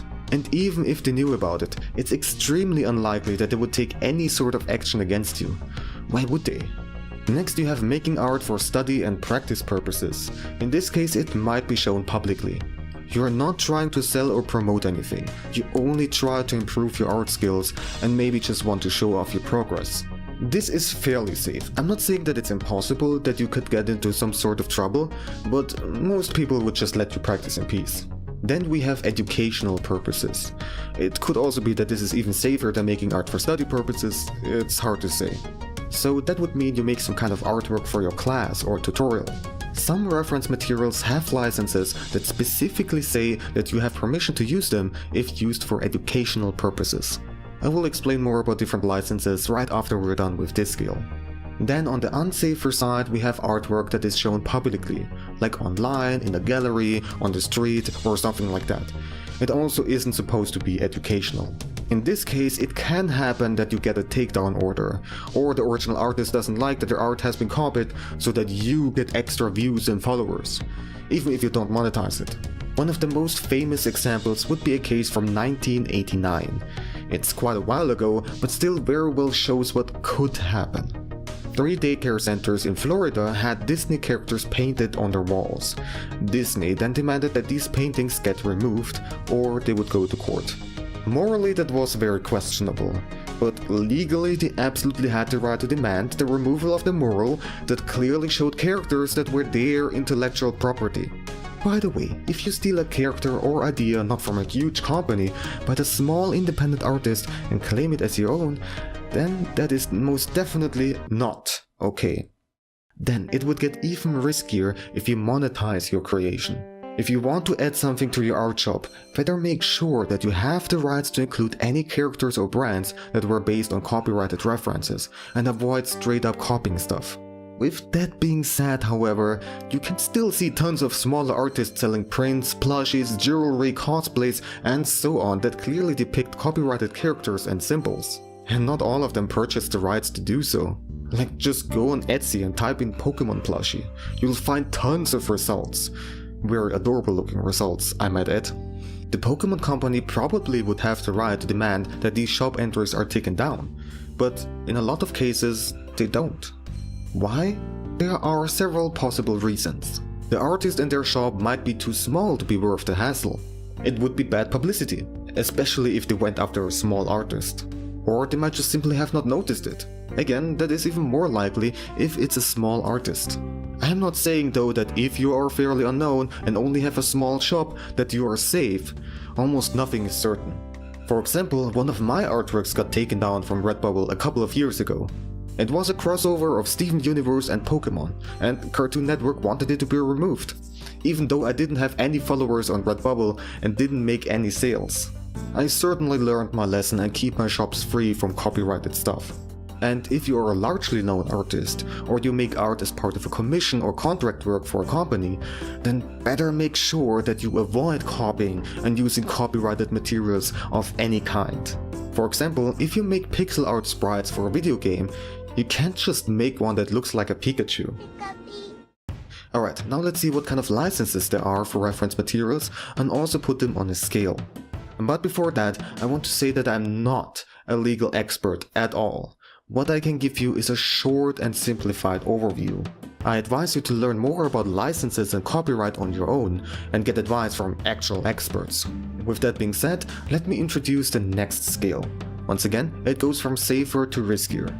I'm going to start at the safer end again. The absolute safest would be references that you made and own, and they don't depict any copyrighted images at all. That could be some photos you made of your cat, a sketch that you made of the forest when you went hiking, or something like that. This is of course 100% safe, nothing to worry about at all. That also goes for things that cannot be copyrighted, like stuff from nature.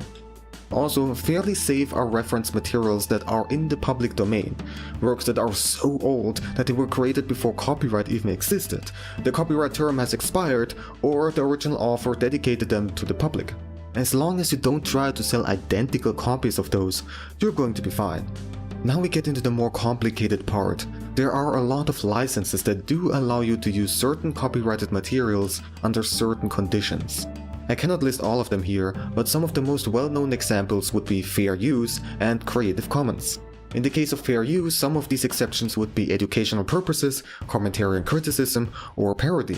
Creative Commons, or in short CC, actually. Alright, finally back.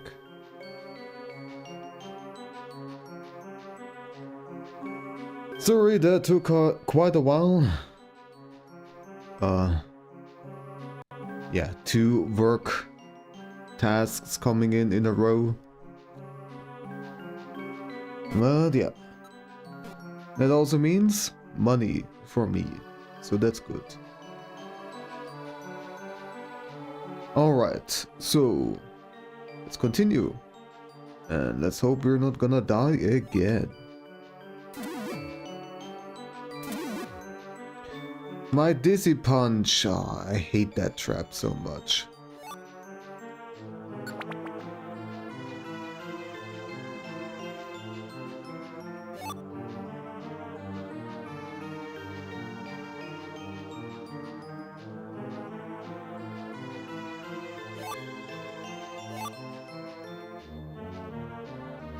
Also, I have to say it's silly because you are making references to the video that you're watching, but I don't hear the video and I'm not actively watching it, so I have barely any idea of what you're saying as long as I'm not really remembering what's happening in the video. Which most of the time I don't anymore. Those videos, most of them are years old. It's also something that I wish I could figure out. How to show the video title and also the year in which it was made on stream. Oh, you got yeeted. Alright, so this is a mess. What happens if I use Baton Pass over here? Nothing, right? Yeah. Oh, okay.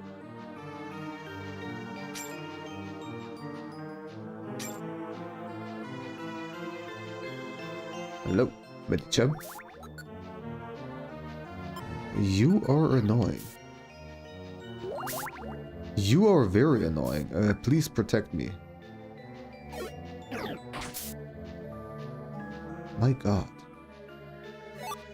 Let's go to Gardevoir. And poison. Oh my god. Which means I cannot heal.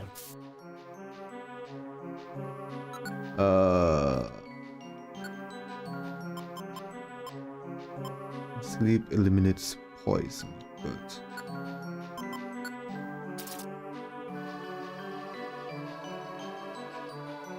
How about I just wait over here?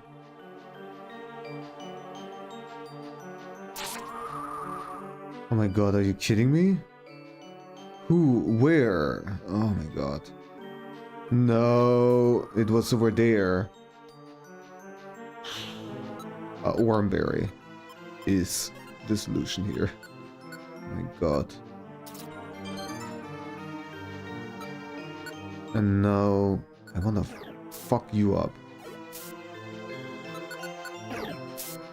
Fuck you. Man, almost died to freaking ominous wind again.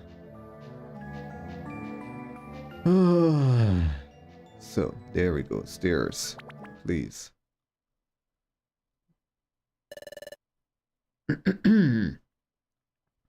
We've come pretty far. How much longer till we find the treasure? Don't be so impatient, Medicham. We'll get it sooner or later. Alright, everyone, look. There's a light over there. Yay! What is it? Let's go find out. Medicham, look, Bunny. There's a treasure chest over there. Whoa! That treasure chest is huge! The rumors of a treasure in the depths of Boulder Quarry seem to be true. You said it, and there looks like treasure to me. No, Bunny, open it! Quick, I can wait! Patience is virtue, Medicham. Opening a treasure chest should be done with grace and splendor. After all, aren't we the Team Charm? I know, but... the suspense is getting to me. Forget the graces, Lopunny. Just hurry up. Can you be a little more mindful, a little less rash? Alright, I'll open it. Ta-da! The moment this treasure chest is opened, what kind of treasure will be revealed to our eyes? What wealth of beautiful things will we find? That thought is filling me with excitement. Oh, truly, please, don't disappoint me. I don't care about all that. Open it already, Lopunny. Here goes. Lopunny opened the treasure chest. And the treasure is the friends we made along the way. What? Oh my goodness gracious. Any shark with the raid. Oh my gosh.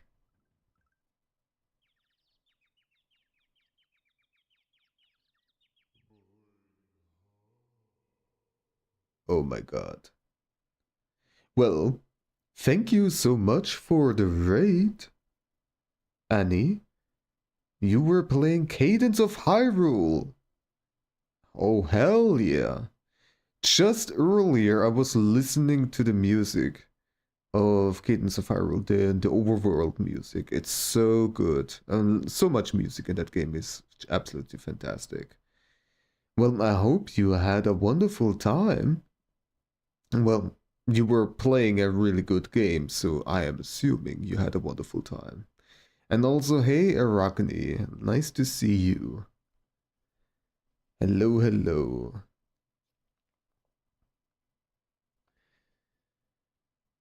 Well, I am playing Pokemon Mystery Dungeon, Explorers of Sky, and it's a really good game. Well, thank you for the follow.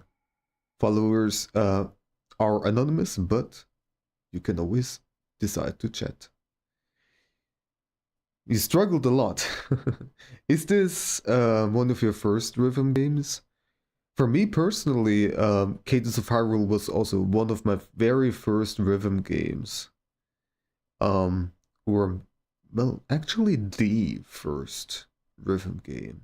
Except for, like, the occasional rhythm mini games here and there in some games. You couldn't finish it. Well, maybe someday. It's awesome indeed, yeah. Yeah, I struggled quite a lot when I started. It's just a very different feel. I do have to say though that I have had experience with playing instruments before that at least, so I was practiced at least a little bit in terms of rhythm. But yeah, it's a different story. It's not easy for sure. But when you get good at it, it feels so great. It is fantastic. And that also made me play Crypt of the Necrodancer, another really fantastic game that I can highly recommend. Tomorrow, yes, tomorrow, it shall be finished. Well, yeah, let's see. We just finished, or at least I think this is the finish, of this special episode of Team Charm. And my god, it had a boss fight that was just ridiculous. Oh yeah, probably this is not the finish yet, because there was another team. And probably we're gonna have a fight against those guys. Let's see. Nothing? The treasure? There's nothing in it? It's totally empty! I don't believe this! Maybe I'm simply exhausted? Maybe I'm simply imagining this? It is not your imagination. There's absolutely nothing inside that treasure chest. But why not?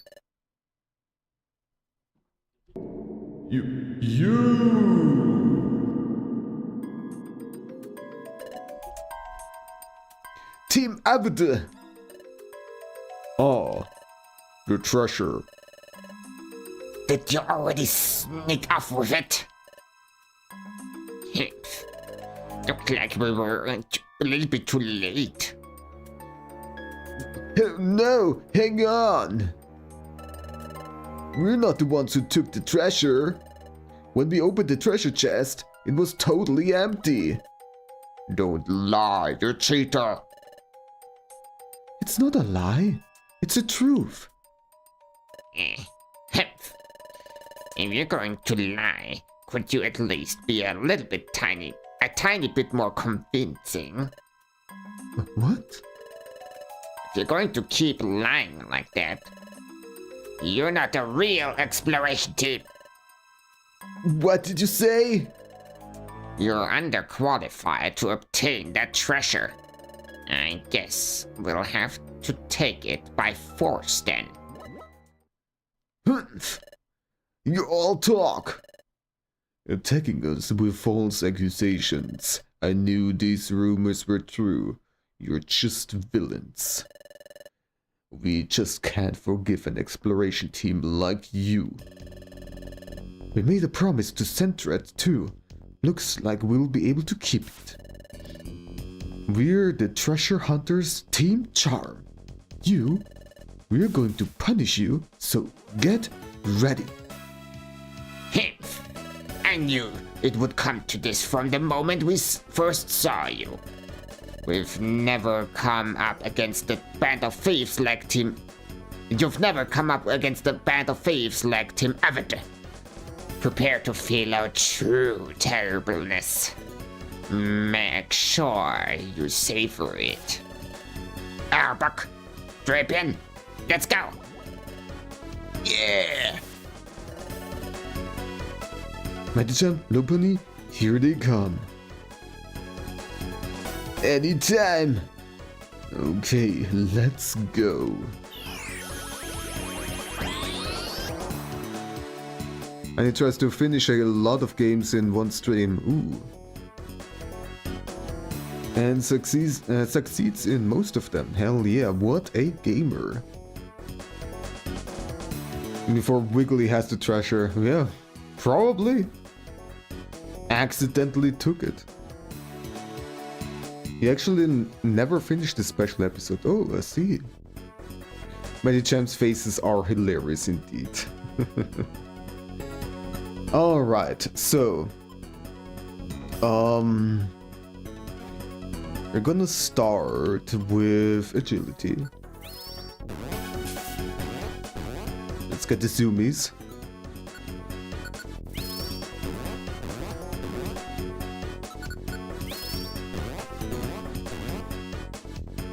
You love Mystery Dungeon? Hell yeah. Wish we could get a new one. I wish so too. Instead of just remakes. I mean, the remake of Mystery Dungeon, the first one, got me into the series in the first place. But still, I wish there would be more.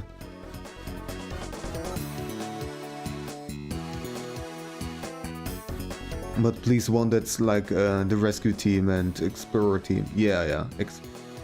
I think I like the explorer games more so even.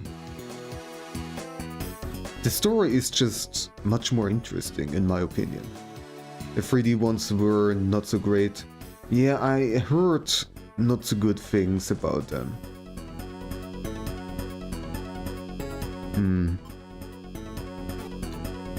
So, okay, so we are fully buffed up. We can start attacking.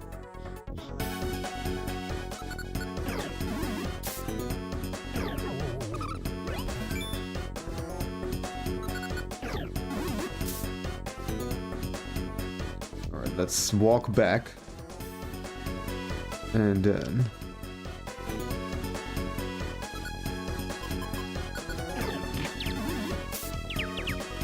Nice, got confused. In that case, I'm gonna attack Arbok.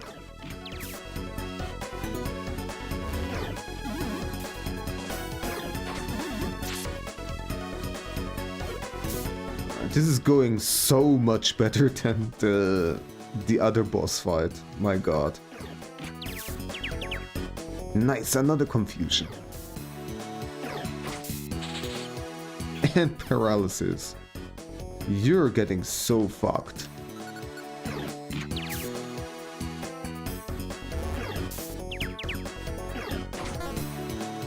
Just seeing birds all over the place.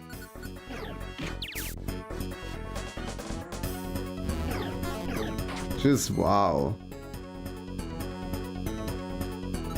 Well, that feels nice to just absolutely devastate them.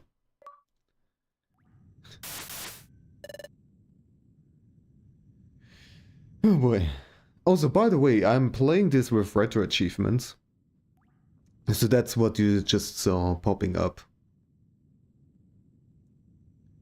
Destroy them. Yes, absolutely. You could never play the WiiWare ones. Yeah.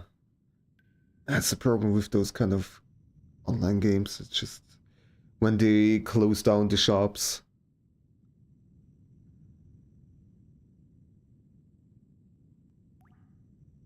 But you think they didn't had any story? Okay.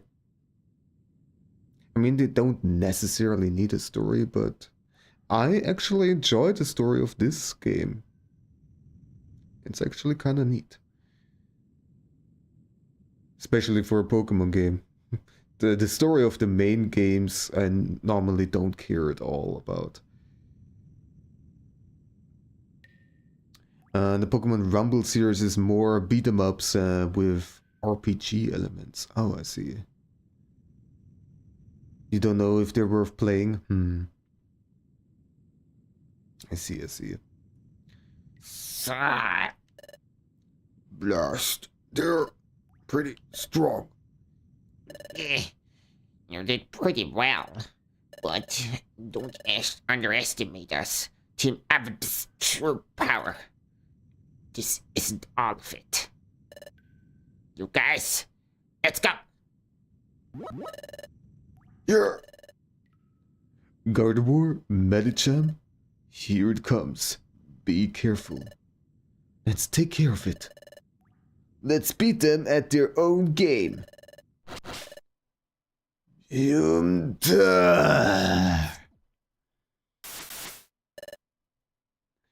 What?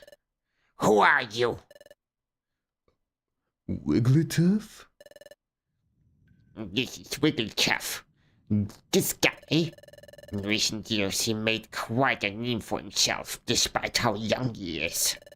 The exploration prodigy. That Wigglytuff, this is him. Everyone wait for a moment. Both of you, please stop fighting. Why should we stop, Wigglytuff? They're bad guys, you know? That may be true, but fighting isn't good. And besides, you caught in the trap to bring you. You got caught in the trap to bring you to battle. Right. This fight was planned? Yes, this fight was set up. That's who did? The one who planned it is the boss who lives in the limestone cave. I don't know why he did it, but he wanted Team Charm and Team Avatar to knock each other out. And by making you all focus on the battle, I think someone is going to great lengths to hide something. He probably just wanted to protect the treasure, I think. This treasure? Just protect it? Yep. But I've said so far. What I've said so far, everything is only a guess. And that's why you won't know the truth until you ask.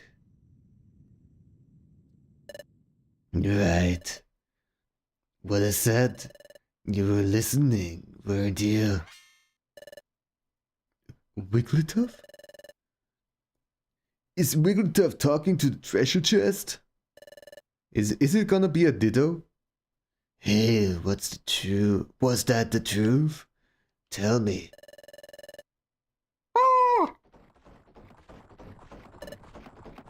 What? The treasure chest. It's shaking and rattling.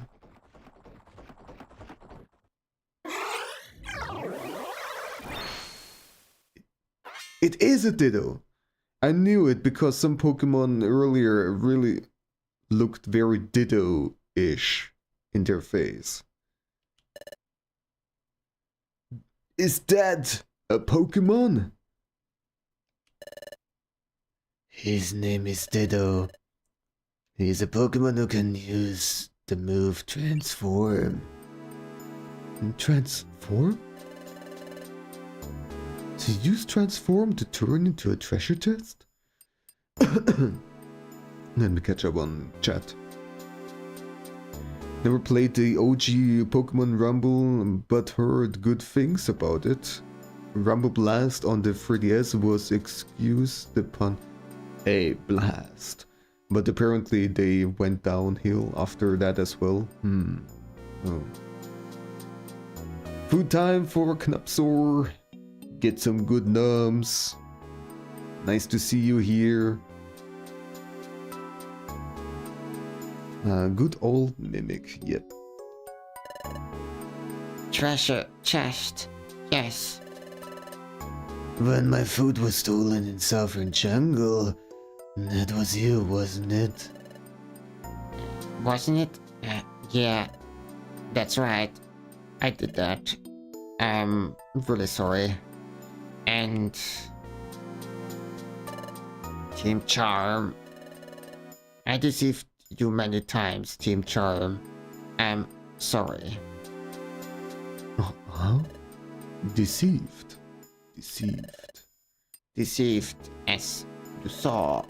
I have the power to use the move Transform. I was treasure chest earlier, but that's not all. I can also transform into Pokemon. Oh, is it true? Don't tell me back then. Alright, let's do our best and get through this jungle.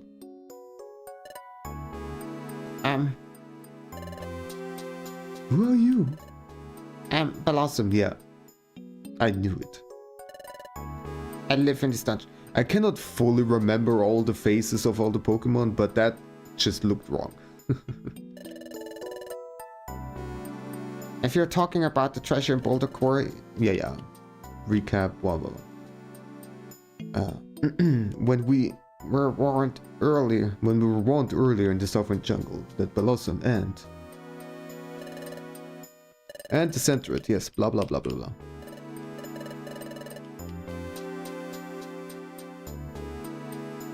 The flashbacks in this game are a bit annoying. There are way too many, and sometimes it gives you a flashback of a scene that happened like 5 minutes ago. It is kind of redundant. That's right. Blossom and Centret both. Honestly, they were me. I used Transform for deceiving you up to now. I'm really, truly sorry. Why'd you do that? Because, just as Wigglytuff said earlier, it was all to protect this place. Protect this place? This place, yes. Here, I'll show you around. Please, come this way.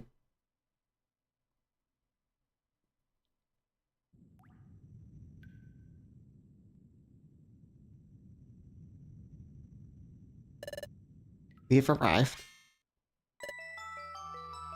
Hello. What? What's this? What's this light? This is... There's something floating in the sky and shining. It's an incredibly mysterious scene. But it's so pretty. Let me just turn my heated blanket back on.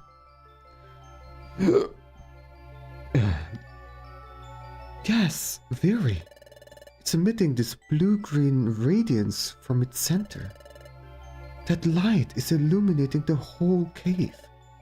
This is very beautiful. It's just fascinating. I've never seen anything like it before. But this thing, what is it exactly? You don't know. It's a time gear. What? A time gear? This is? This is the first time I've seen it too. This is... Yes. This is a time gear. To protect this. That's why I'm here.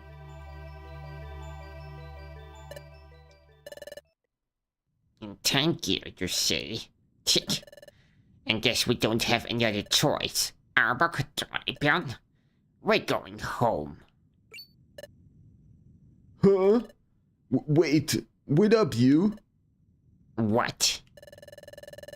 You're a band of thieves that does bad things, aren't you? So you're just going to go home without stealing anything? If it were some other treasure, it would be fine. But you can't just steal time gear and take it with you. Even though we're scoundrels, we at least know that much. Well, there seems to be work available. Yep, okay. Let's finish this cutscene and then I'll go back to work mode. What am I missing again?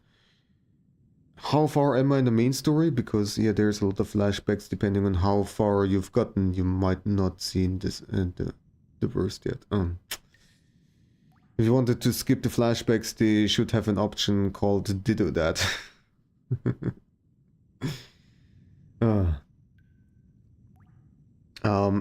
I am right now in the main story. I am at the point where they got also spoilers, I suppose. I'm at the point where they got back from the future. And they have rejoined with the guild again, and now they're trying to fix things together.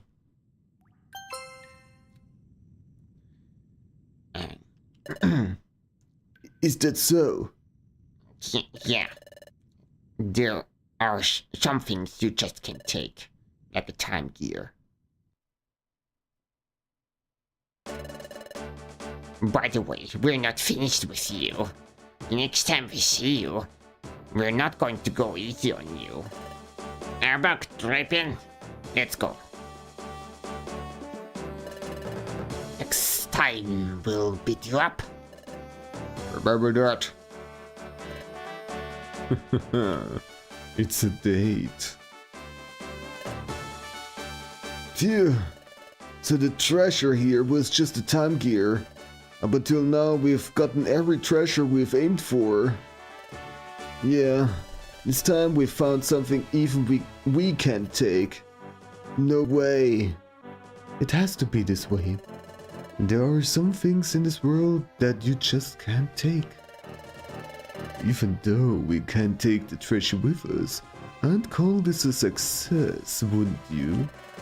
We even had a more than fair fight against the villainous team Abudu. Oh, that's right. Besides that beautiful and precious time gear, we saw one for the first time, didn't we? Oh yeah, that's right. Yep, that's right. And we've made it successfully through the maze that has stumped so many others before us. I knew it, we are the best, aren't we? Wow, wow, wow, wow.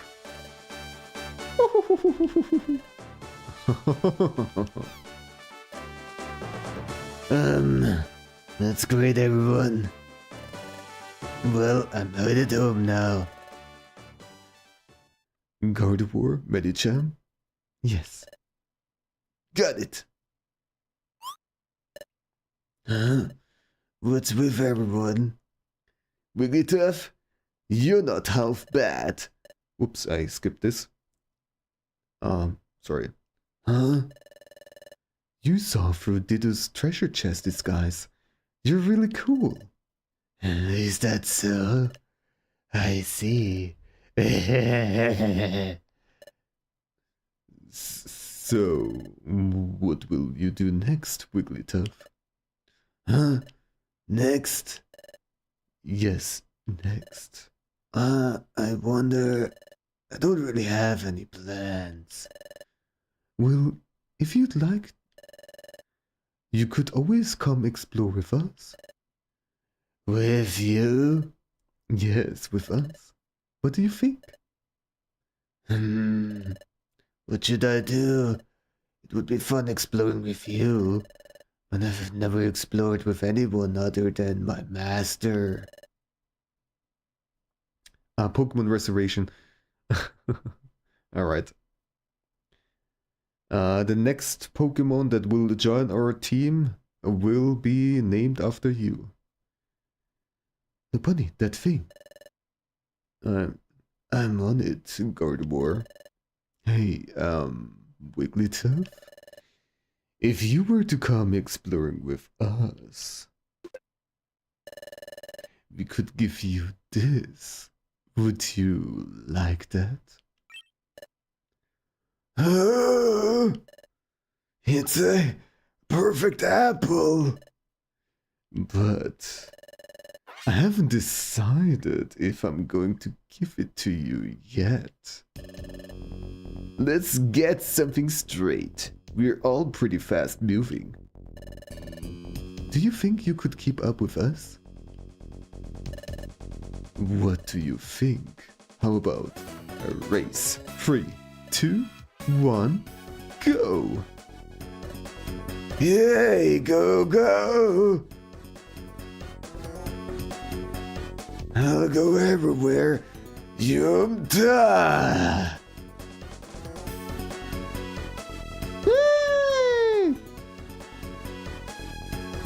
And the credits roll. Fantastic. The episode is now finally finished. What an episode. What a journey.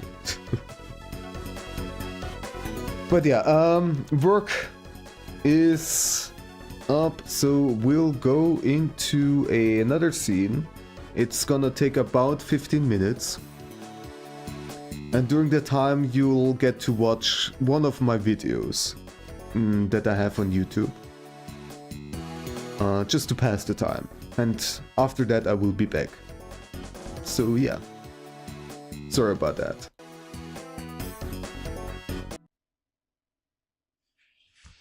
Alright. So you probably know that most artists use references. That means that they didn't come up with their idea completely by themselves, but their work is based on something else. They are still a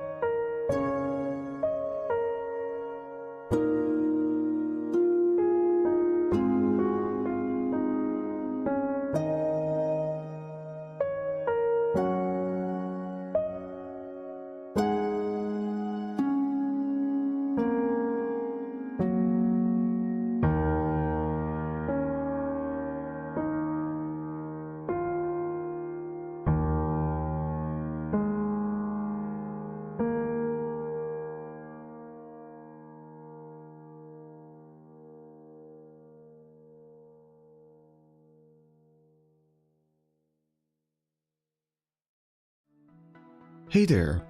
In this video I'm going to show and explain the drawing process of this picture of an underwater Pokemon party. I made this as a special drawing for my tutorial video about underwater bubbles. If you're interested in learning how to draw these, then you can watch that video later too. Alright then, let us start. At first I sketched out the rocks of the coral reef. The position and shape of these will determine later where the Pokemon and corals will be placed and also the general composition. I chose a vertical format for this picture so that I can show all the depth layers from the water surface to the bottom of the coral reef. I sketched out these rocks in kind of a sharply segmented way. Later during the rendering, these edges will be more softened and texturized. Next up we have the sketch for the heart bubble with the star of the party. Now I'm not talking about the Pokemon Staryu, but of a musician called Christy Cates. Later in this video I will tell you more about her. For now we focus on the sketching process. Her pose was just simply supposed to look like she's floating. I kept the style very cartoonish, so she fits in better with the Pokemon around her. Also, I almost made a mistake and made her left-handed. Good that I checked beforehand and found out that her camera on stream is inverted. Moving on to the Pokemon, of which there are a lot. Of course, I used plenty of references for this drawing. Luckily, most Pokemon are drawn with very simple shapes, so sketching them out in different poses wasn't all that hard. All of these flat pop surfaces of the rocks are now getting occupied. The coral reef is supposed to get really busy, so there are quite a few of these water Pokemon. Important was also that I kept the perspective in mind. Obviously, we would look at the Pokemon that swim further up from below, and vice versa. At this point I had already planned out who is going to blow some bubbles and left out some space for them. You know, drawing Pokemon is just so much fun. There are so many of them at this point, so this environment can have such a wide variety of different Pokemon. In my underwater bubble tutorial, I already explained how to shape and paint these bubbles. Normally it's not even really necessary to make sketches for them, but in this case I wanted to have an idea for where they are placed and how much space they are going to cover. And you can see that I made a mix of small to large size bubbles. The bubbles that are just getting blown are especially weirdly shaped. Those would then separate into smaller bubbles very quickly. Then I'm sketching out the corals. I never drew corals before, so it was an interesting challenge.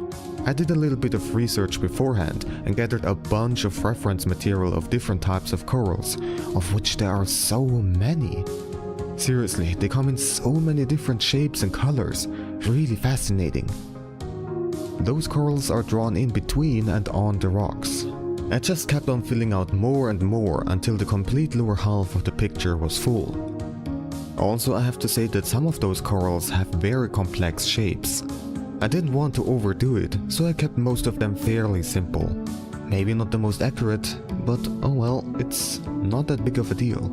The main focus is still on Christy and the Pokemon after all. Only the characters in this picture get some outlining. Everything else will be painted freely. And therefore I kept the outlines fairly simple so that they don't stand out too much. I barely paid any attention to the line weight. Most of the lines have a constant thickness. You can also notice that I left out the shining orbs of the lanterns. And that's because later they will be painted as bright lights, too bright for any lines to be visible. So I'm kinda curious, which Pokemon would you be at this party? I probably would be a Shelter. You know, somebody who just enjoys the music while chilling out in their cozy shell. I think we have a lot of variety of Pokemon that could represent different personality types.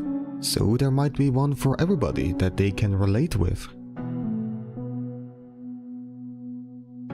I made sure to use the original colors for the Pokemon, and so you can see me picking them directly from these references. When doing something like this, I still have to be careful to not use an image from the anime that shows different colors, simply because it is from a scene with some kind of filter, like a scene during the night, the sunset, in a cave, etc. However, those colors won't stay that way. Later you will see me apply some filters. Christy also got some colors, of course. From what I have seen, most of her wardrobe is just black. Her guitar too. So that made coloring pretty simple for me. But of course I wanted to establish some contrast so that not everything is just black. So I used different shades of grey, and her top got a hint of blue. The water background is really simple, just a gradient from light to dark blue. Well, to make it a little bit more interesting, I made the deeper waters a bit more marine blue, and the water close to the surface got a warmer, more yellow-greenish hue. I painted the bubbles pretty much how I showed in my tutorial video. The center of the bubbles is the darkest part in this case, just a choice of style. And the colors are pretty much the same as those of the water background. They were still kept quite simple because there are a lot, and I didn't want to waste tons of hours on tiny details. I also made sure that the deeper bubbles appear a bit darker. All of these clusters haven't spread out all that much yet, so you can imagine that all of these Pokémon blew them at about the same time. The large heart-formed air bubble that surrounds Christy and enables her to breathe is especially stylized looking. In this case, I cared more about making it look nice rather than realism. Normally there would also be some kind of distortion because of the light transition between water and air, but I didn't want any distortion, so I left it out.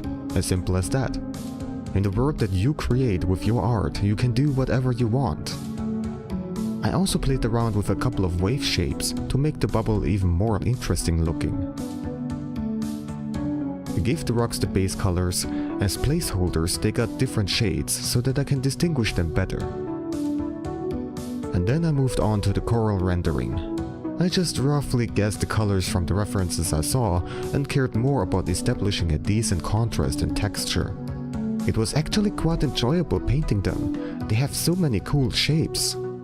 I experimented a lot with different ways to paint them. Used a bunch of brushes that I normally don't use, with varying results. Painting the corals was definitely the most time-consuming part. And since I don't really know what else to say about this painting process, let me tell you more about Christy. As I already told you, she's a musician. To be more precise, she streams on Twitch several times a week. The guitar and her singing voice are her main instruments, but she also plays a couple of other instruments like the piano. One really fun thing that she does is making looper songs. She records herself singing a melody or playing an instrument, and then the song loops around with that new recording. She repeats that process and keeps on adding more and more tracks to the loop, always changing the instrument.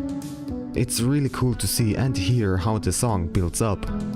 And then at the end she sings normally to what she recorded, and it's always so cool. She also has tons of animations and scenes for the streams, all of them assembled by her. Her stream has a bunch of very unique characters, like alpacas, porgs, robots, and so on. There is always so much amazing and silly stuff going on. Also, she plays so many different songs. Her song list of covers and original songs is crazy long. And very importantly, she is a really nice person. You know, I have been watching Twitch streams for quite a while at this point. But a few years ago, I basically was never active in any stream chat. I was just a lurker all the time.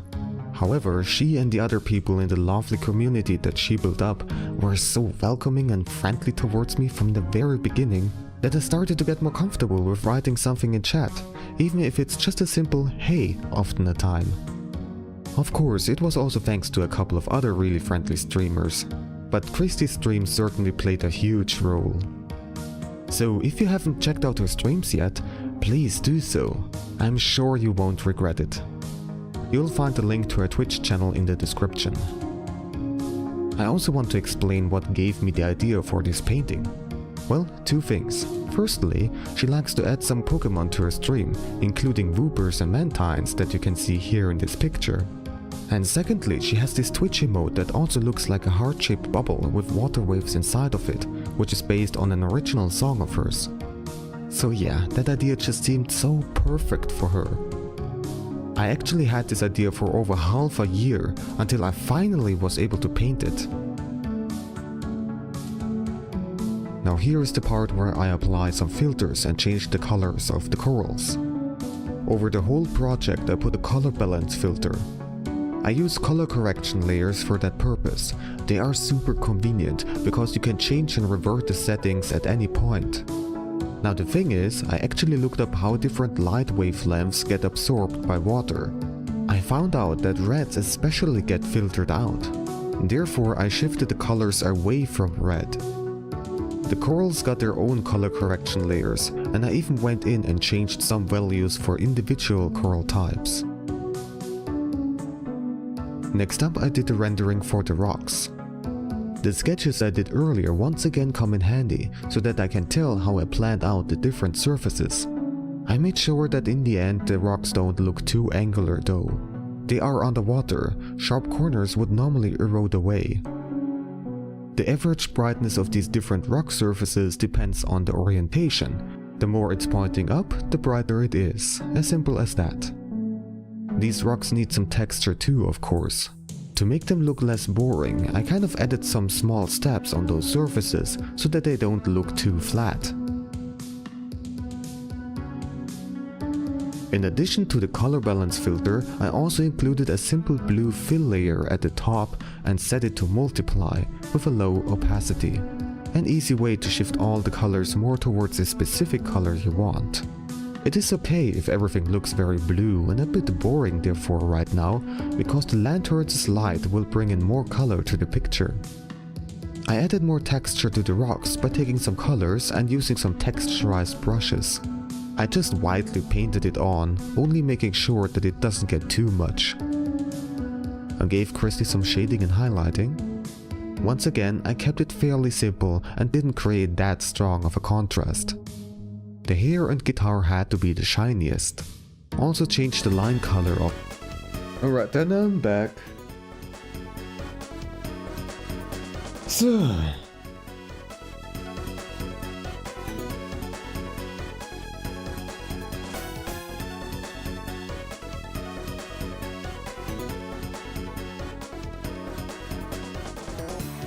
Alright, let's... I cannot skip this, so let's fast forward through this.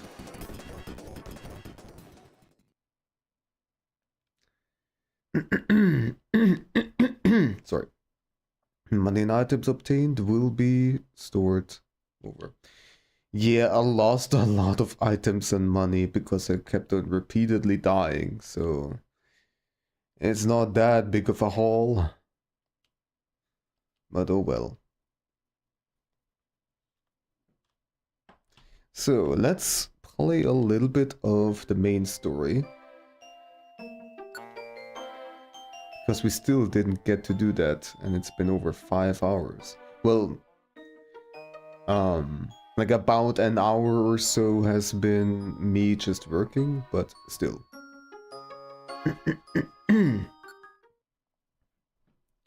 Alright then. Yum, yum, yum, yum, yum. Okay, so what needs to be done here? What is it that we need to do? Am I prepared? Is this the layout that we need? Reviver seed, max elixir. We have pretty much everything we need. I don't know where we left last time, but if I think I quit right before we went on to the next mission. Waterfall Cave. Do we need to go to Waterfall Cave now, or like, is this exclamation mark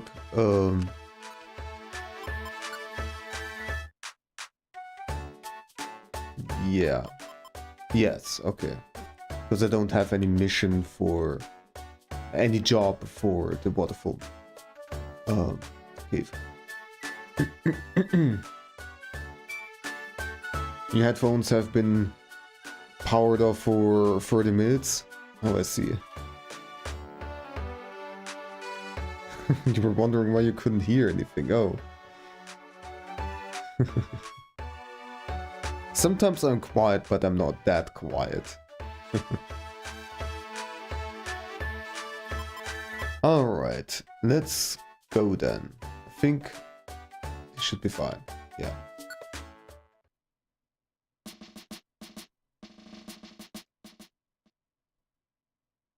Also game music, yes.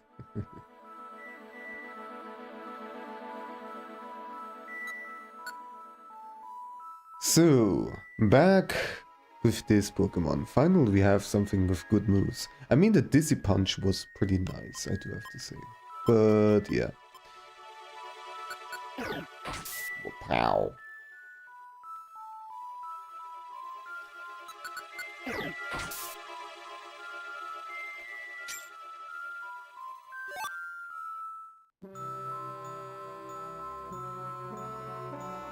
I think the Pokemon around here are really weak against me right now.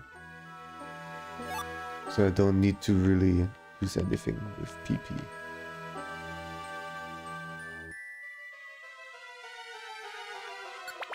Probably, I don't know.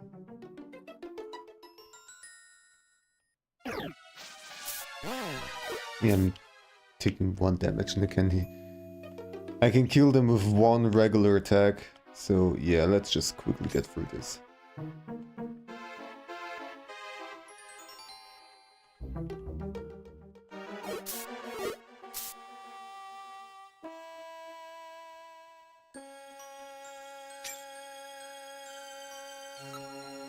Let me check real quick.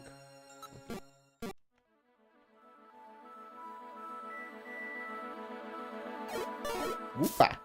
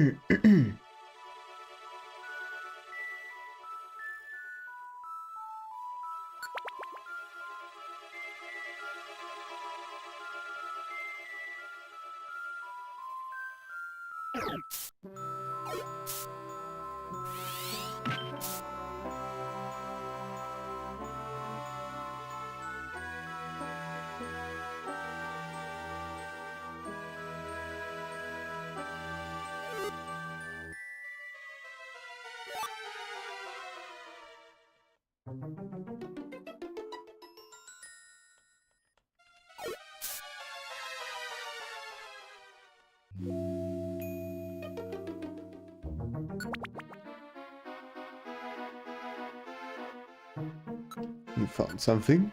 What is it? Max Elixir. Alright.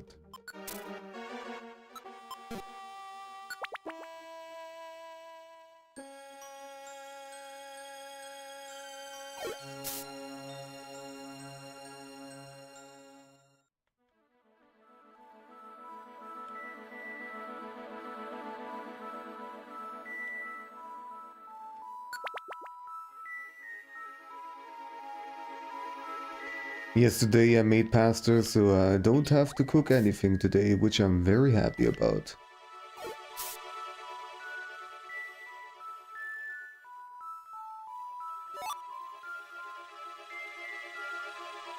And this time the pasta turned out pretty okay.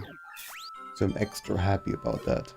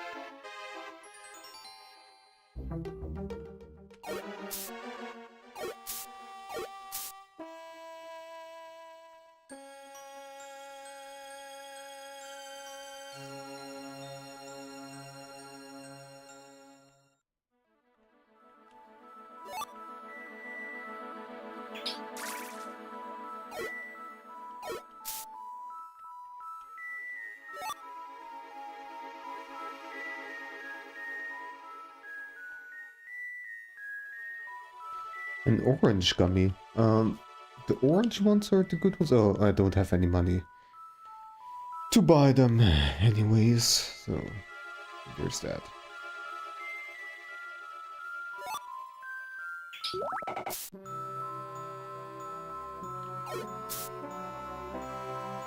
Water sport. Not that kind of water sport.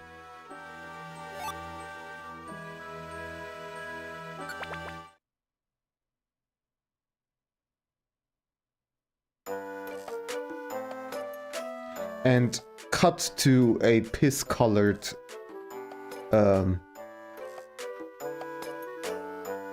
what's called water place. Fountain? No. Okay, never mind. Piss pond. Pond is good word, yes.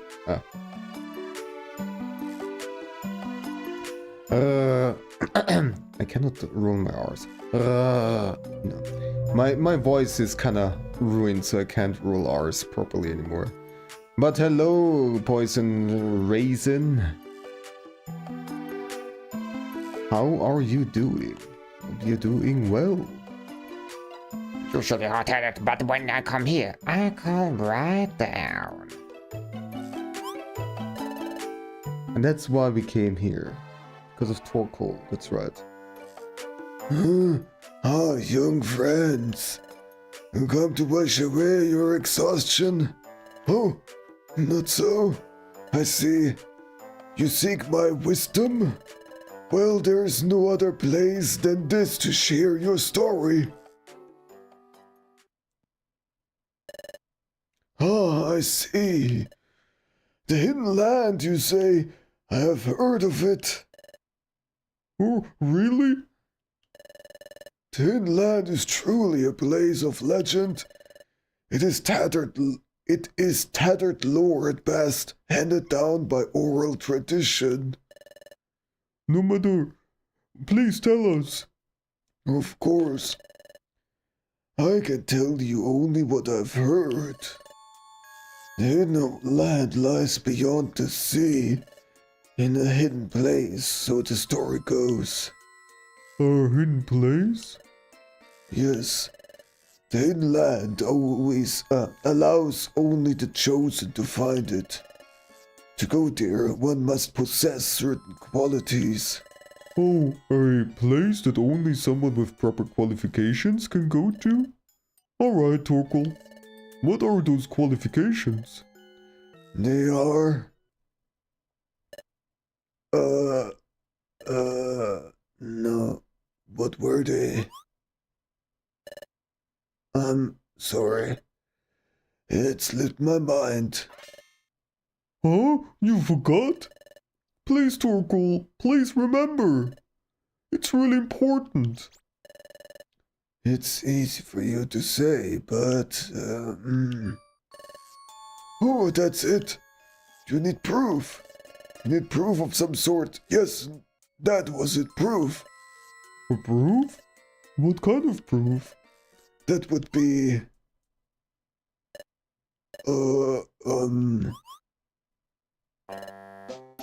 Forgive me.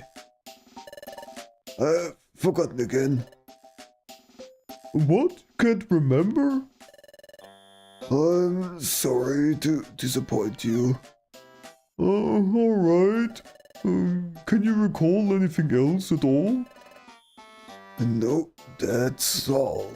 Forgive me, youngsters. If I recall what proof you need, I'll be sure to let you know.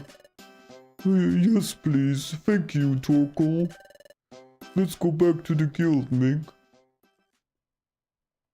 You have a strep throat, so you're on antibiotic, connoisseur? Oh no. I hope you're gonna feel better soon.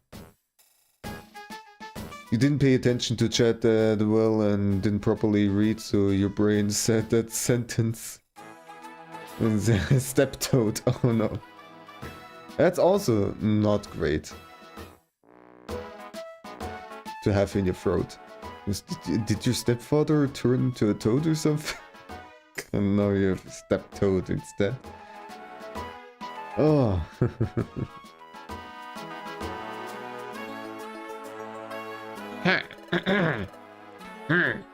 Your Torkoal couldn't provide us with any answers. That's too bad. Oh, that's not entirely true. We know that we need proof, and knowing that is step forward. Right? Hey, we're searching too. Woo.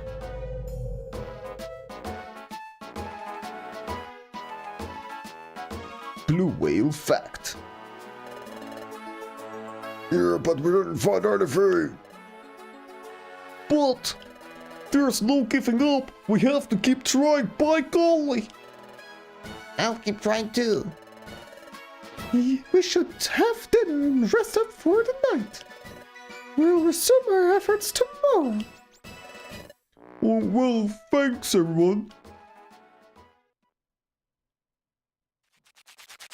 Nothing changed. Or was the last one? Oh yeah, the last one was a blue whale too. Please, no one turn into a toad, please. Okay, if you say so. At this point, I would turn into a frog or a toad. If I had a PNG tuber like that, why didn't I do that? Why don't I have something like that?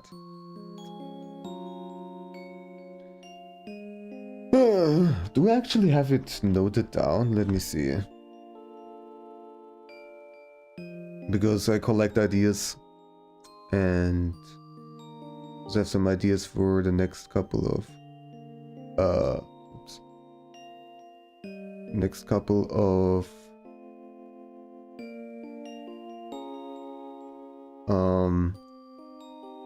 PNG tuber animals that I would like to make.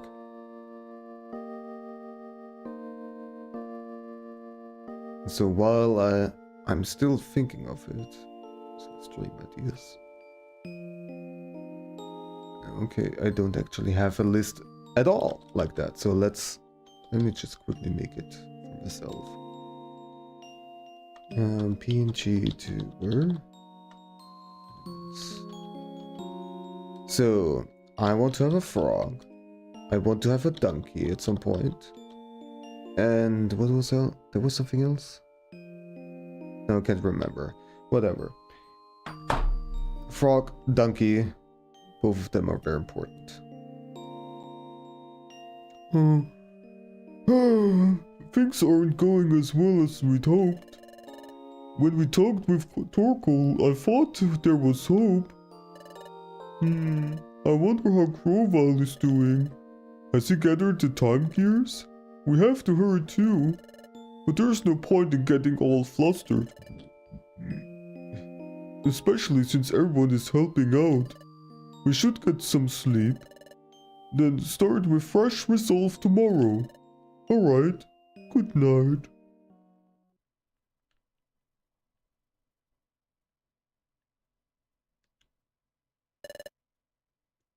Up in that time, it's morning. Whoop whoop.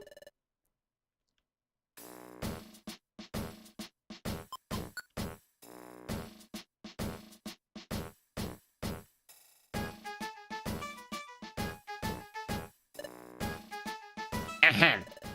So in short, the hidden land remains shrouded in mystery. But we're not giving up. Hooray! Let's get out there and investigate again today. Let's go, everyone. Hooray! Where should we go investigate today? But, you know, we've already talked to Torkoal. We don't have any other leads. Pokémon detected. Pokémon detected. Whose footprint? Whose footprint? the footprint belongs to Torkoal, the town elder. Huh? Torkoal is here?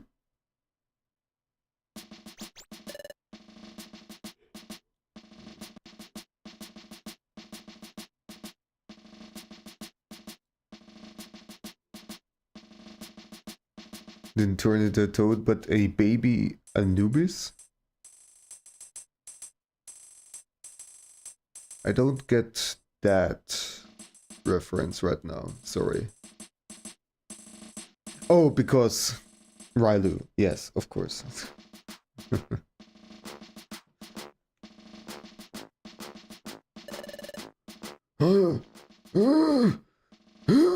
Finally, I've made up with you. Yeah, Lucario, yes.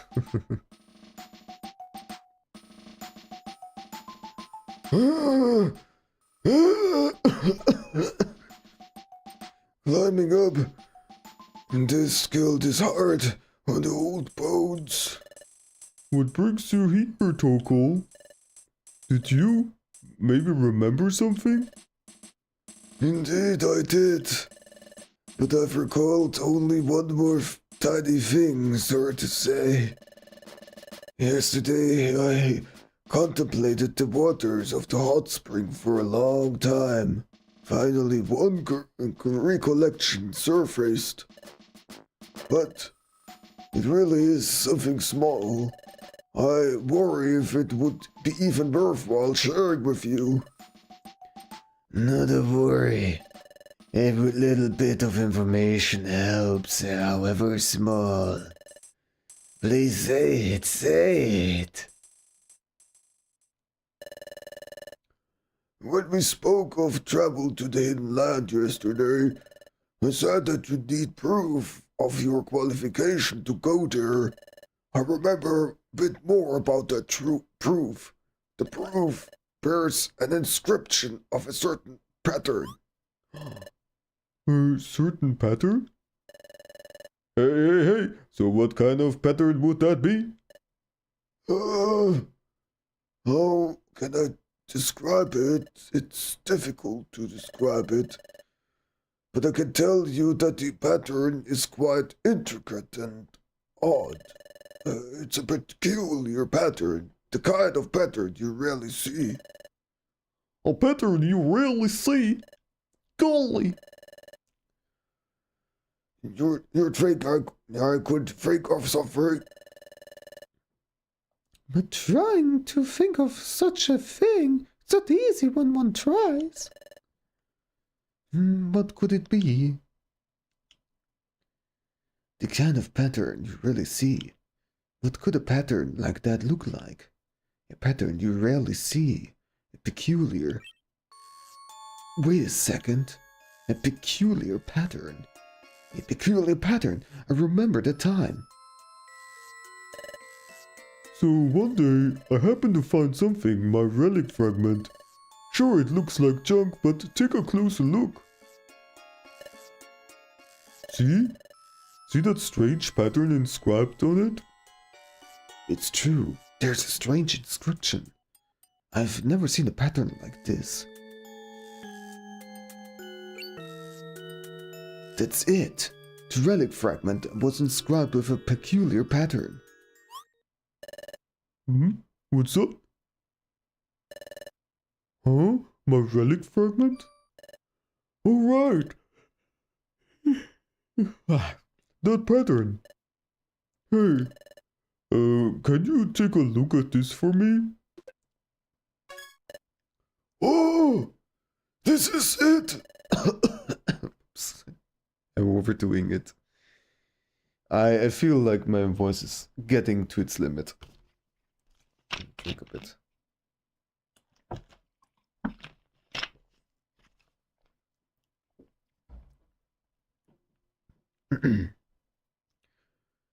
It's a pattern exactly like this.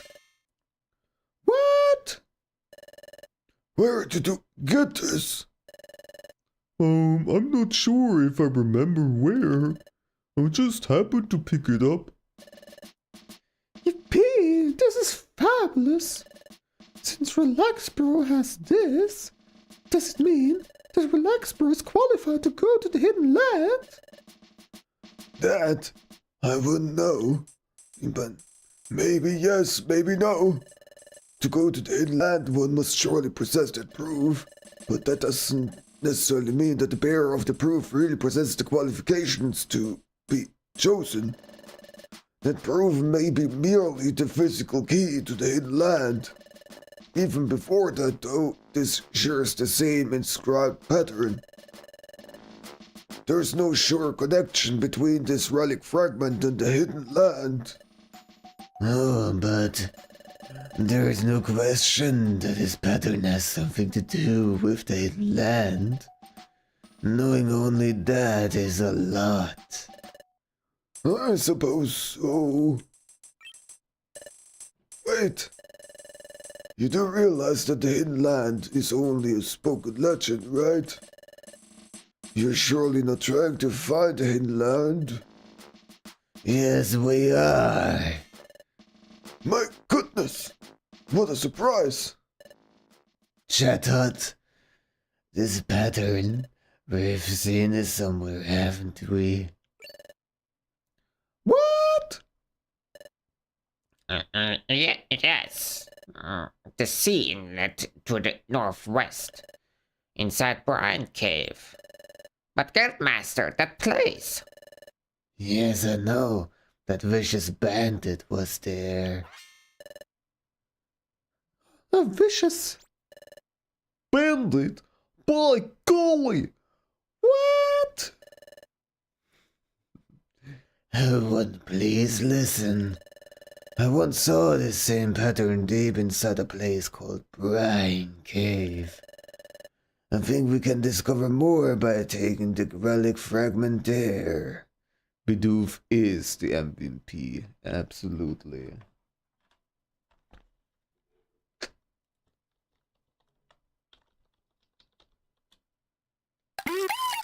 Hell yeah.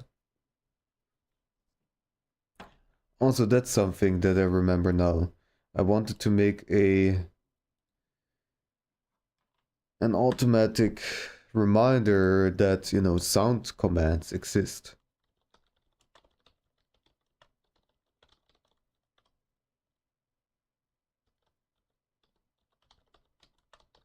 Reminder, there we go.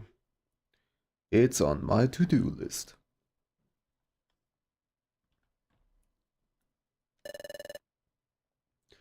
However, there's one problem.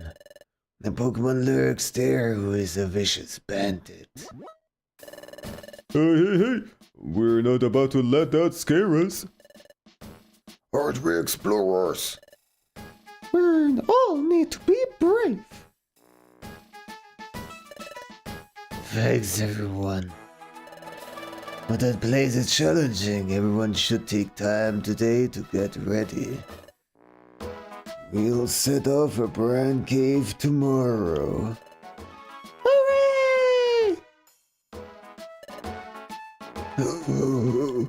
I thought that the hidden land was nothing more than folklore. Getting old has made my thinking so inflexible. That's very sad. This all makes me remember the days when I dreamt of romance and adventure. Help me see my dreams again. Do your best. Yup, count on it. Thank you, Torkoal. Oh, it was nothing.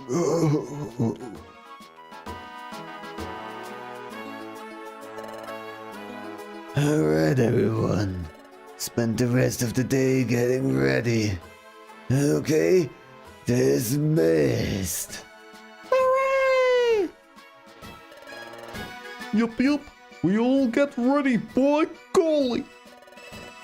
Oh my gosh, this will be so exciting.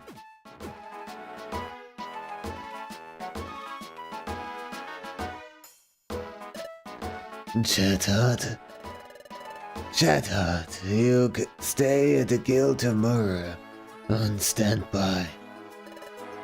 Guildmaster, forgive me if I'm out of line, but please let me go to the Brine Cave. Nope, can't let you face danger like that ever again.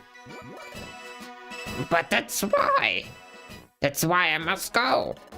Please take me to the Brine Cave. Okay.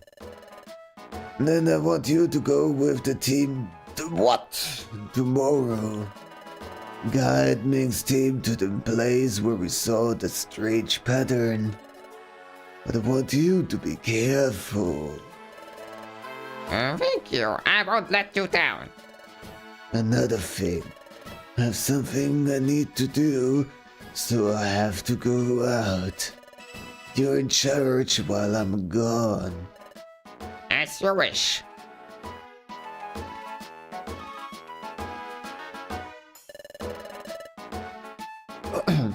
So that's where it stands. You two will be with me tomorrow. As such, the team to what? Non-guild members may not come along. That's fine. I normally don't use them anyways. Brand Cave has a vicious foe lying in wait. You mustn't let your guard down. And don't do anything that keeps me from succeeding there. Oh, okay. Mick, we should get ready. Let's go to Treasure Town. Alright. So let me just...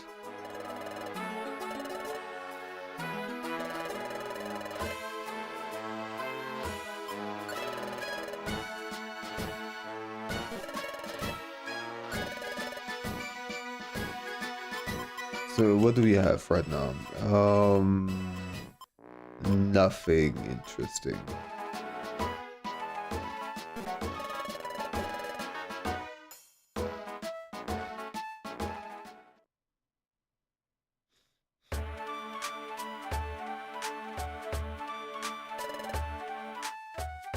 Oh, to be young again.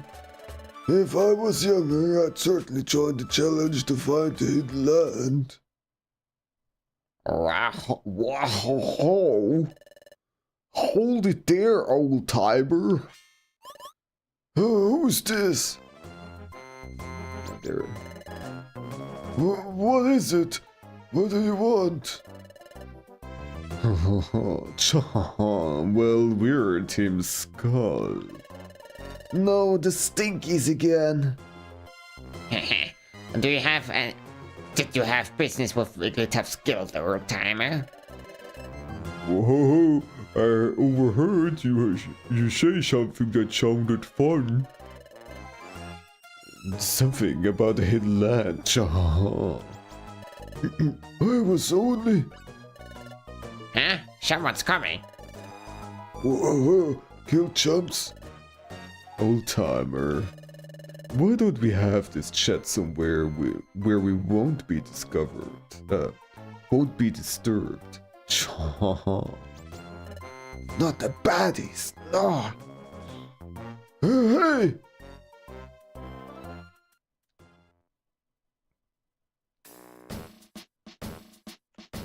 Not the baddies! No. Alright, let's check. I'm gonna do some preparations, but I will not go on a mission yet. Because, yeah, I've been streaming for about 6 hours. It's about time. And I need to eat still. So, let's see. Ooh, a 1-star mission. Poison jab. Inkada. Guide in Inkada? No. No. No escort missions.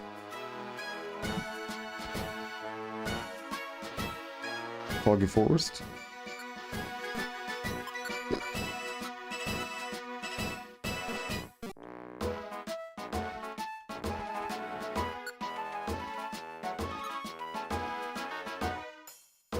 Northern Desert. Everest Caterpie. Green Gummy.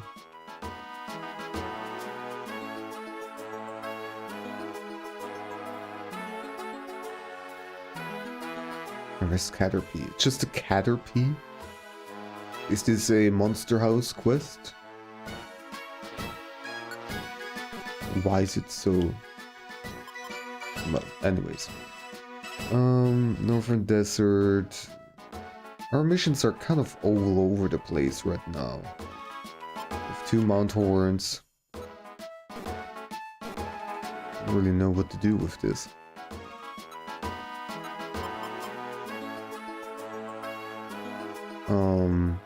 Accessor. Arrest Taurus. Let's get this one then. Escort missions aren't that bad, they're fucking horrible. They are fucking horrible. So, no thanks to them. I keep on... So... Northern Desert. We have 2 Northern Desert missions. Do we have something else for the Northern Desert over here? I forgot. Yeah, this one. No thanks. We have 1 Mount Horn mission over here. Craggy Coast. We're already full.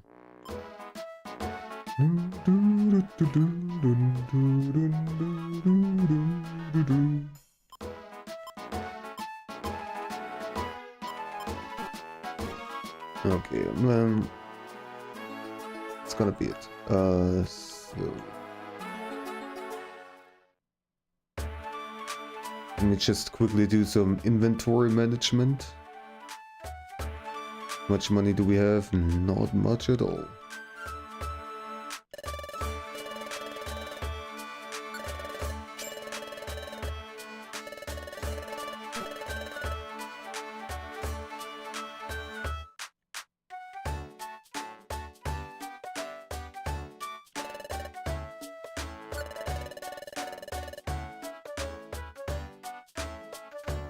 Blue and green, okay, this is not particularly interesting. That's fine then. What do we have over here? Torment. What is torment? Prevents the target from using the last move it used. The effect persists as long as the target remains on the floor.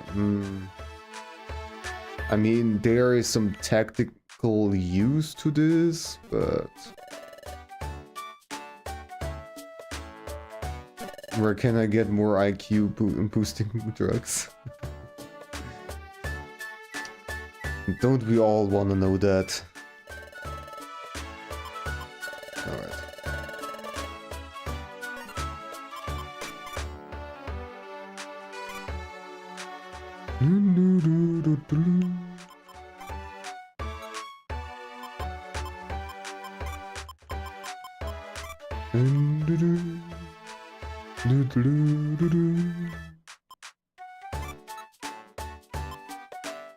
Summons team members, full seal, spurn, and warps enemies. That's good. Transforms Pokémon. Whatever that means. Go for info. Oh yeah, the boxes. I still have the boxes, that's right. So target elsewhere.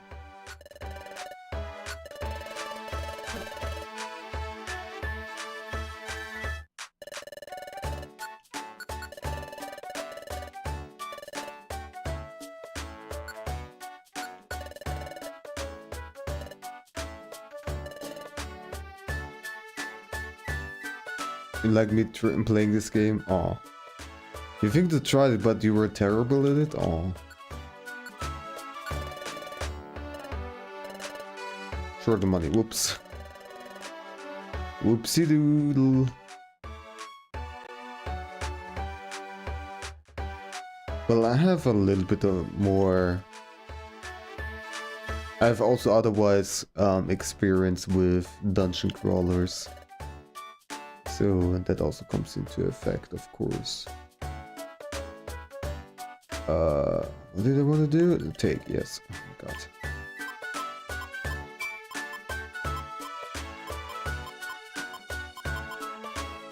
This much.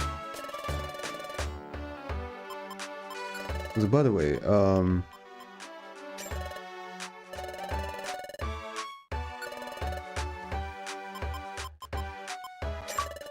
we go.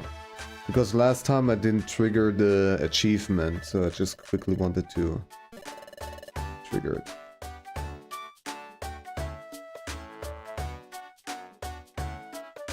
And with not triggering the achievement, I meant I was not connected to RetroAchievement.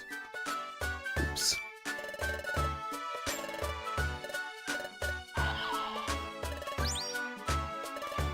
Time to break the bank. Print foam.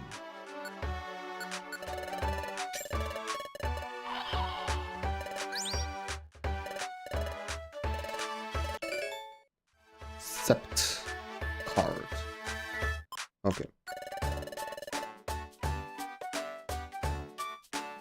We're gonna store those two.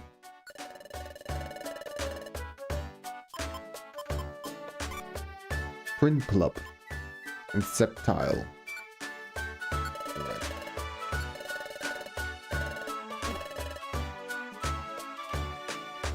Ready to?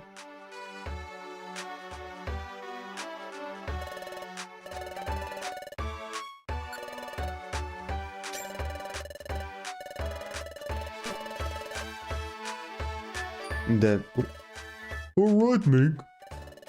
Let's check out Sharpedo Bluff before we go back to the guild. Well, okay, I have to check that out before I can save. Maybe Growell has come back. Let's go check out Sharpedo Bluff. The save point is over there. So right now I cannot save. I have to progress. But that's fine.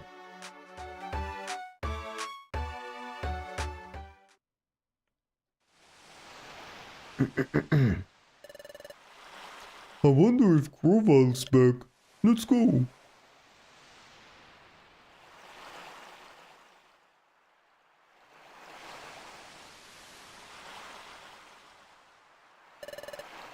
Growell's not here. Hey, over there. There's a sheet of paper. And there's something written on it in footprint runes. This is a letter from Growell. It must be a message from for us. I'll read it. Relax Bro began reading the letter from Growell. To Mink and Relax Bro. How are you doing?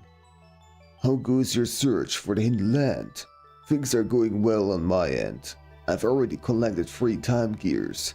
I have to find 2 more time gears. Plan to join you when I've collected all 5. Plans have proceeded smoothly, as Elf and his friends understood the situation and they have fully cooperated. As Elf told me that members of your guild let them know I was coming. Thank you. It's heartening to know that more and more Pokemon are coming to trust us. However, I will continue to stay away from Treasure Town and the guild. First, I'm not certain if the Pokemon in this world trust me entirely or not. But there's something more troubling than that. Dusknoir is liable to return from the future at any time. Dusknoir? Come to think of it, Dusknoir failed to get rid of us in the future. It makes sense he'd come back to our world after us. Alright, let me keep reading. Since Dusknoir will be coming, we should keep a low profile. This is another reason I should stay away from Treasure Town and the guild. I may instead come back to Sharpedo Bluff or the beach. If we should meet, we can then exchange information. Good luck on your end. Together we shall stop the planet's paralysis. From Growell. Greeny. Okay, it sounds like Growell is hard at work. We'd better hold up our end too. According to this letter, Growell will show up either here or at the beach. Maybe we'll see Growell if we go down to the beach. Let's go down to the beach before we go back to the guild. Alright. Let's maybe do that too. Because I might forget that I need to go to the beach next time when I play this. So, yeah. Meow. Meow. Lap ass.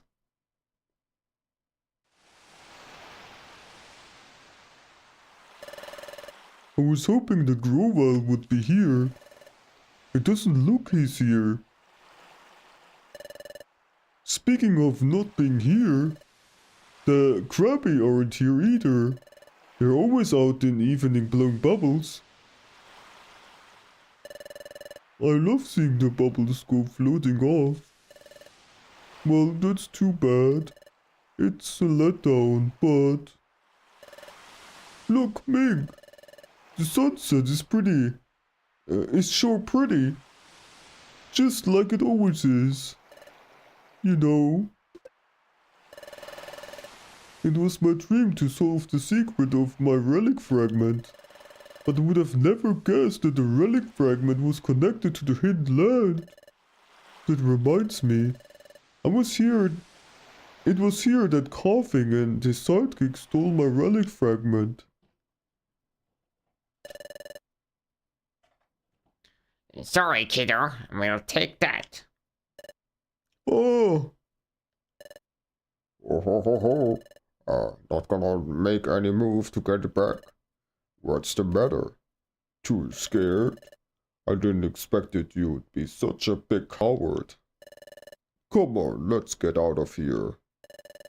See you around, chicken. I remember, I was too scared to get it back myself. You made me feel brave then, Ming. You know, that was how we started, wasn't it? Getting back this relic fragment was the What's first adventure. And now we're using the same relic fragment so we can go to the hidden land. It's strange when you think about it. It's true. My adventures with Relaxbro and searching for the hidden land. The relic fragment was the start of both. This awesome sunset. It will be lost if the planet's paralysis can't be stopped.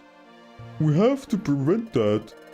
We can't waste time finding the hidden land. We have to do good tomorrow. That's right. You have to try hard. I must fulfill my mission that I had before losing my memory. My mission with Grovile. A mission to help the Pokémon of this world and those of the future. Huh? Hey! What is that? Time for you to sleep? Alright. Have a good night. Sleep well. And there is a lap ass.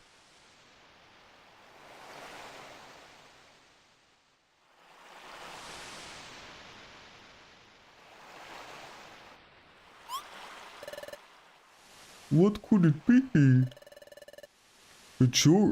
It seems like it's swimming across the sunset. I think it's a Pokémon. Well, that's a little strange. The sun's almost gone. Let's go back to the guild soon.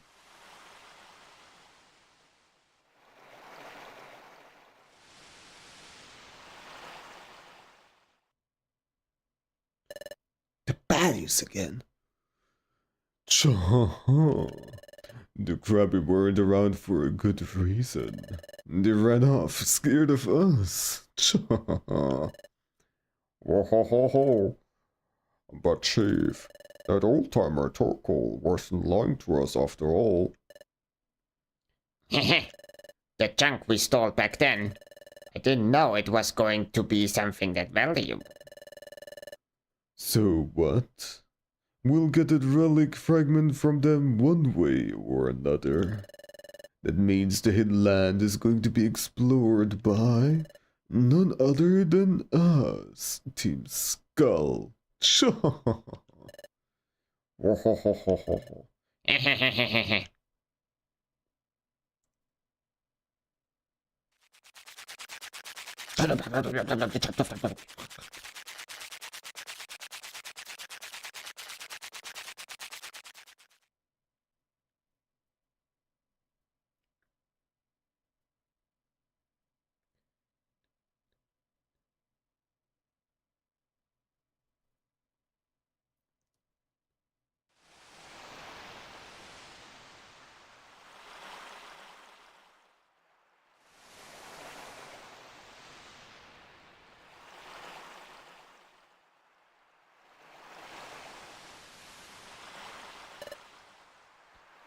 Lapras.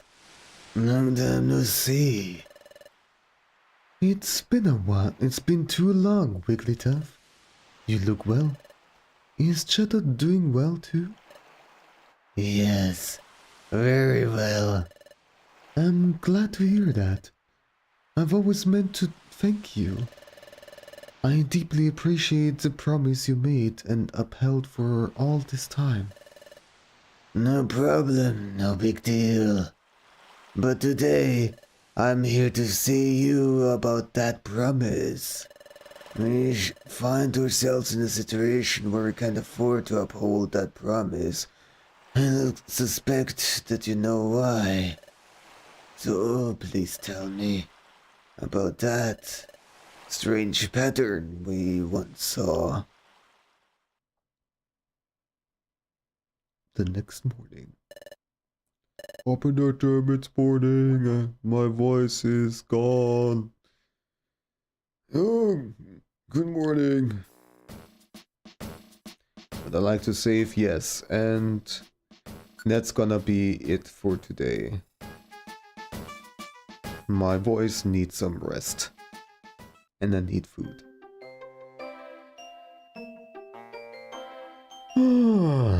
Alright, well that went pretty well for the stream.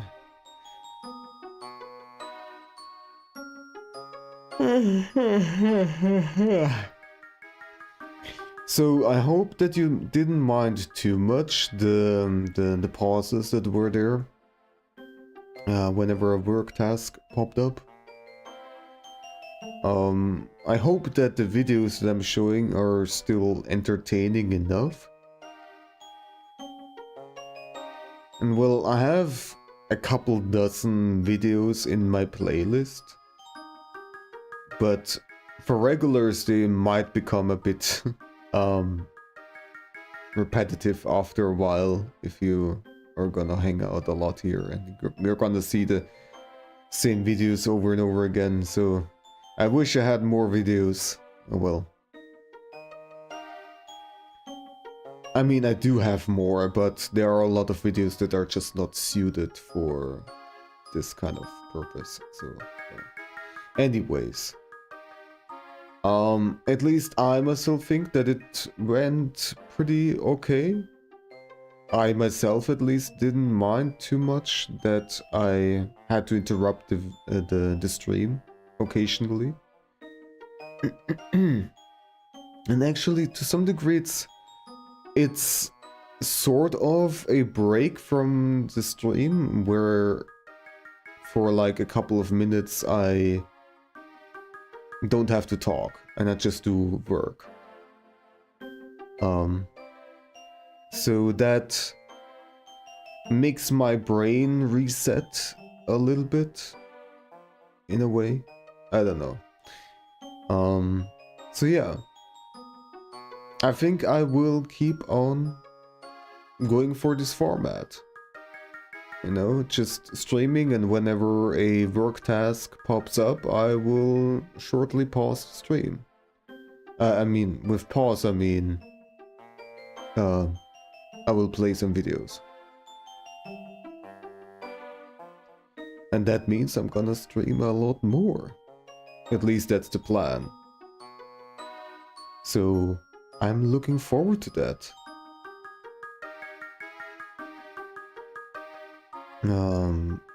Is there anything else that I need to say? Not really. So yeah, let's see who is online.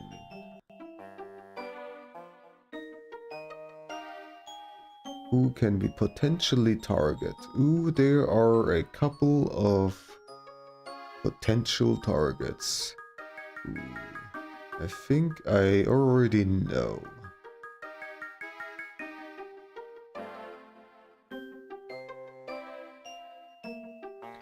How about some Sekiro?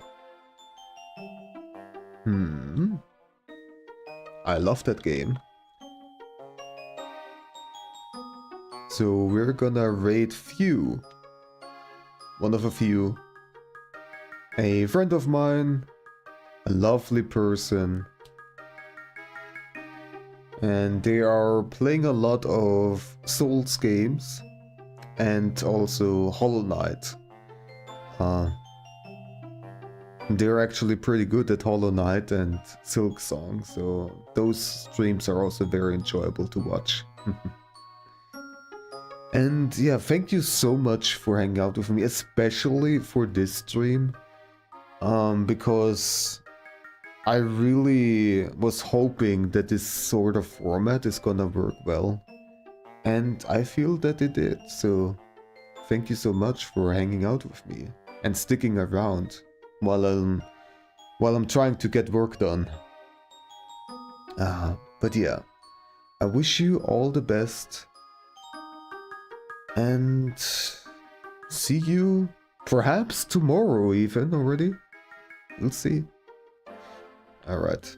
Yeah, also spam emotes. The more chaotic the better. Alright then. Have a good one. Bye bye.